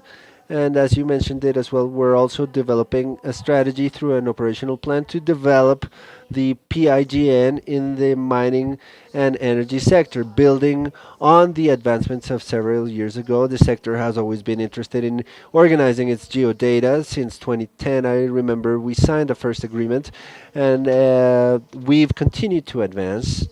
So this is a sector that's in line with this system, but we're continuing to grow from all of the sectors. Thank you, William. So now we give the floor to Jorge Armando Alpala from the Risk Management Unit.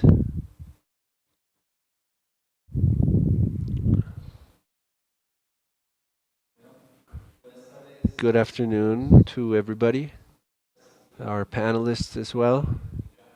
IGAC for this invitation today.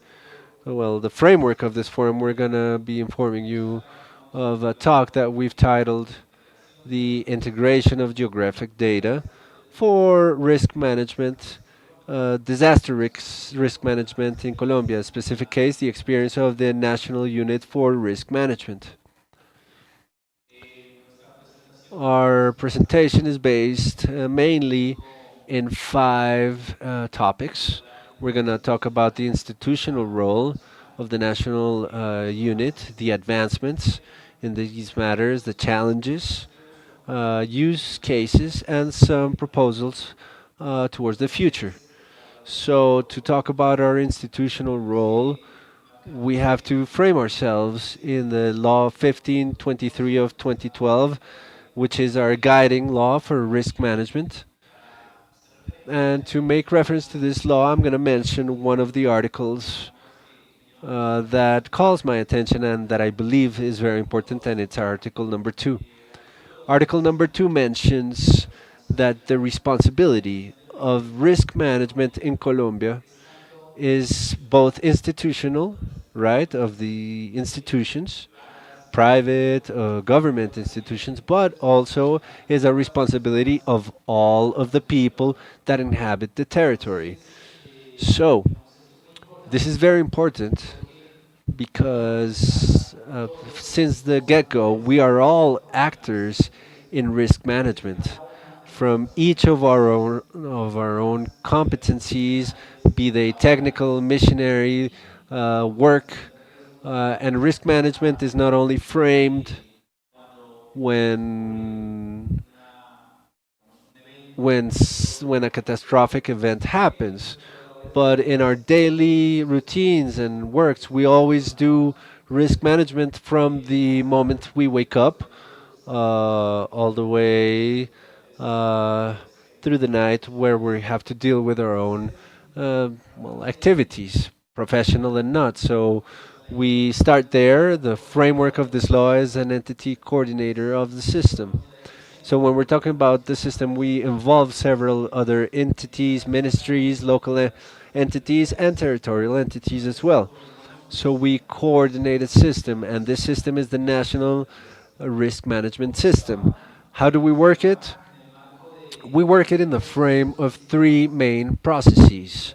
The first process, knowledge of risk management process. The second process is the reduction of risk, and management of disasters would be the third process. Each of these processes has sub processes, and for that, the law is very wide, and each of the articles that detailed is specified.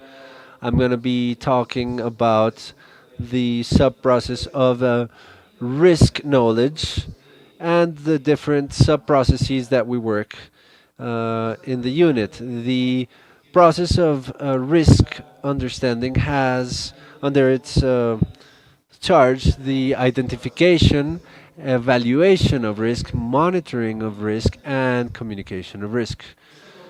Why? Because it is important to know our territory and to know the phenomenons to which we are exposed so that we can then reduce those said effects. Many times we are no longer in a country that has a tectonic dynamic that's very active, right?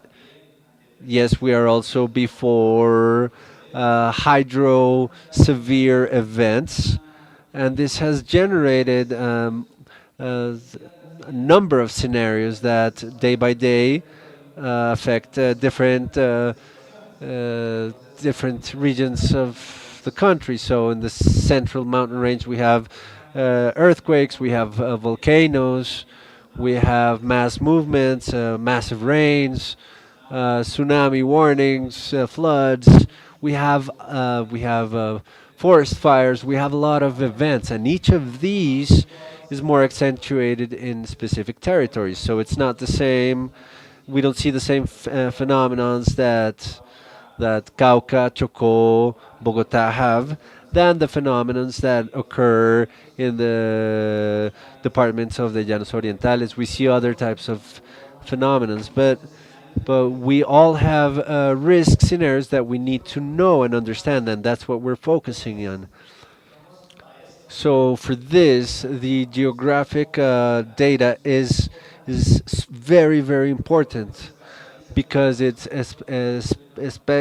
specifies the information. Where did the event happen? How many meters in depth? How many people were there at the place where it occurred? How many people are affected? And we start to combine a series of data and information from all of the other institutions. So, for example, we had the earthquake of Paratehueno, right? We all felt it. So, how large is the population that's affected? Where do we go? We go to Dane. How many houses were affected? What are the images prior to the event? So we go to the maps, we look for previous images, and many more tools.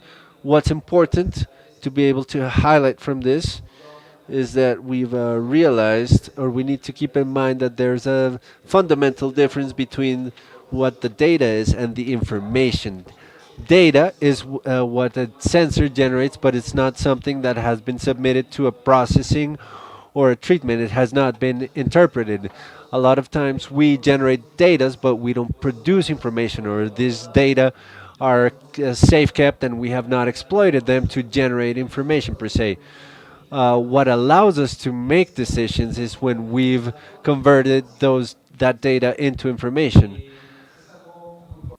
This is something very important as well as an advancement. Well, from the unit itself and from the system, we've begun to use many different tools that we have available nowadays that have allowed us to have queries and query satellite imagery and optics and radar data from public and private entities, commercial entities, drone imagery, LiDAR images, different resources related to cadastral information, resources related to data information. This information is required for us to assess damage and harm when there's an event of this nature that occurs. Apart from this, what do we use? We use the different services like WebGIS services, like WMS, WFS services from different entities. And here, I wanted to highlight a specific role, an important role, the ICVE, the Colombian Infrastructure of Space Data, because this is the entity that is in charge of beginning to consolidate using standards for interoperability standards, which are hugely important because sometimes we have that information available. However, we can't even use it or put it into our workflow because it doesn't have the formatting that is required for us. So therefore, using the ICDE, we're beginning that process to streamline this information, and we are users of this information, and it has been hugely helpful. We also have certain challenges that we've gone through. In the territories, Colombia has approximately 1,103 municipalities, and out of these, over 70% of these municipalities are category 5 and 6, which are the poorer municipalities. These are low resources municipalities, municipalities with lesser GDPs.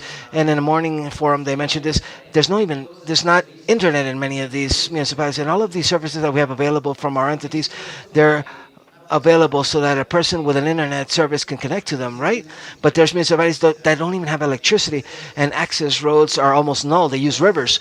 And there's huge challenges here that the technical capacities for ourselves and within our municipalities are unequal in the territories. There's a lot of inequality in terms of access to information. So from institutions, we have to start thinking about these things, about generating and producing resources or tools so that this information, this technical information can trickle down to these municipalities, right? Perhaps for us today, connecting to a WFS service and download a layer of 600 megas takes us approximately 30, 40 seconds, right? But we have high-speed internet, and we have wide band internet and different types of high-speed internet. But there's municipalities that don't even have electricity. Despite having the information, as soon as an emergency occurs, at that moment, they're not going to be able to use these resources. So therefore, this is an important challenge to think about these municipalities, these poor municipalities, which are over 70% of the country. Not everybody, not all of them have these deficiencies. However, many do. We have over 70% of our municipalities are category 5 and 6, which are the lower resource municipalities. And not only lower resources at a financial level, but also technical capacities are low in these municipalities. Their personnel sometimes doesn't have a lot of information. They only stay there during that term, and then when a new mayor comes in, they change. And also, technological infrastructure in a mayor's office, maybe the secretary of planning is a secretary of government, plus has many different other roles apart from these. And when the government period ends, even the computers disappear, the information disappears. So therefore, we have to think about these different factors and how to ensure that this information can be maintained, can reach them in an easier fashion, and this is a challenge that is proposed. Another challenge is related to consolidating multi-source data and in real time. Nowadays, today, for example, here in Bogota, from an emergency, we have sufficient enough information, many different portals. We have information available that since we're systems entities, like for example, the International Charter Project, we activate that every time that there's an emergency, and we begin to receive information from satellites, from different public and private entities from these affected zones. And sometimes this becomes a challenge because despite not having information today, tomorrow we may have 300 pages to analyze or 300 megas to analyze. So there's a challenge which is consolidating all this information that is received from multiple sources, multi sources of information, and now we need to analyze this in real time because decision making requires quickness and speed in order to guarantee appropriate attention.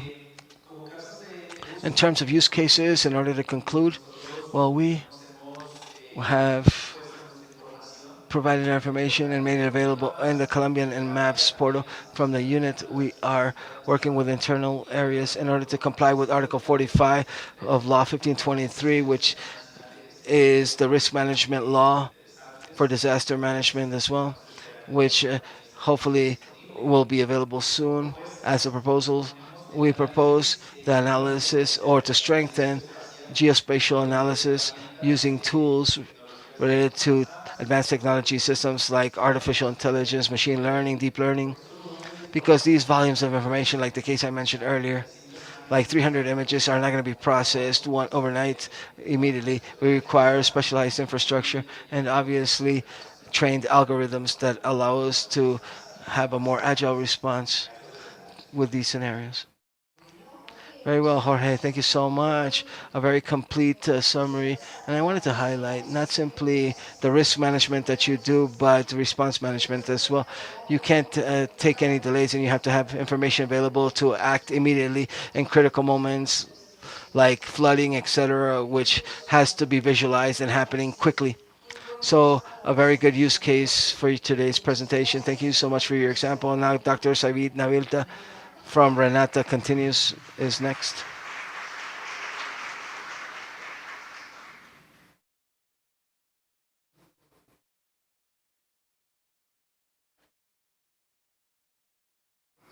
Good afternoon. Can you hear me? Yes? How's everybody? Thank you so much to the GEO organization for this invitation to the IDEAM, to IGAC, the National University of Colombia. What a beautiful thing. Every time I come to the National University, I really like to discover the new spaces and how the university has evolved and is living constant evolutions. This is one of the latest works that Master Salmona made, that Professor Salmona made, and we always feel his works here. One of the most important architects in Colombia. I wanted to briefly talk about the context. Renata is the National Technology, Advanced Technology Network of Colombia. It's the only one that we have in Colombia. There can only be one NRE per country. What is an NRE? The National Research and Education Network. That's what an NRE is. And why am I always saying this in English? Because when you say it in Spanish, network of investigation and education, it doesn't have that same connotation that the different MRENs have in the world. Basically, the first MREN in the world was the internet. And today, with the internet, we had to call it something differently to identify the commercial internet versus the private internet. Here now we have it internet too. So the MRANs worldwide have a connotation that goes way further than the simply academic settings or the research setting. The MRANs worldwide, what they do is that they promote project development and public policy development with infrastructure, technological infrastructure. And obviously, they group together the famous four academic, government, four pillars, private sector, and international sectors for developing projects in our territories where it operates, in the territories where it operates. That's why from Renata, which also has on its board three different ministries: the Ministry of IT, the Ministry of Education, and the Ministry of Science and Technology. When we created Renata, we were construed as an organization or an entity that develops public policy projects with technological baselines. And here we have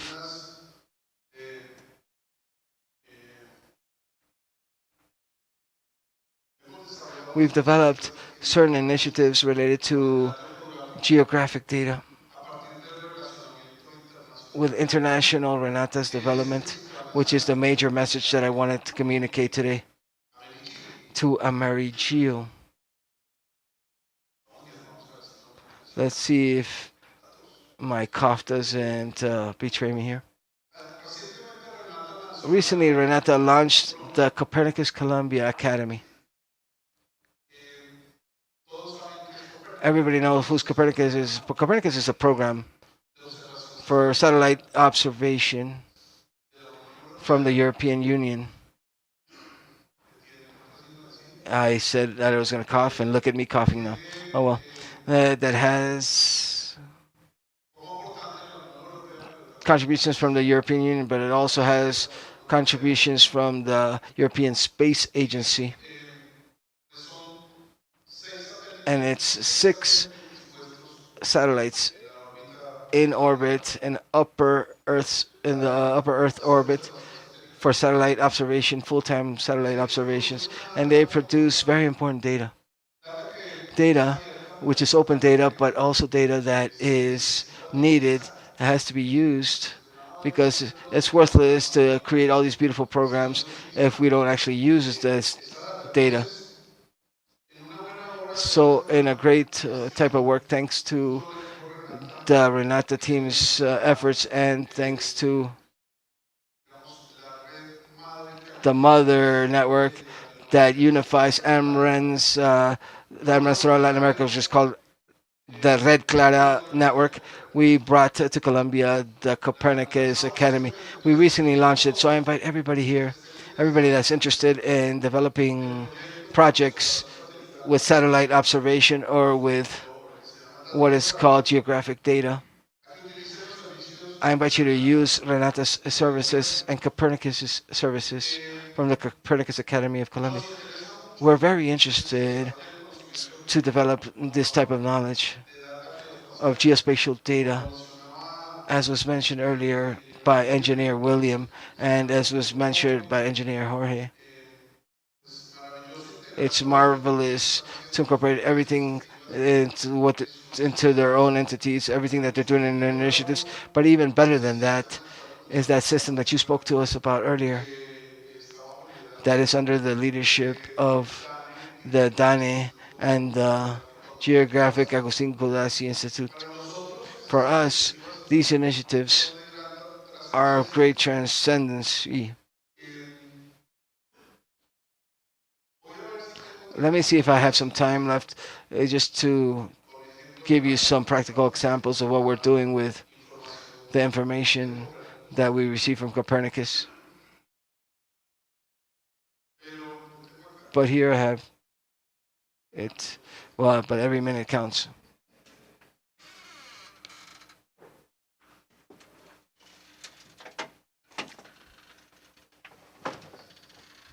Thank you.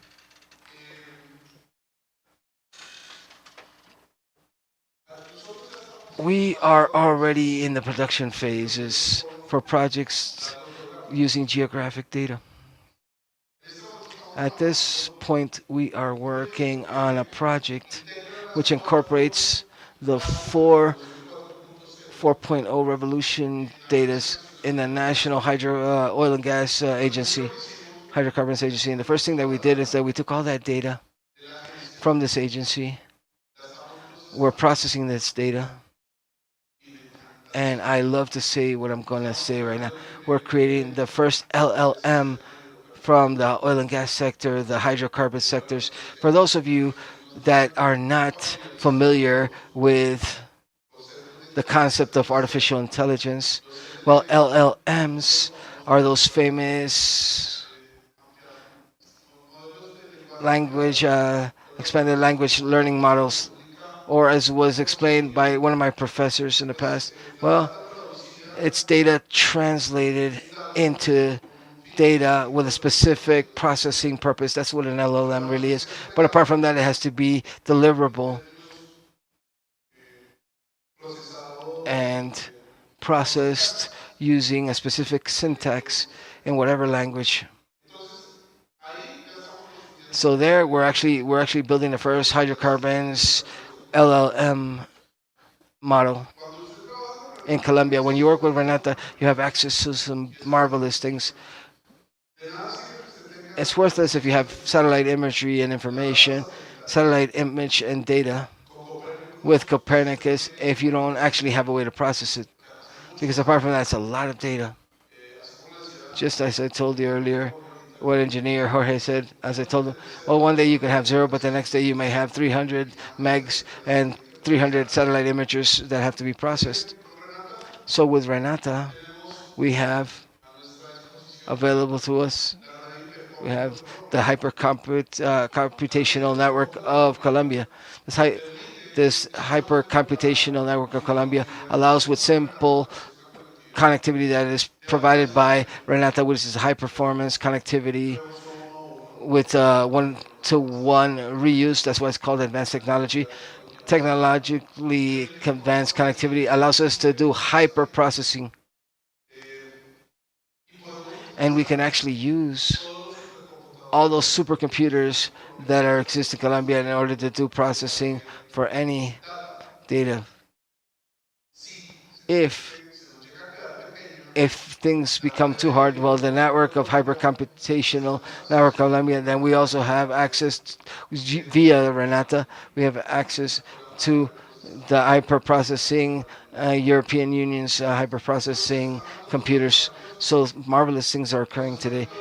Data processing that we spend here, and you as researchers and engineers, you know this way more than I do. Data processing that used to take 2 or 3 weeks, now it takes just minutes. It's done in minutes. This is a huge leap without measurability from systems related to georeferencing systems, data analytics, real projects with practical applications. Dr. Sain, how much time do you have? Uh, and my cough, aren't you going to give me more time because of my cough? I already gave you a little bit more time. Just give me 1 minute to finish, okay? Thanks.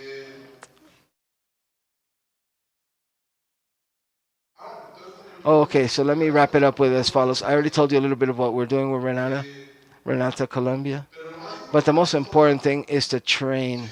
If you've already gotten the data, if you've already processed the data, if you already have that LLM available, what's left?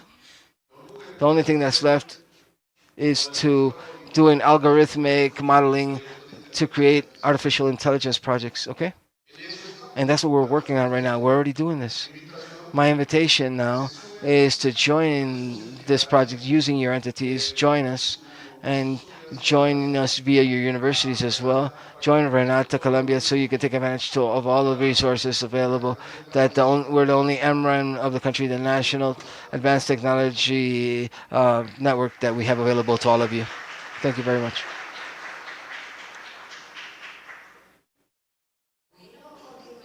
Okay, up next we have our colleague David Pronselve from Procalculations to make this issue a bit more agile. We've incorporated some questions that were already scheduled for this panel, but throughout these presentations, the previous ones they were incorporated, has to do with the power of geographic data to help us make decisions and specific cases that different institutions have had. Now, let me give the mic over, and then we'll go into the conclusions of the panel. I'll allow you to finish, and then we go to conclusions. Thank you very much. It's an honor to be in the National University of Colombia. A special thank you to the GEO community. And we're going to talk about Prisma, a spatial analytical tool from ProCalculus. We've been advancing on interoperability issues using artificial intelligence. And as my role as the researchers for development and innovation for ProCalculo and Process, we've had the proudness and the honor of and the pleasure of being able to participate in developing this API. This API incorporates interoperability with artificial intelligence, and that very soon will be incorporated and included in the territorial geographic Agustin Gotasis Observatory. But where does the story actually begin? This story began in Procalculo Process, a company with over 50 years of history in terms of geospatial technology, where innovation basically represents a huge qualitative leap in technological development. It represents innovation that promotes several different capacities, and where this paradigm has actually allowed us to scale from local solutions all the way to cloud-based solutions. So what have we found here? These cloud-based solutions have allowed us to do this with more flexibility in a scalable fashion, and this is where Prisma fits in. Prisma is a solution thought about to be adapted and configured and personalized to different needs. That's how our first experience came about, and it's being validated in the observatory for the land and the territory. And we've gotten great ideas and great projects in order to improve this and continue to advance. And we may say, well, what are the advantages that Prisma has given us and have left to Procalculus and ours as well? Well, it's been that possibility of actually being able to put into practice this knowledge which is actually being represented by certain deep transformations in our engineering processes that have led us to have applications that are very open and open solutions where we've incorporated different stakeholders related to the geospatial system, as was said by Sandra earlier. And it's very important to have everybody there united. And I want to talk about a common topic here, just like the incorporation of artificial intelligence with agile networks. They've evolved naturally in this interoperable environment, which has potentialized our decision making and our technical techniques in a timely and a trustworthy fashion. But what is this which is so important that Prisma has, that is putting on the table and bringing it to this panel, that for us represents something very, very important? This is more related with that capacity to exchange coffee, joy. To summarize this data schematic, which are satellite imagery, this is very important that you remember. But additionally, something that's related to functionality is also going to help. As Said said and Jorge said earlier, deep learning and artificial intelligence algorithms allow us to exchange methodologies, and using functions allows us to change this to comply with the needs, our current needs, in this case with land use planning tools, and be able to provide certain functionalities, not only simply just articles, but also processes data for better decision making. But let's look at what exactly is the more digestible schematic here of what exactly Prisma actually offers. Prisma actually incorporates a constellation of monitored satellites, which is continuously monitoring the Earth with resolutions which is unedited. At the moment, they had not worked with the public entities. Likewise, as well as the formulation of mosaics, trying to create image compilations that will actually unify those that have the best coverage related to cloud coverage because it's not going to be visible. And William said this earlier for the issue of mining, open pit mining especially. This type of product is indispensable. We also have different temporal changes in the coverage of the Earth's ozone layer. And another important factor for us is the incorporation of artificial intelligence and the usage by using deep learning models. And Jorge said this earlier that it would be very important if this was incorporated into the emissions, put it into practice. And Said highlighted this as well. And these deep learning models are being used today in order to extract key information. What type of coverage? Like different bodies of water, different forests, crops, etc., and different infrastructure and different lineal extractions like tertiary roads, which are so important as well that connect the country. But apart from that, deep learning is going to allow us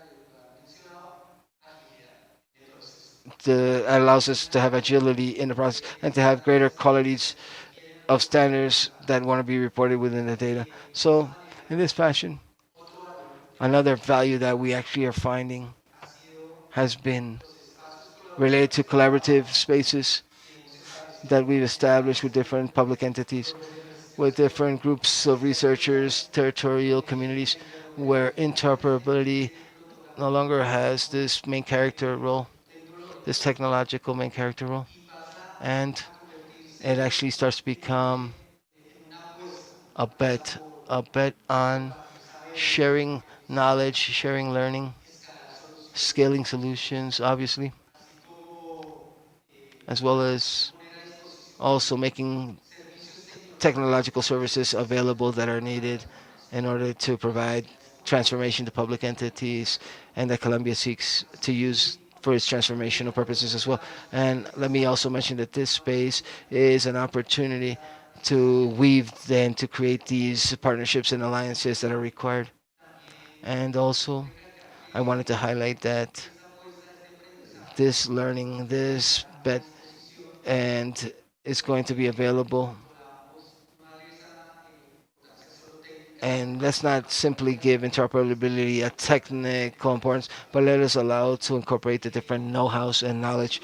So to conclude, applications such as Prisma, an application with cloud-based architecture, is going to allow us, or is going to demonstrate that interoperability,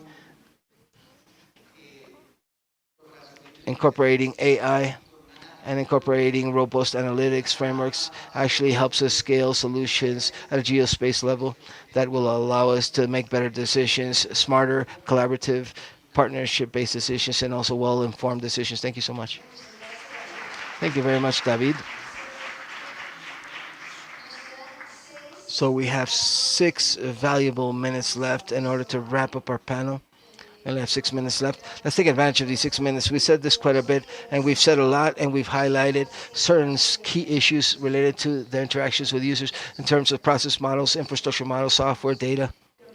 But I also wanted to please now have our panelists participate in the conclusions section now, so they can give us your conclusions related to what is your major strategy. What would be your main strategy to incorporate in data with other public or private entities from any sector, basically, that would promote the development of our territories and help promote development in our territories and help women, youth, young people, entrepreneurs, ethnic groups, etc., so they can participate? How can we include it? Just give me a minute each. Give me your conclusions. What would be, if at this moment they tell you, I'm going to give you $1 billion to develop your major strategy, just that one major strategy that will help you promote the territorial development and the participation of all of society stakeholders, what would that be? Who wants to begin? Ladies first.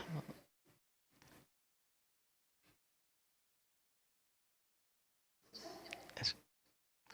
Very well. Truly, the question is quite complex here It's a difficult question because I mean, promoting and appropriation of information requires many different angles, not simply one. But what do we have to observe? One of the things that happens in a territory is that I need to have access in just one portal to everything. And somebody said in a main panel, we have many different systems, many different portals. We need to centralize that information. We need to enable different interoperability and efficient ecosystems that are enabled and strengthening knowledge management efforts as well. I would summarize it in those three efforts. So knowledge management that will help guarantee appropriation and taking ownership of this and taking advantage so they can take advantage of these elements, and also developing projects based on data and based on evidence. I think that those would be the three key elements that I would highlight. First, knowledge management. William Martinez.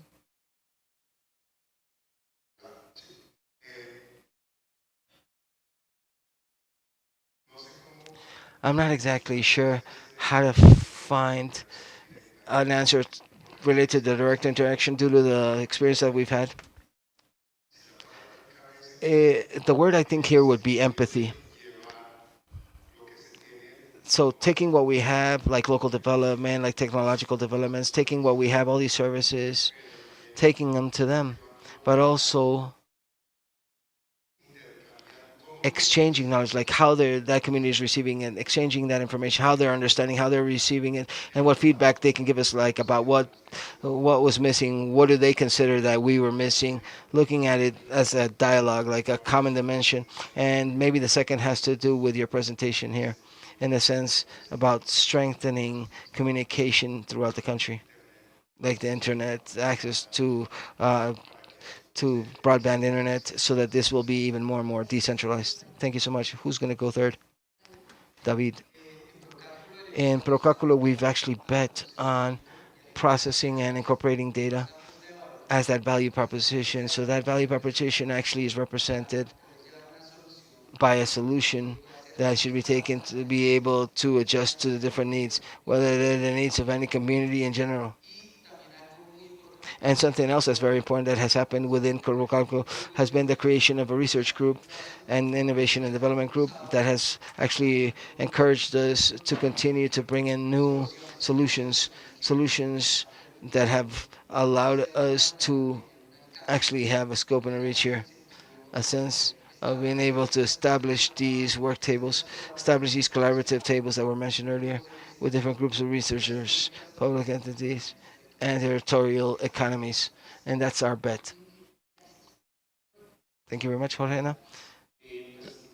Okay, so I want to echo the different proposals that were mentioned by the panelists before me, but I would add now that we need to strengthen capacities, technical capacities and technological capacities at a local level within these municipalities, which are category 5 and 6 municipalities in Colombia, which make up a large part of our territory. And in one way or another, they're the ones that need this the most. Okay, thank you very much. I've learned from Director Marulanda from IGAC when we were speaking related to a project that we were developing for IGAC. The professor said something that really catches my attention. He says, recognizing geographic data is recognizing the territory. It's knowing thyself. And I don't need $1 billion. I think we've done efforts by many different entities here, and there's resources that have been invested here that are very important. What I offer is that Renata can help us unify that data so we can complement the data that we're currently working with in the National Hydrocarbons Oil and Gas Agency, so we can manage the first LLM focused on the hydrocarbon sectors. And that ensures something which is fundamental, which is called digital sovereignty and territorial sovereignty. Okay, thank you so much. Thank you to our panelists, and now I invite you all to join the Colombian space data infrastructure, that we continue to build the country with the mapping and identifying all of our cases and activities, etc. And we believe this network of empathy needs to be created, that we're creating with the different sectors of the country. Thank you so much for your attention.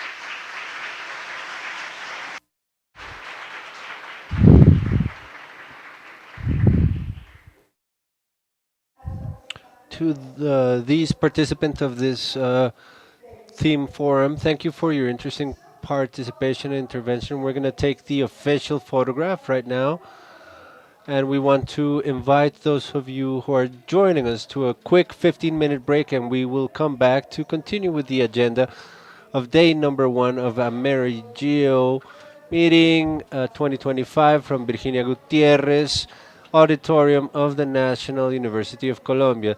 Those of you who are joining us online, thank you. We will continue in 15 minutes live via IGAC and IDEAM um, broadcast. Those of you who are joining us here in person, please take a snap of the QR to share any questions or comments that we will be addressing at the end of the day. Thank you.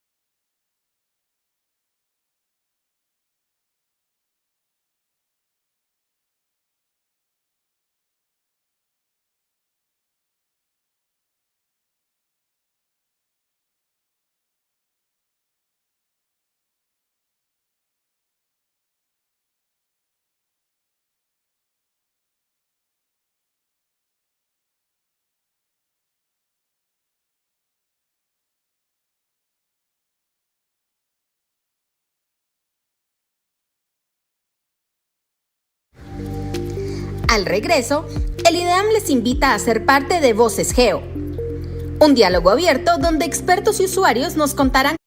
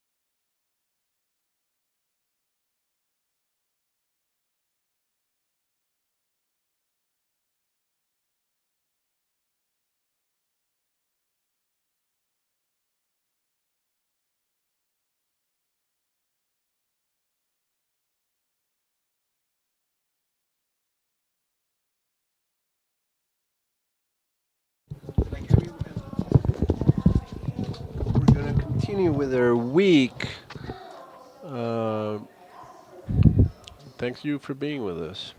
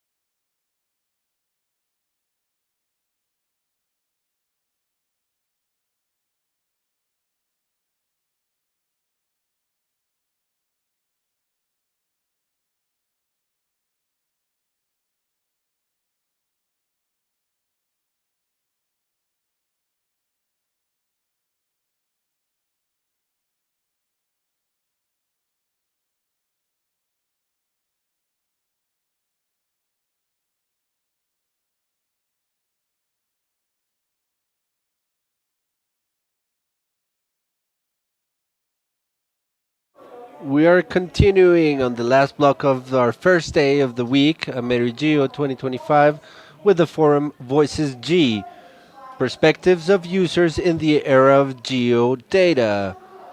Listening to those who transform data into decisions for Colombia. Welcome once again to this section of AmeriGeo Week 2025. This space seeks to generate a meeting point so that experts and users of Earth intelligence share experiences and build strategic alliances in collaborative projects for sustainable management of the territory. We look to encourage conversation between all users so that the exchange of perspectives and experiences strengthens decision making and the articulation of collaborations, encouraging sustainable development based on real life needs of users. This forum voices geo perspectives of users in the era of geographic data, listening to those who use data for Colombia, will be led by Ghislaine, leader at Ghislaine Pireto is an environmental scientist of El Valle University, chemist and a master's in science. Chemist with a doctorate in environmental sciences from the same institutions. She has more than 10 years of experience in research, uh, teaching, and research in environmental projects. Her trajectory includes articulation between civil society, academia, productive sector, and governmental institutions, as well as the participation in international knowledge networks and the leadership of initiatives of science, technology, innovation, and citizen mobilization. Next to her, she will be joined by different panelists. Ricardo Manzano, consultant of the IDEAM for the Andes Project, Miguel Ángel Valenzuela, agriculture professor for the National University of Colombia, Jaime Usa Garzón, professor of ecology and analytics of Francisco José de Caldas University, Ana Milena Parada, supervisor for risk management, on the national level, Juan Pablo Becerra from the National Federation of Coffee Growers, Lina Perico from Andes IDEAM, and Angela Camila Olaya Garcia representing youth from Agustinian School in Panama. Good afternoon to all mentioned. Welcome. Please go ahead and take the stage. The stage is yours to start this talk.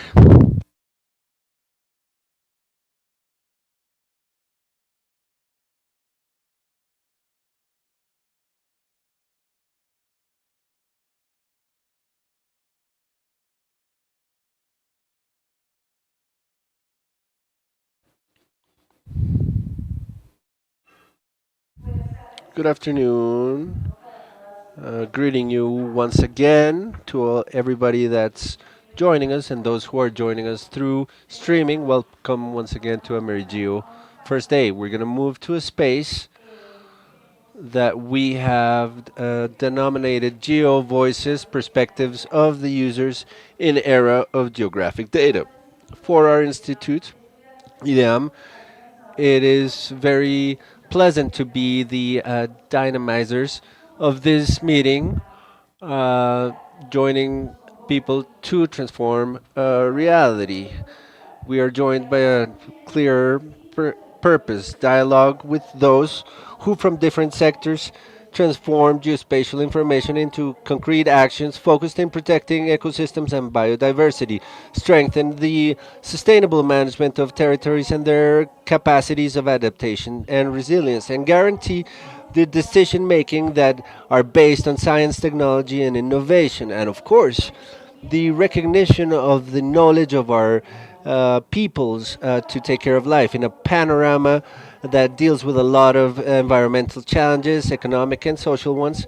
The intelligence of the earth does not only represent a concept that has to do with technical, it's the ability to look at the land use to make decisions through collaboration that encourages participation and articulation in different levels. In this sense, to reach this goal, it's not enough to produce data, but we also need to understand how this information is used, what barriers exist for its application, and above all, how we can co design adapted solutions to the needs and the challenges of our present.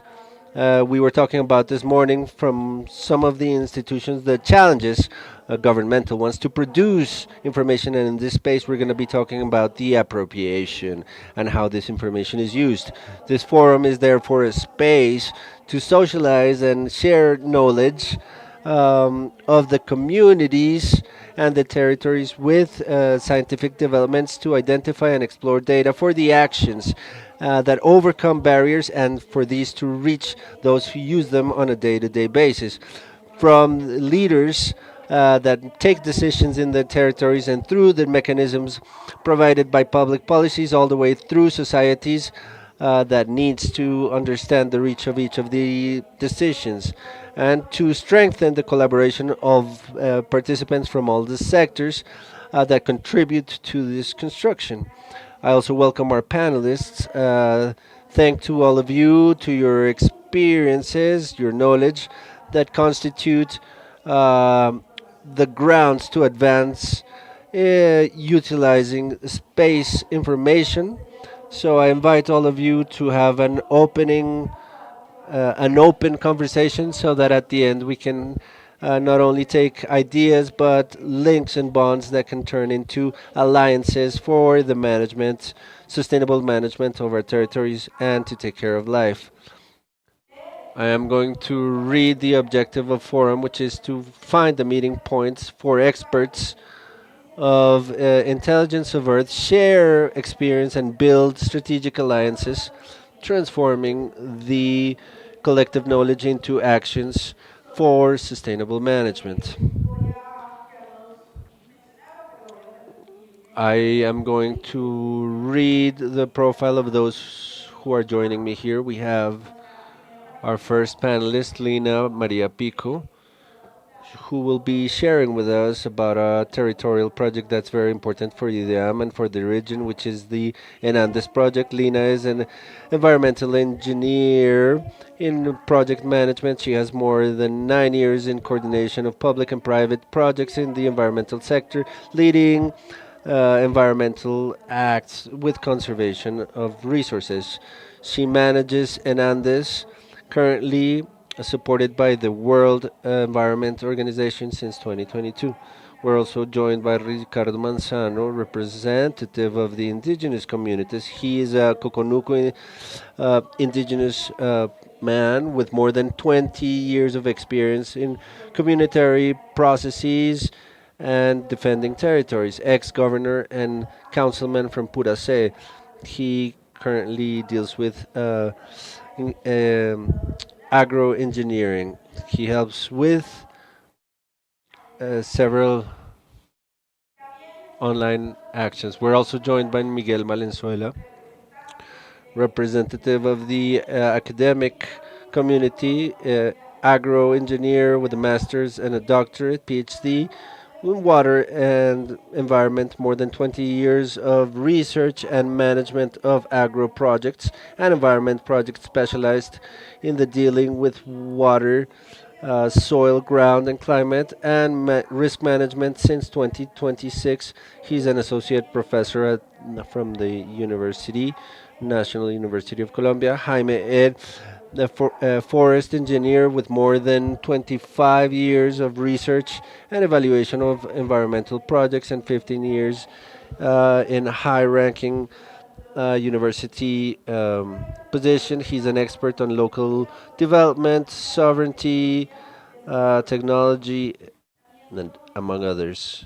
We're also joined by Ana Milena Prada, who's an architect with a master's in urban policies, a specialist in ground development, subdirector for the knowledge of the National Unit for Disaster Risk Management in Colombia, utilizing local knowledge for their analysis. She has led national and international meetings with a communitary organization, and we're also joined by Juan Pablo Becerra, representative of the private sector, engineer and geographer with the coffee growers. He leads the SICA project for coffee growers, through which we promote the systems of geographic informations as key tools for decision making in the benefit of caficultors, coffee growers. And we also have an international guest, Angela Camila Olaya, represents the youth of the Agustinian School in Panama, in charge of doing research with environmental research with the use of satellite information. Welcome all of you, and we'll be starting this conversation. Thank you.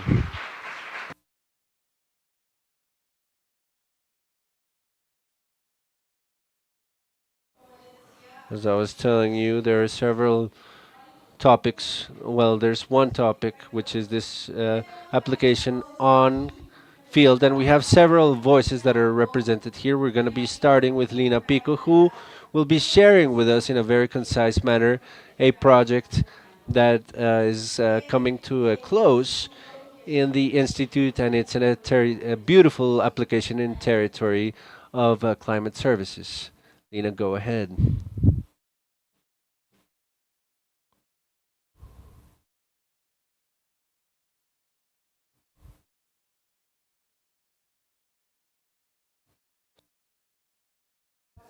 Good afternoon to everybody. We want to share with you from IDEAM an experience that we've been developing on the field, and that we have some learned lessons that are very interesting. And what we want is to replicate this initiative. From IDEAM, I present you the project improvement of ability of training for the Andean communities. These are farming and indigenous communities through the use of climate services.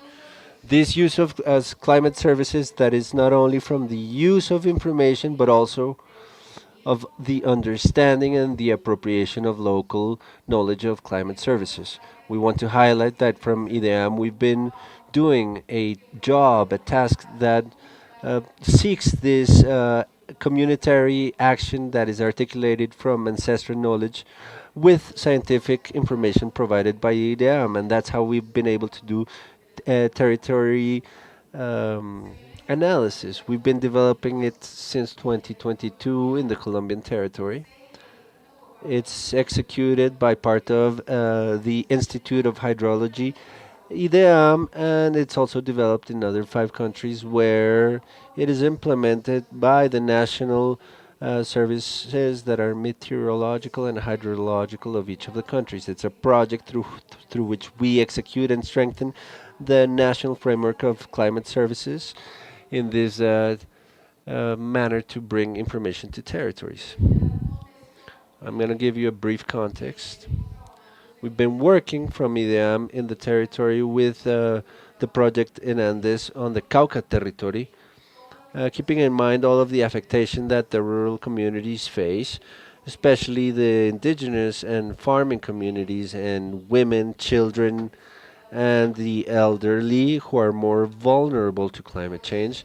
And therefore, that's why we choose the Cauca region, Popayán, Torosó, and Uracé. We're working in the use of areas around water. That's why we worked around the 5 basins that are providing sources in Popayán. We've been working for villages. This year we'll be concluding the project. The idea is to be able to generate sustainability of the use of climate services. We work with 6 reserves, 5 associations of farmers, 8 communal action boards, schools, and we also achieved interaction and local allies from the local and territorial government, the environmental authority, the academia, and other entities like the Popayan Water Authority, with whom we did work and with whom we want to have the sustainability plan towards the future. The families that are benefit are 200 families. We have 2,000 families in the territory and 1,600 students.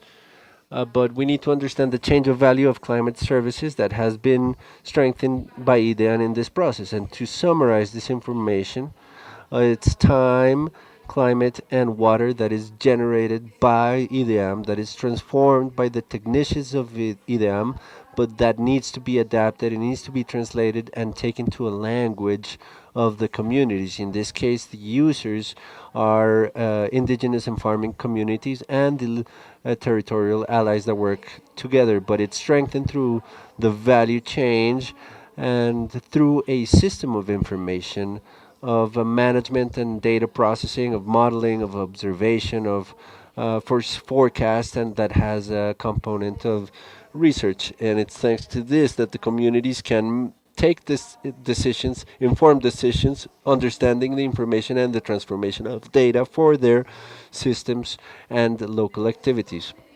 Of the success that we can see is that the interface of users of climate service, we created the agroclimate tables, taking the methodology of the technical tables from the national all the way to regional levels. But what we did here is in a co-design with the community is to take the exercise to territories, to the basins, to the villages that they recognized where they were located.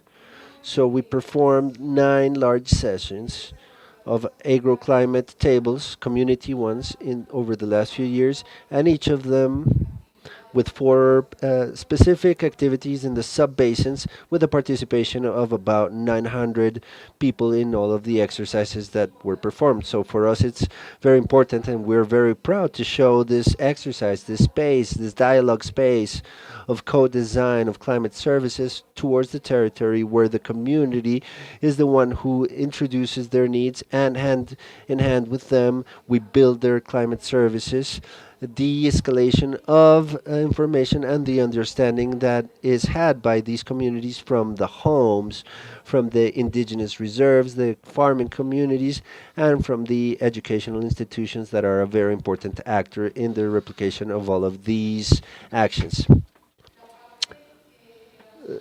We generated field schools, which is to learn by doing, is how we're using the information that is generated in the agro communal tables in a practical way and in articulation with the generation and co-design of adaptation measures that were had follow-up, and it allowed us to do an analysis of socio-economic benefits based on the use of these climate uh, services. We have installed a monitoring red network, which is volunteer. IDEAM did training. We installed 11 rain measures, and the information taken by the community is being put into brochures and informational brochures. And we're integrating the information to an initiative called Volu Climate regarding the El Niño phenomenon. Here we have a sample of the brochures that are being shared on a monthly basis.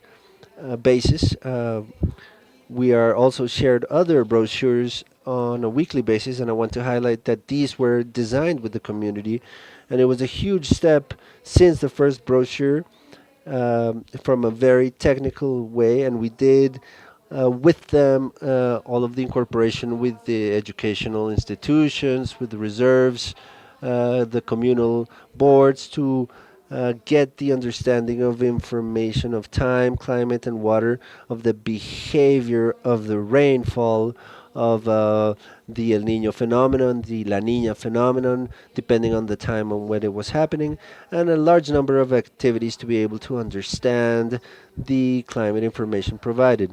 We also integrated a follow-up of climate indicators, and this was also done in articulation with the implementation of 109 measures of adaptations that are also articulated with communities that allowed us to do an analysis of socioeconomic benefits, which is the first study that was performed in the country and that continues to be performed by IDEAM, which is the entity that starts this initiative, and we're a referent on a regional level, and we want people to continue to understand the importance of the use of climate services, the importance of understanding the reduction of risks that we have with the use of these services, and the reduction of losses that we can see in territories, communities, houses, and community and local dynamics. I want to conclude to thank IDEAM, the director, who has always been very attentive to the project. She knows it completely, and it is true that it is important that we need to be able to replicate this project, that we need to strengthen the climate services, and that the information is shared, that it's not only left in a cloud, but that we see documents and brochures, but for the community to receive this information and appropriate the knowledge. Thank you very much. Thank you very much, Lina. Yes, it's one of our flagship projects because we're able to put the information into territory, but very valuable to share technical information as well as the knowledge from communities. Ricardo Manzano is also joining us here, who has been joining us in the in Andes project, and we want to start this panel with you. Maybe you can share with us what mechanisms and tools do you consider have been more efficient to fuse the traditional knowledge with technical geospatial data, and what have been the key learnings that can arise from the experience that you've had. Well, good afternoon to everybody. Uh, uh, Grateful with IDEAM, IGAC, the university that's hosting us. It is important for us to highlight of this process that all of the knowledge are valid, are important. Knowledge is universal, and from the indigenous peoples, from ancestral knowledge and from wisdom, is what has allowed us to live through time and space. Our biggest our elders and ancestors have fought to stay and remain in the planet, and many of them did it without GPS, without satellites, and with natural intelligence. I think that it is very important to value this exercise that our elders have done and the legacy that they have left us. And of course, this day and age, we're in an era of technology that we cannot be foreign to this situation. But in our experience in the Cauca department, in our territories, it is important the articulation of processes starting from the work performed with institutions. Adequation needs to happen. There needs to be a differential focus to work with indigenous peoples and the farming organizations, the Afro communities. We cannot not be foreign or disregard the fact that there's this type of knowledge and that science is the one to hold the last word. We've done this exercise in a critical reading of the context, but we've also done it through the principle of respect. We value the effort that the institution does, the tools that it has, the technologies that it has, but they have also valued our own knowledge. That's where we have found that equilibrium point. An elder can predict when it's going to rain. The institution can also generate their brochures, and yes, we can translate them and interpret them in the territory. So I think it's a huge gain. We've covered a good path. We have still a lot to do, but this exercise we've managed to understand it. We've been working on it hand in hand with the technical teams, with our teammates who do Western science, but also from the knowledge of our elders in territory. Talking around the fire to us is fundamental.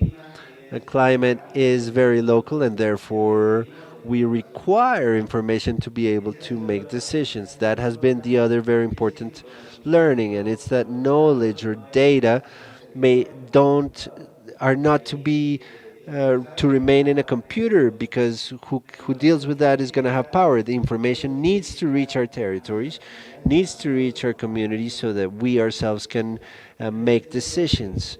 So that's what I can share with you in this first part of the forum. Thank you all for your attention. Thanking you all for your attention. Thank you very much.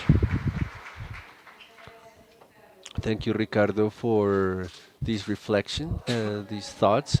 I want to uh, give the floor to our international guest, who is representing the youth, um, Angela. Your voices are very, very important because here we're thinking things towards the future, and it's our youth, our current youth, who in the future will be making decisions. Angela, from your experience, what are those effective, efficient bridges that you've seen that we've managed to build for this user knowledge to integrate with technical geospatial information? And maybe you have an example that you can share with us. Hi, good afternoon. Well, I'm part of the GeoLab program that, together with ERRI Panama and Labot, we use data to provide solutions to different subjects such as conservation.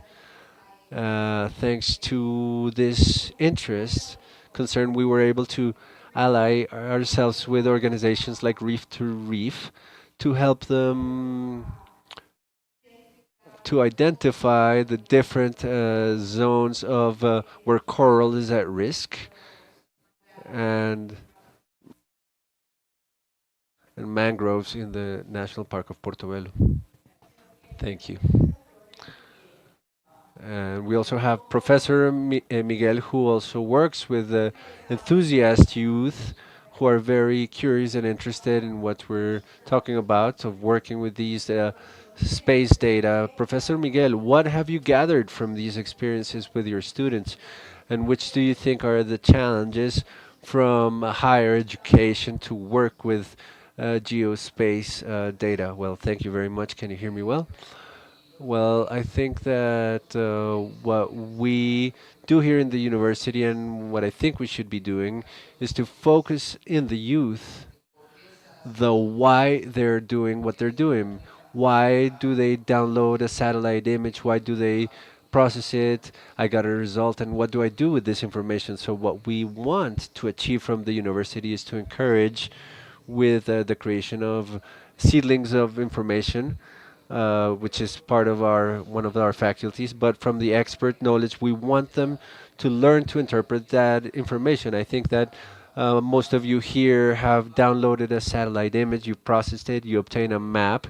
Maybe the example that you shared identified zones with coral risks. Okay, what do I do with that? Well, can I make a decision with that? The decision that I take will be the appropriate one. So a lot of times us from the academia or from the public sector, we identify ourselves the problem. We say this is the problem, and we try to solve it. But what's important is for the youth from the territories in the agricultural sector, for example, we have to talk to them and ask them what is the problem that you're really facing, and it's different stages. For example, all of the maps that they create, Colombian maps, the UPRA, what IDEAM generates is very, very useful in the planning stage. I can establish schedules for planting and harvesting. I can program it. I can foresee certain threats with the weather and climate forecasts. But when I have to make a decision in real time, these tools allow me to make the decisions. That's when the situation changes, right? Maybe that they're not going to be so useful then and there. So the work that we've been doing is first of all for people to get to know the different tools that have been introduced to us, how we can use images, AI. We want to go further. What do I do with this data? What do I do with this information? Simple example, for example, some students did a study of how the hurricane that came by the Caribbean coast recently, how does it affect the Caribbean coast? And they got a threat map. They modeled it in a harvest model, and it said La Guajira. We can see how the rice harvest is going to be affected in the whole department, and the map told them that. And I was telling them the Guajira produces rice, and they were like, "Oh, well, we took these census from the DANE and municipalities, maybe one or two municipalities, but you're saying that the whole Guajira was being affected because of the hurricane." So it's how do we help to interpret and to improve the scale of information, and we teach the youth what to do with the information that they generate, what to do with the data, with the maps, and that it helps in decision making.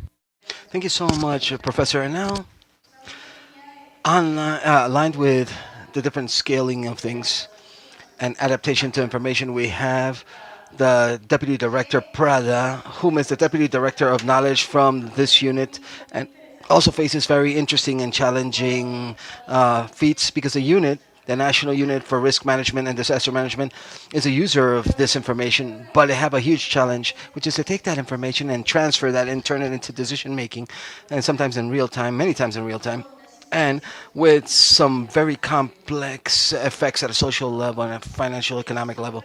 Deputy Director, from all of these projects that you work on, you work with almost all of these different technical institutions, with IDEAM, with AGAC, with the Geological Survey, etc., with all of the national system.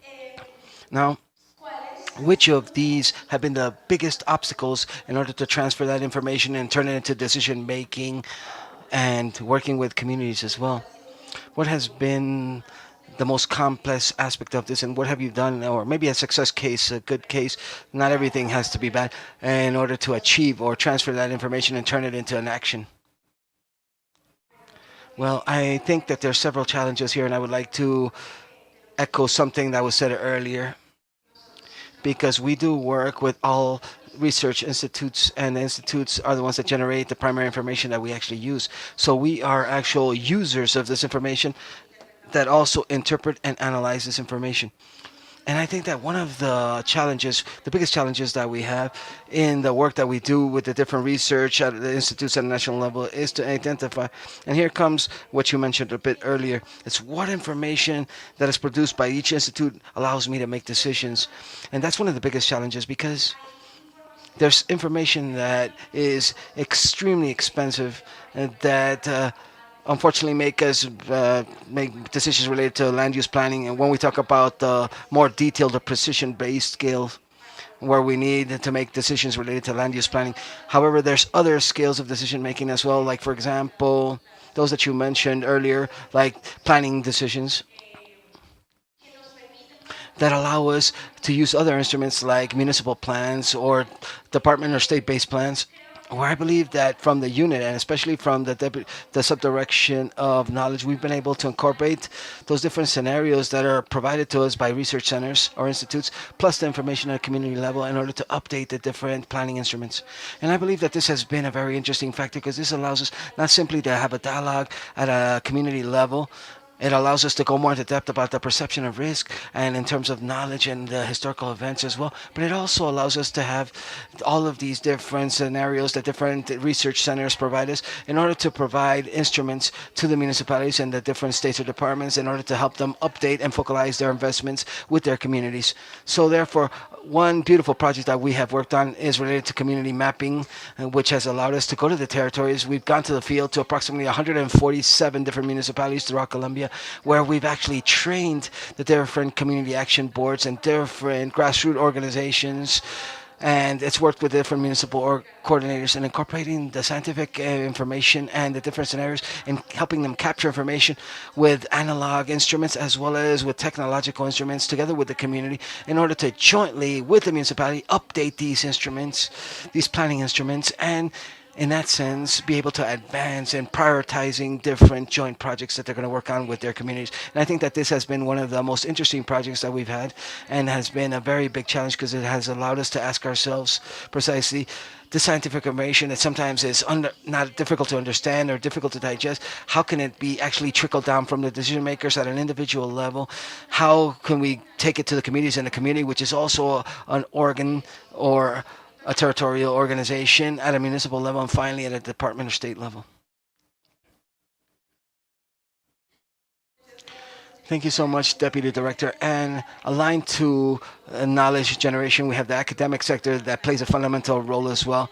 From the academic sector, despite you not being in the government making these decisions per se, these quick decisions, despite just being schools are coming up with laws or different, the truth is, what is generated in these educational settings is a platform for decision making. At the end of the day, when we look at all these decisions, according to articles, according to books, according to research, according to the concept and technical know-how of certain researchers, and they support these decisions. So here comes very important questions, or here comes a question aligned with the future, trying to look at the future and look at the platforms. What type of platform or models, governance models, collaborative governance models that the academic sector actually generates these knowledge and uses this technology? What do we need in order to build this access, ensure that access for the sustainable usage of intelligence of Earth in areas like in irrigation, agriculture, etc.?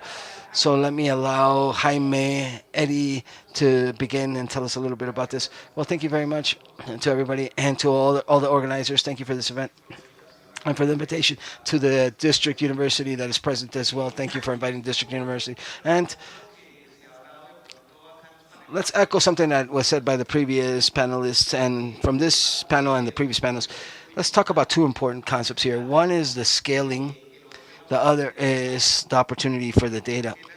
Why is scaling so important? Ricardo was telling us earlier and mentioned about the importance of the dialogue of knowledge, and which for me is fundamental, where we have to take that science away from the high pedestal where we always place science, that scientific journal, that article, that data, that machine learning, and we're filled with a bunch of different vocabulary words that LLMs talked about earlier, that every time we come with these words to the communities, they run away. And what we actually want is for communities to help us to co-build this information, because they know how to do this and they do this every single day. And let me just give you a very simple example, because you asked me what platform. Well, we already have that platform. It's in all of our cell phones. It's called Google Earth. It's called Waze, for example. All of us are contributors. Every single day we contribute to these platforms. We inform wherever there's a traffic jam, wherever there's maybe a batch in the road, etc. That information actually works and it makes decisions. You're changing the decisions where other people are driving their vehicles every time you query this platform. And it was actually built by the community itself. This was not actually built by scientists. No, obviously scientists are behind the scenes in academic sectors, but we've actually played the fundamental important role of saying that, hey, but did you verify that data? Hey, what is your contrast and your comparison? What is the statistical analysis that you did about that hole, the hole in the road that you reported? No. We need to actually know where the indigenous reserve is. Or no, we need to know exactly whether that church, that municipal church exists in the main square or 3 blocks away from the main square. We need to know how many paved roads exist and how many trees are in each municipality, right? We don't need us to download satellite imagery for us, latest generation with high resolution, where we can do an analysis combining different layers. No, because we're not talking about technical matters here. So how are we going to translate this to the community and transfer this to the community? And I'm thinking, director, what do we have to work on basically in this translation into simple language? Because Google Earth I asked myself, they asked the Minister of Education, how is our digital transformation going, where the children in the schools are actually learning how to manage these tools or how to manage this? Google Earth to help you learn geography, not Google Earth simply to explore and do a walk through a certain area, but so we can feed it. In this exercise, we've done it. All of us have fed these different systems. The village where you live, for example, Ricardo, surely this village doesn't have access or a paved road. We actually paint it in Google Earth. We actually go in there and I draw it there. Any person can actually draw it in the municipal city hall where we have an internet connection, and Google will validate that with a satellite imagery and they can test it out. Who's the contributor? Anybody can contribute to this map. Any user. Did they have to study a PhD in geography in order to give us the access road to the roads and the 3 different municipal branches that we have to tell you that this is a dirt road that can only come in, and this is another one that only horses can go through? But you know how much information and how much a lot that Colombia is missing now, that information, and we're all contributors, and that's where the dialogue of knowledge exists. Let's stop this geography from the pedestal, and let's put this on the horizontal table, and it should be a grassroots effort. Thank you very much, Professor. You spoke about communities. Sometimes this is a very broad term, but we have communities like, for example, agricultural communities as well. And we have guests from the Federation that organize themselves as well with a common purpose of improving their own capacities. And sometimes aligned with this, in this case, the private sector, sometimes it seems like they're a passive stakeholder, just like a user that actually receives that information in order to do their own planning. But what has happened in the past is that they've taken or they play a fundamental role, an active role in generating information as well. In fact, in decision making as well. Precisely as far as sectors are improved, like the agriculture sectors, we're talking about what feeds all Colombians. But apart from these, like economic issues as well, and obviously the country advances with this information, and I think it's also very important for. We're speaking about voices from that voice from the private sector. From that private sector, tell us about those obstacles and those challenges you face that you've overcome in that short term. What comes in the short term in line to all this? Thank you, Director, for this invitation, and thank you to the IDEAM and the Agustin Codazzi Institute, and to the host and the National University. Another important point, Director, is that from the approach from the Colombian Coffee Federation, well, specifically, we have to have clarity, three fundamental pillars. One, from the technical side of things, how our approach specifically is the coffee farmer. How do we reach the coffee farmer? There's three fundamental pillars. Extension services, it's 1,026 people, agronomist engineers that are scattered throughout the country in 610 coffee region municipalities. We have the Semi Cafe Coffee Research Center, and obviously the coffee information system, which is called the SEEK, where effectively this system is used to capture all information related to coffee production systems and information from farms and the coffee farmers. How much information is being permanently updated? It's about 560,000 coffee farmers, 2 million plus, 2.2 million land plots for coffee farming that are geo-referenced, and all of this information basically is what supports us in order to make decisions. Specifically speaking, on the issue related to the technical management, it has 6 different programs where we work with coffee farmers. Technological transfer, this is a fundamental issue which is related to all the research and development that Cafe actually does, and this technology transfer is taken to the coffee farmers using our extension services program. The strategy in order to reach communities or coffee farmers obviously is the extension service, but not the extension field worker to collect data, but this is a professional that accompanies the coffee farmer and accompanies these coffee farmers' families as well. It's not simply just going out there to collect information, they help them. And this accompaniment, the Federation has certain methodologies that they use, which are group and individual personal methods. The group methods are like meetings, field visits, forums, where they work with coffee farmers. They create different village groups, and we take them all of this transformation and technology information so that these coffee farmers can take advantage of another personalized settings where the field worker reaches the farm, goes to a specific farm, and the attention is more personal, more specific, and more personalized accompaniment to these farms. They go out with the coffee farmer in their farms, and during that technical assistance, they collect that data as well. How do we collect the data? Well, via certain mobile devices that each of the different field workers has, and in a disconnected fashion, not even having to be connected to the internet. They capture information and then it's updated after.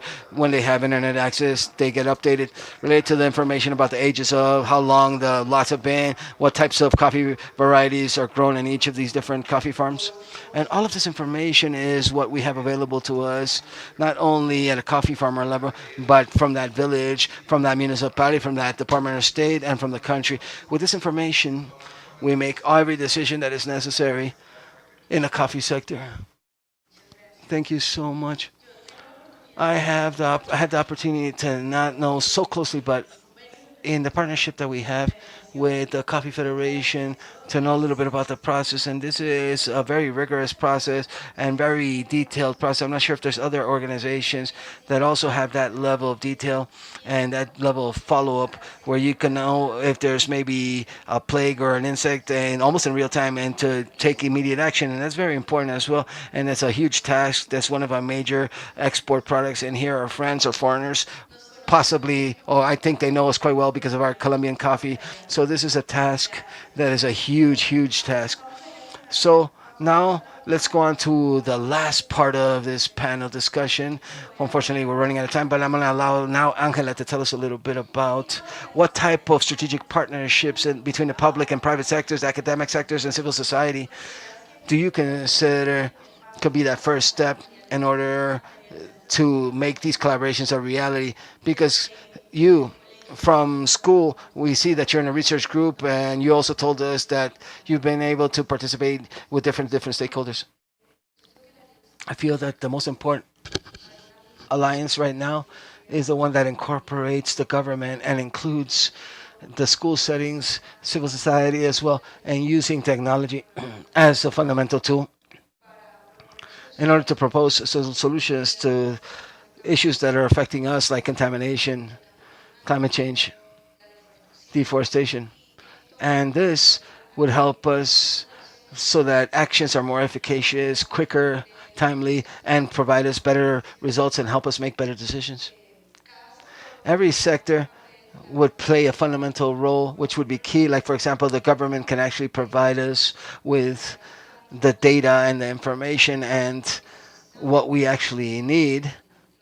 Schools and universities can also help us now to provide that level of research so that students can know how to use these different types of tools and these systems and analyze that data in order to propose solutions at an educational setting level. Civil society, well, we, the youth especially, we should propose fresh ideas and to verify that these results are actually bearing the fruits and having an impact in our planet. And also proposing or encouraging youth conversations that together with experts we can actually propose possible solutions and not simply using technology as a fixed use case, but we can create networks, learning networks, together with people that would want to create these actions to be able to achieve very beautiful solutions in our planet. Thank you so much.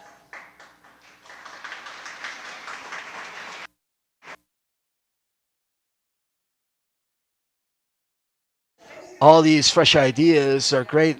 This morning I was referring about the idea to modernize our institutions because today we have other paradigms and other visions of our environment about technology that were not the visions that we had 30, 40 years ago or even 50 years ago. Now I'm going to open up the space for closing so that our panelists can actually give us one key message. We have all the geo voices here available, and during the different previous interventions, they've given us that information and those flagships that you have in order to work. Let's begin with Ricardo so he can give us a closing message from the community's perspectives for indigenous communities. I wanted to thank you for this space. Very important reflections that each of the different panel members have given us.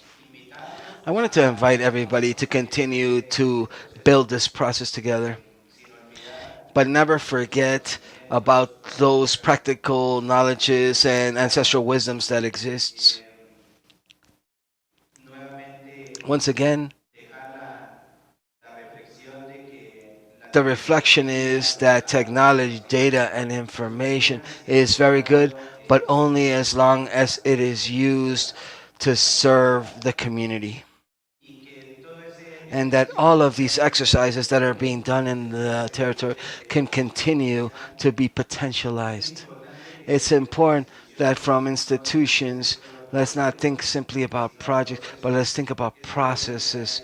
We've been doing this with the IDEAM ever since 2013, not in a continuous fashion. However, we have done exercises in different phases trying to reach a conclusion to these solutions. I think if we think about a process, certainly we'll have some better impacts in our territories.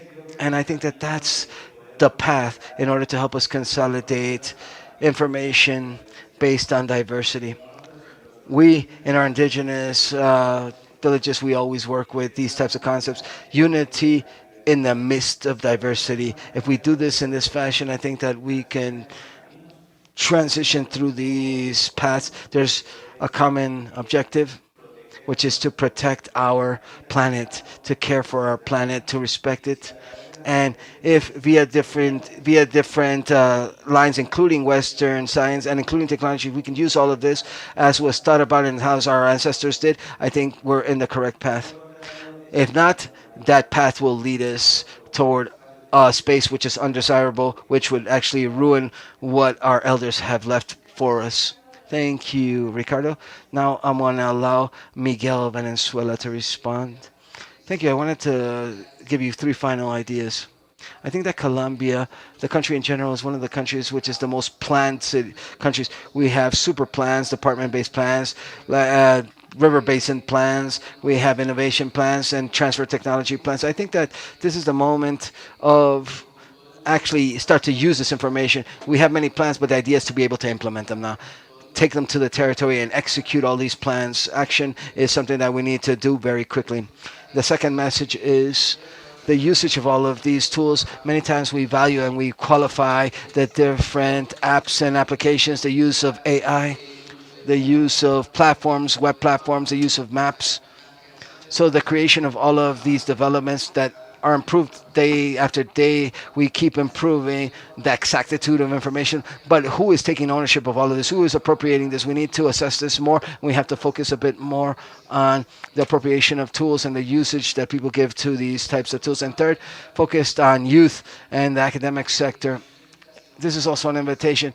We are doing very important work from training our students, educating our students, showcasing all the different tools that exist related to research processes. But we would like to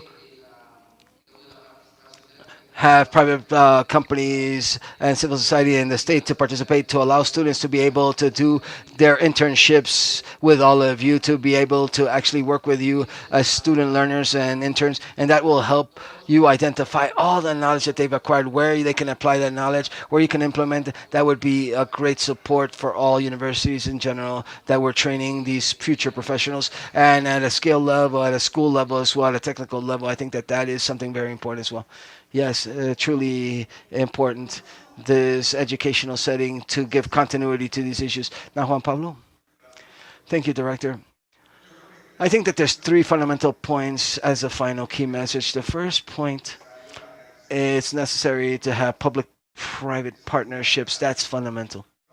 And just to give you that example about the partnership that we have with the IDEAM, the European Pact norm came about, how we act, how we are actually going to face this new reality and this due diligence for the Pact for the European Union. And the IDEAM, strategically speaking, basically in the forest mapping, the IDEAM, the idea is to create a map that is free of deforestation in the coffee region. Here we see an example of a partnership that is efficient. We did a project with the Department of the Huila. We are going to add some additional departments or states. So the first call of attention is we need public-private partnerships. The second is related to collaborative governance. When we have these types of governance models, I think it's fundamental to have trust between the different entities that participated within the partnerships. There has to be trust involved. And a very interesting thing is that we have to listen to the community. We always need to have information that goes both ways. We always have to bring information, but the strategic idea is to be able to capture information so that community can participate in generating that information. And we need to have feedback from the communities, not only to capture their data, spatial data, but the community has to be able to participate in our technical tables. They have to participate in early alert systems as well. And that effectively, this has to be a two-way conversation. That's basically the message in this forum for different voices. Thank you. Very important. Let's continue with Professor Jaime Eddy. Thank you. Amongst my reflections, I think we need to identify the role that corresponds to each of us with clarity in society. The community's role, the community is the target and the subject that we need to act in pro of to prevent risks for planting crops, planning the territory. So, but we always speak about this like if we institutions in the academic sector were going to provide solutions because we are the ones that know, and we don't include them within the construction of these things, which can be very simple when we actually place somebody that gives us their opinions from their own local perspective of what they feel is missing. Yes, boss, very interesting what your vision is, but we don't have any internet here. Oh, so let's build a solution when we have where we have no internet. So we have to work offline so that when we go back online, well, we can have this uploaded. Because sometimes we get blindsided here. What happens if we actually report active movements offline because that was not dropped in a minute. That was started to be activated, and that has a process involved. But oh no no, since there's no internet here, we can't do that. What do you mean you can't? When you go to the village, you can report that and connect. So we have to work offline and online because we ourselves are filled with a bunch of vocabulary that sometimes we become blind. The technical people become blind. Say, so there's internet? No, no, we can't do it. There's internet. No, wait a minute. The world works has worked always before the internet. They built the pyramids without a GPS system, and now we have to have a GPS to even just find any infrastructure. No, no, no. We have to build this, and our students at a university level or the academic sector has to play their role, which is to think. Imagine us building a process that the data from the data from NASA is open. We have so much open data, which is more and more available. Colombia on the map is giving us more aerial photography of all the urban areas and the urban centers. But who's processing all this data? Nobody. So we set a goal many years ago to build or to find the images or capture the images. Now we have it. We have over 400 municipalities that have all their urban centers already detailed. But who's processing this data? Nobody. We need to have like maybe until we have a mega institutional contract in order to process data, or if we have people that can contribute with data from the city hall, even if it's the secretary of planning or the president of the community action board. Well, we have to think, we have to change our mindset and a way of thinking. It's not simply using contracts or institutional mega contracts, but the academic sector and our students at the national university and the district university and every university, basically, all of us have to become contributors in these types of processes that research institutes and institutions like the IDEAM or like the Geological Survey. Well, we have to build these so that internships can be done by contributing. These aren't internships, have to make sense. Every day we have to contribute to the processing of data. Thank you. Thank you, Professor. So for the wrap up here, I'm going to allow our Deputy Director, Ana Milena, to do the closing wrap up. Thank you, Director. I wanted to wrap this up with two things, and with two things. The first is to tell everybody that it has to be accessible information, understandable, digestible, reliable, timely.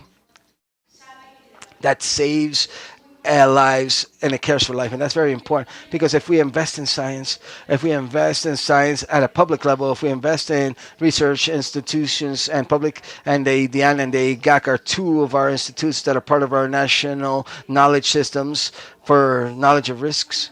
These are fundamental factors. And I think that here we also have political decisions that are clear about the needs of having open science, democratic science, technical science that is open, and a dialogue with the universities that actually generate science that has to be public and should be democratic in nature. But this science, and here comes the second message that I want to leave you with, is that this public information, democratic information, reliable information, if it doesn't deal with local knowledge of communities, it's not appropriated by the municipalities, the grassroots, and the secretaries of planning.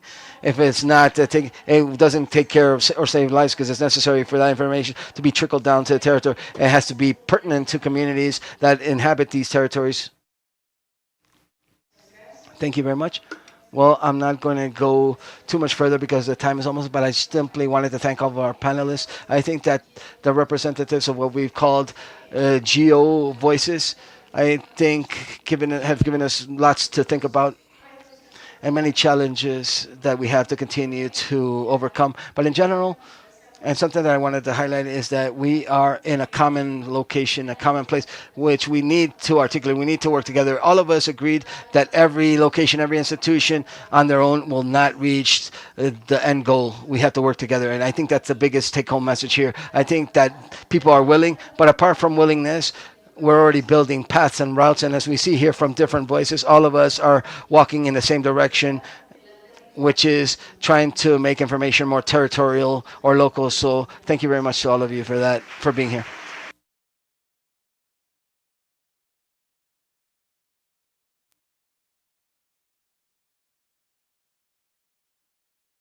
Thank you very much to all the participants.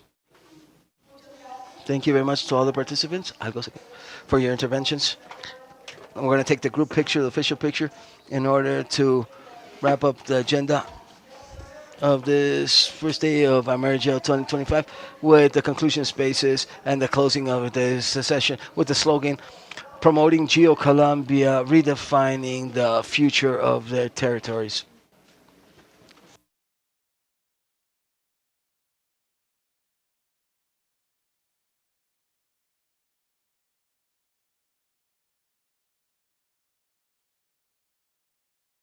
We thank everybody present and everybody that's online. Thank you for being here via YouTube from the IDEAM and from the IGAC. Thank you so much for participating with us. Thank you for connecting with us on this first day of AmeriGEO 2025. Remember, let's see each other tomorrow and on Wednesday once again. Thank you so much. Now, let's continue with the conclusions.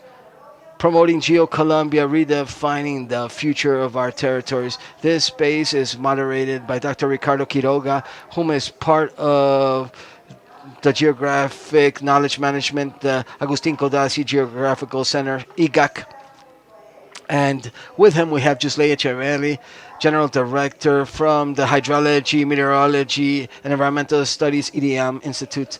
With them, we also have Mr. Gustavo Marulanda Gonzalez, General Director of the Geographic Agustin Codazzi Institute. Welcome, all of you.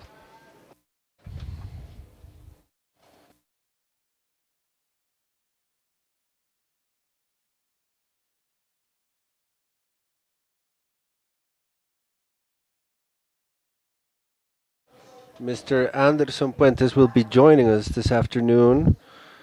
We want to apologize on behalf of our director, Gustavo Marulanda Morales, who could not attend, who could not be with us right now, but we will continue with this conclusion section and answers to questions asked throughout the day. We will be concluding shortly.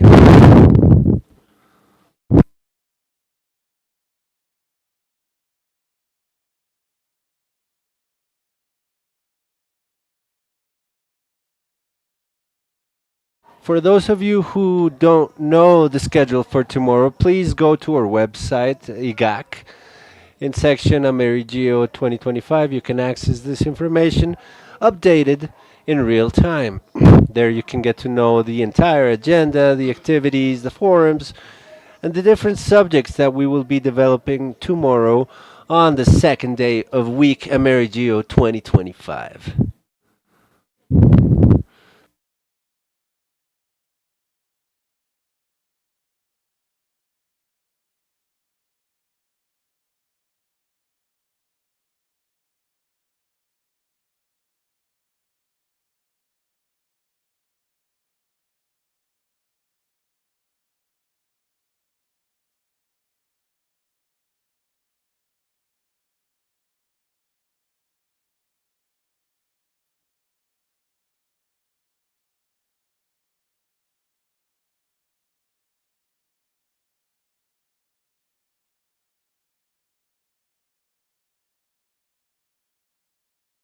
Okay, good afternoon. My name is Ricardo Quiroga of the Agustin Codazzi Geographic Institute. For this closure, it's going to be a brief closure. We're going to try to be here for 15 minutes at the most. And the idea that we have is basically recap what has happened today, the conversation we've had about how the power of geographic data, the communities, the institutions, and the solutions understand the intelligence of the Earth.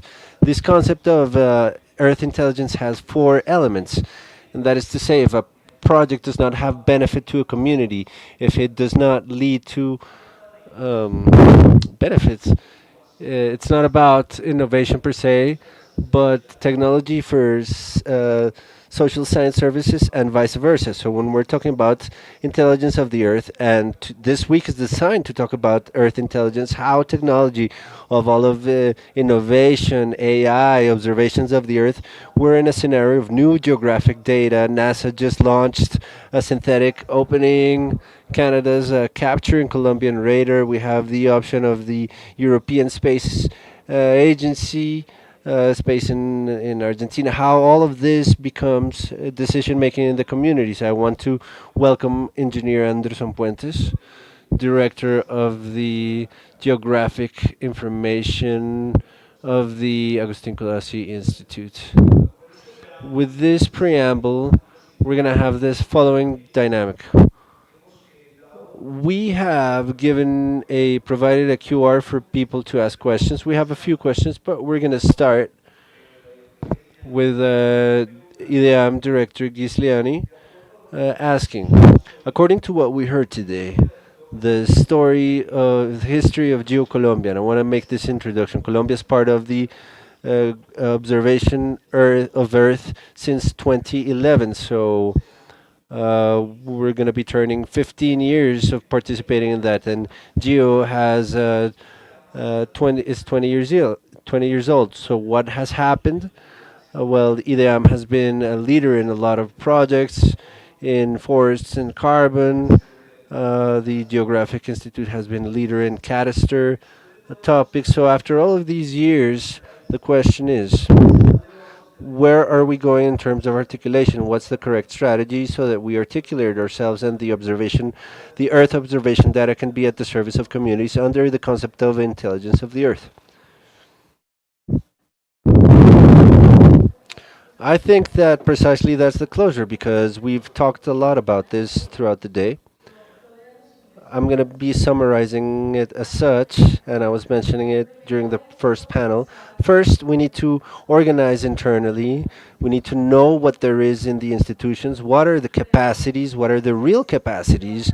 A lot of times we raise our hands to update ourselves and such, but we're not very clear about what we have in the institution. So these maps of processes, these flows of information, the needs of a computation capacity needs to be clear so that we can advance. And once we have this clear, we need to look for the interoperability mechanisms. This is fundamental. We were talking about it this morning and we've talked about it throughout the day.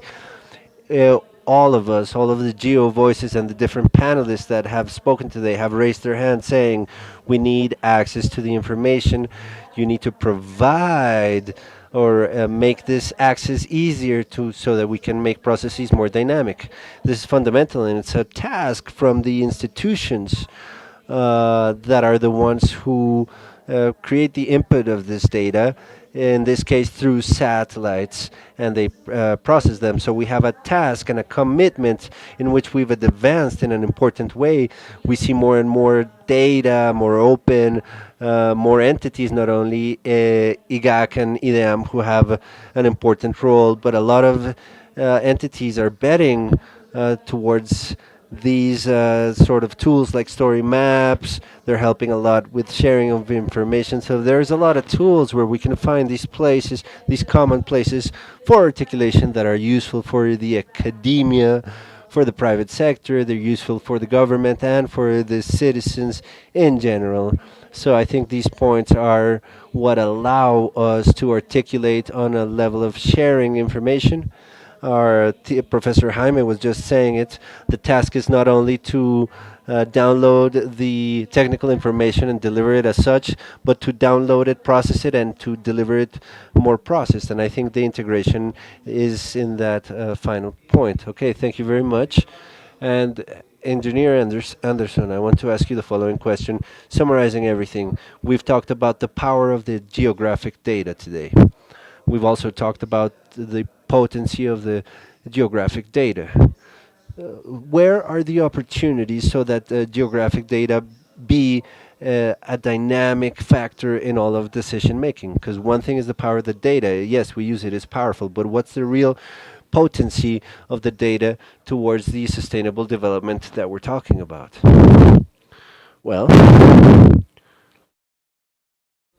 what we see is, imagine you can have an X-ray.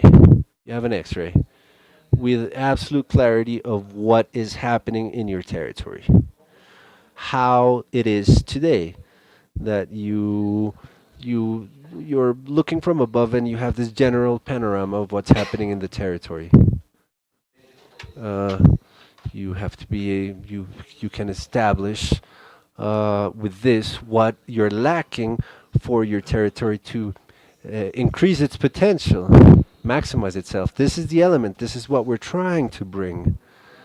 And as our director of IDEAM was saying, How do we take this? And it was mentioned by several other participants, the professor and Anita, everybody has said it, how this information becomes in something that is exploitable, that it can be used usefully.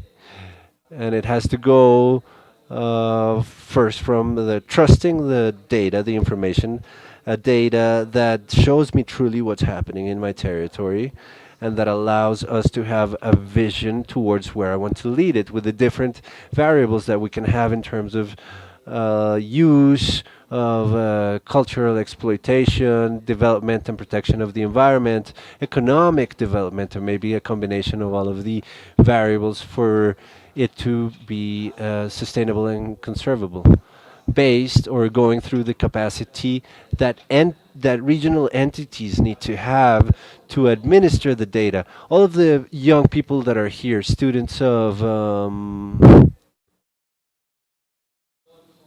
these are high school students that are already dealing and handling geographic information as if it was a conventional point of information, data.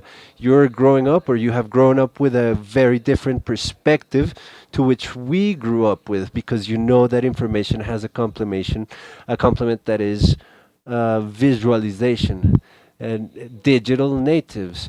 The potential of data is, and we see it as to how it can be taken advantage, how it can be exploited in benefit of their communities. He or she who has knowledge and who has information, we've known he or she dominates, has power in their hands, but having information that can be administered by many then generates a benefit for many as well. Well, thank you for your answer. And then the last question, so that we can answer the audience questions. We have about 8 more minutes. The question is the following: 20 years ago or 30 years ago, the cell phones came in with all of the applications. We're in a similar moment with geospace information, and the observation global space network says that we're about 20 or 30% of development of this new era of space data. We're estimating that from here to 2030, we're moving soon 7 trillion to 30 trillion. So the question is, from the point of view of Colombian politics and policies, what do we have to do to not fall behind in the wave of development of the industry of geospatial development in terms of policies? Thinking of it as such, what does Colombia need to do to not fall behind? Because if we don't do it, somebody else is going to do it. That's a tough question. Well, our congresswoman was inviting us to be a lot more active in politics and policies, and she's right. Science and techniques and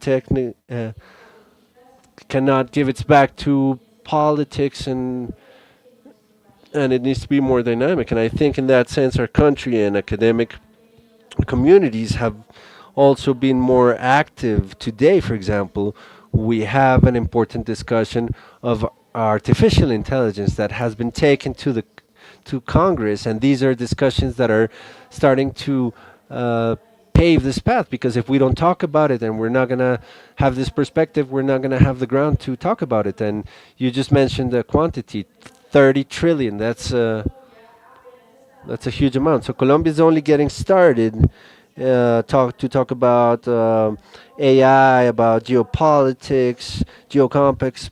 That's the base, but we need to carry on the discussion, because we don't need to just walk the same path that other countries have walked. Colombia and the region need to give a jump, do a jump. There are a lot of things that have been developed. We cannot just walk. We need to jump over what has already been developed. And of course, this discussion needs to be incorporated by technical schools and academia. This is a step that we're advancing, but there's a lot of things we need to talk about. Quantic compensation, for example. So I think in terms of policies, we need to create the policies and participate actively in the creation of these policies, so that we have the technical and scientific view there, and not only from outside. That is right. And complementing what you just said, Doctor, we were just talking with our other colleague from Uruguay, and its technology is already built. Many times we learned to program and feed algorithms. But what Congresswoman was saying is we need to exit ignorance through the basic understanding of what the data is telling us, how a data is built. Geography is constructed in rural areas every day. The knowledge or the building of knowledge needs to be based on them understanding what's happening behind the scenes. AI was said here. I think the natural intelligence is the one that needs to continue existing, and that's when you understand what is happening with construction and what's happening with geography. Construction of data is a representation of what's happening there. So when I do analysis, I can understand that the model of the representation of the geographic data can tell me whether or not something can happen, right? So I think there's a fundamental element which is the basic construction of elements, which is something that we're doing in the institute with the seedlings, with the participation of the youth, and with the change of paradigms. Programmers are important. AI cannot be put on the side. We need to continue to work with it, but I think we need to go a little bit deeper into coming back to the root understanding. Okay, thank you very much. And last question that comes from the audience, and that we have here.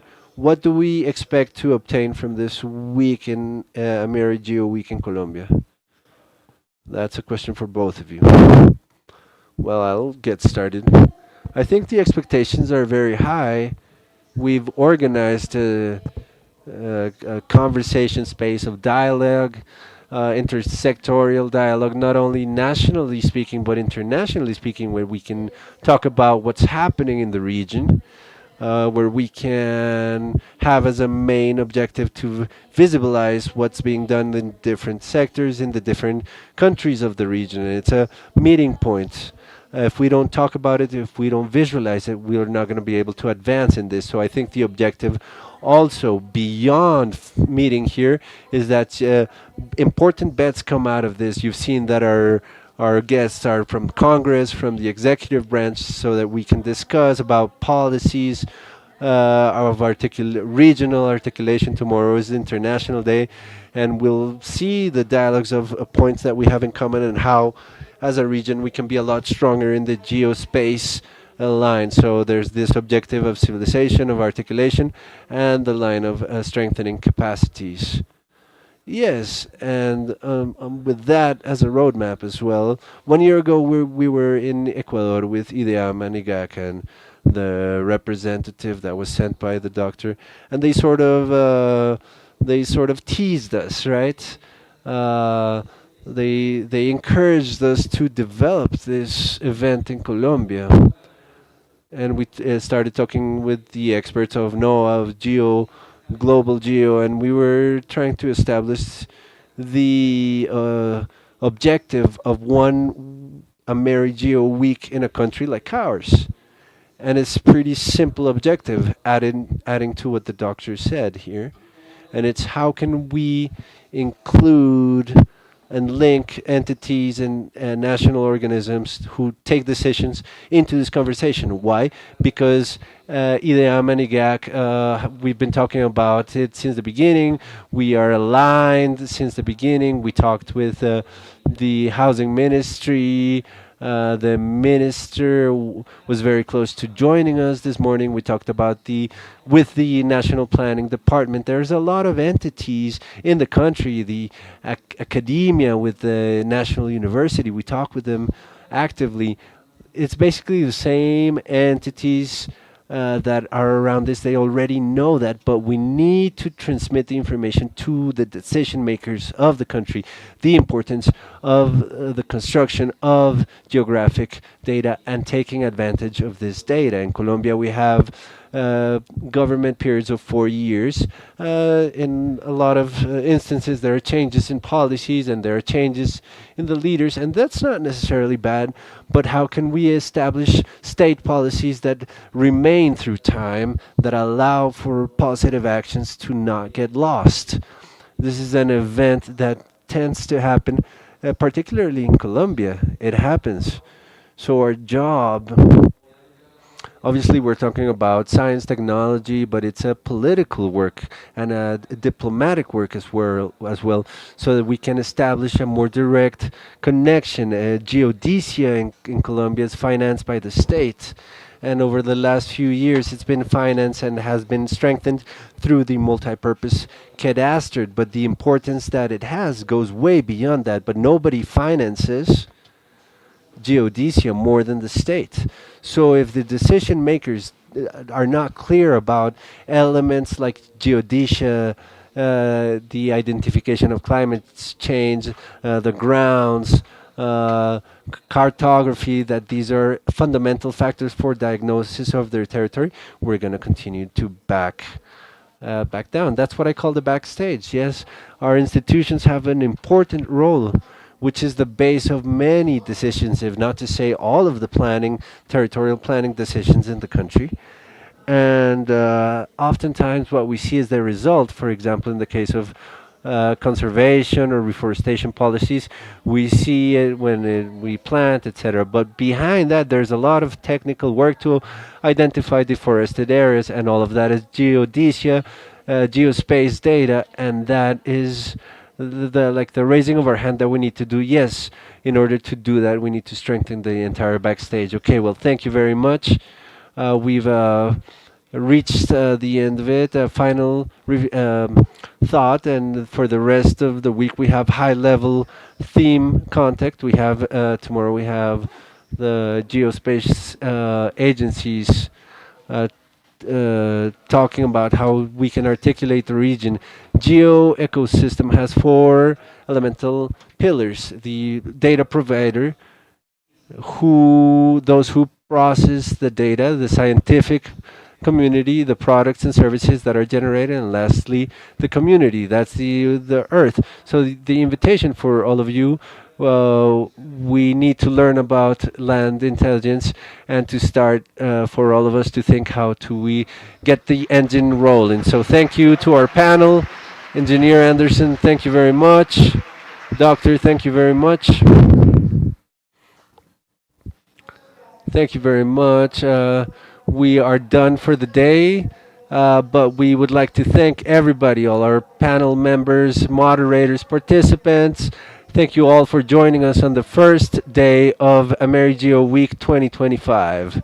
It has been a very productive day to learn how AmeriGEO encourages regional cooperation, exchange of data, and the use of geospace information to face common challenges and promote sustainable development in Colombia and all of the region. We want to see how you can live from your social media this great event. So please share your experiences in stories or posts using hashtag AmeriGEO 2025.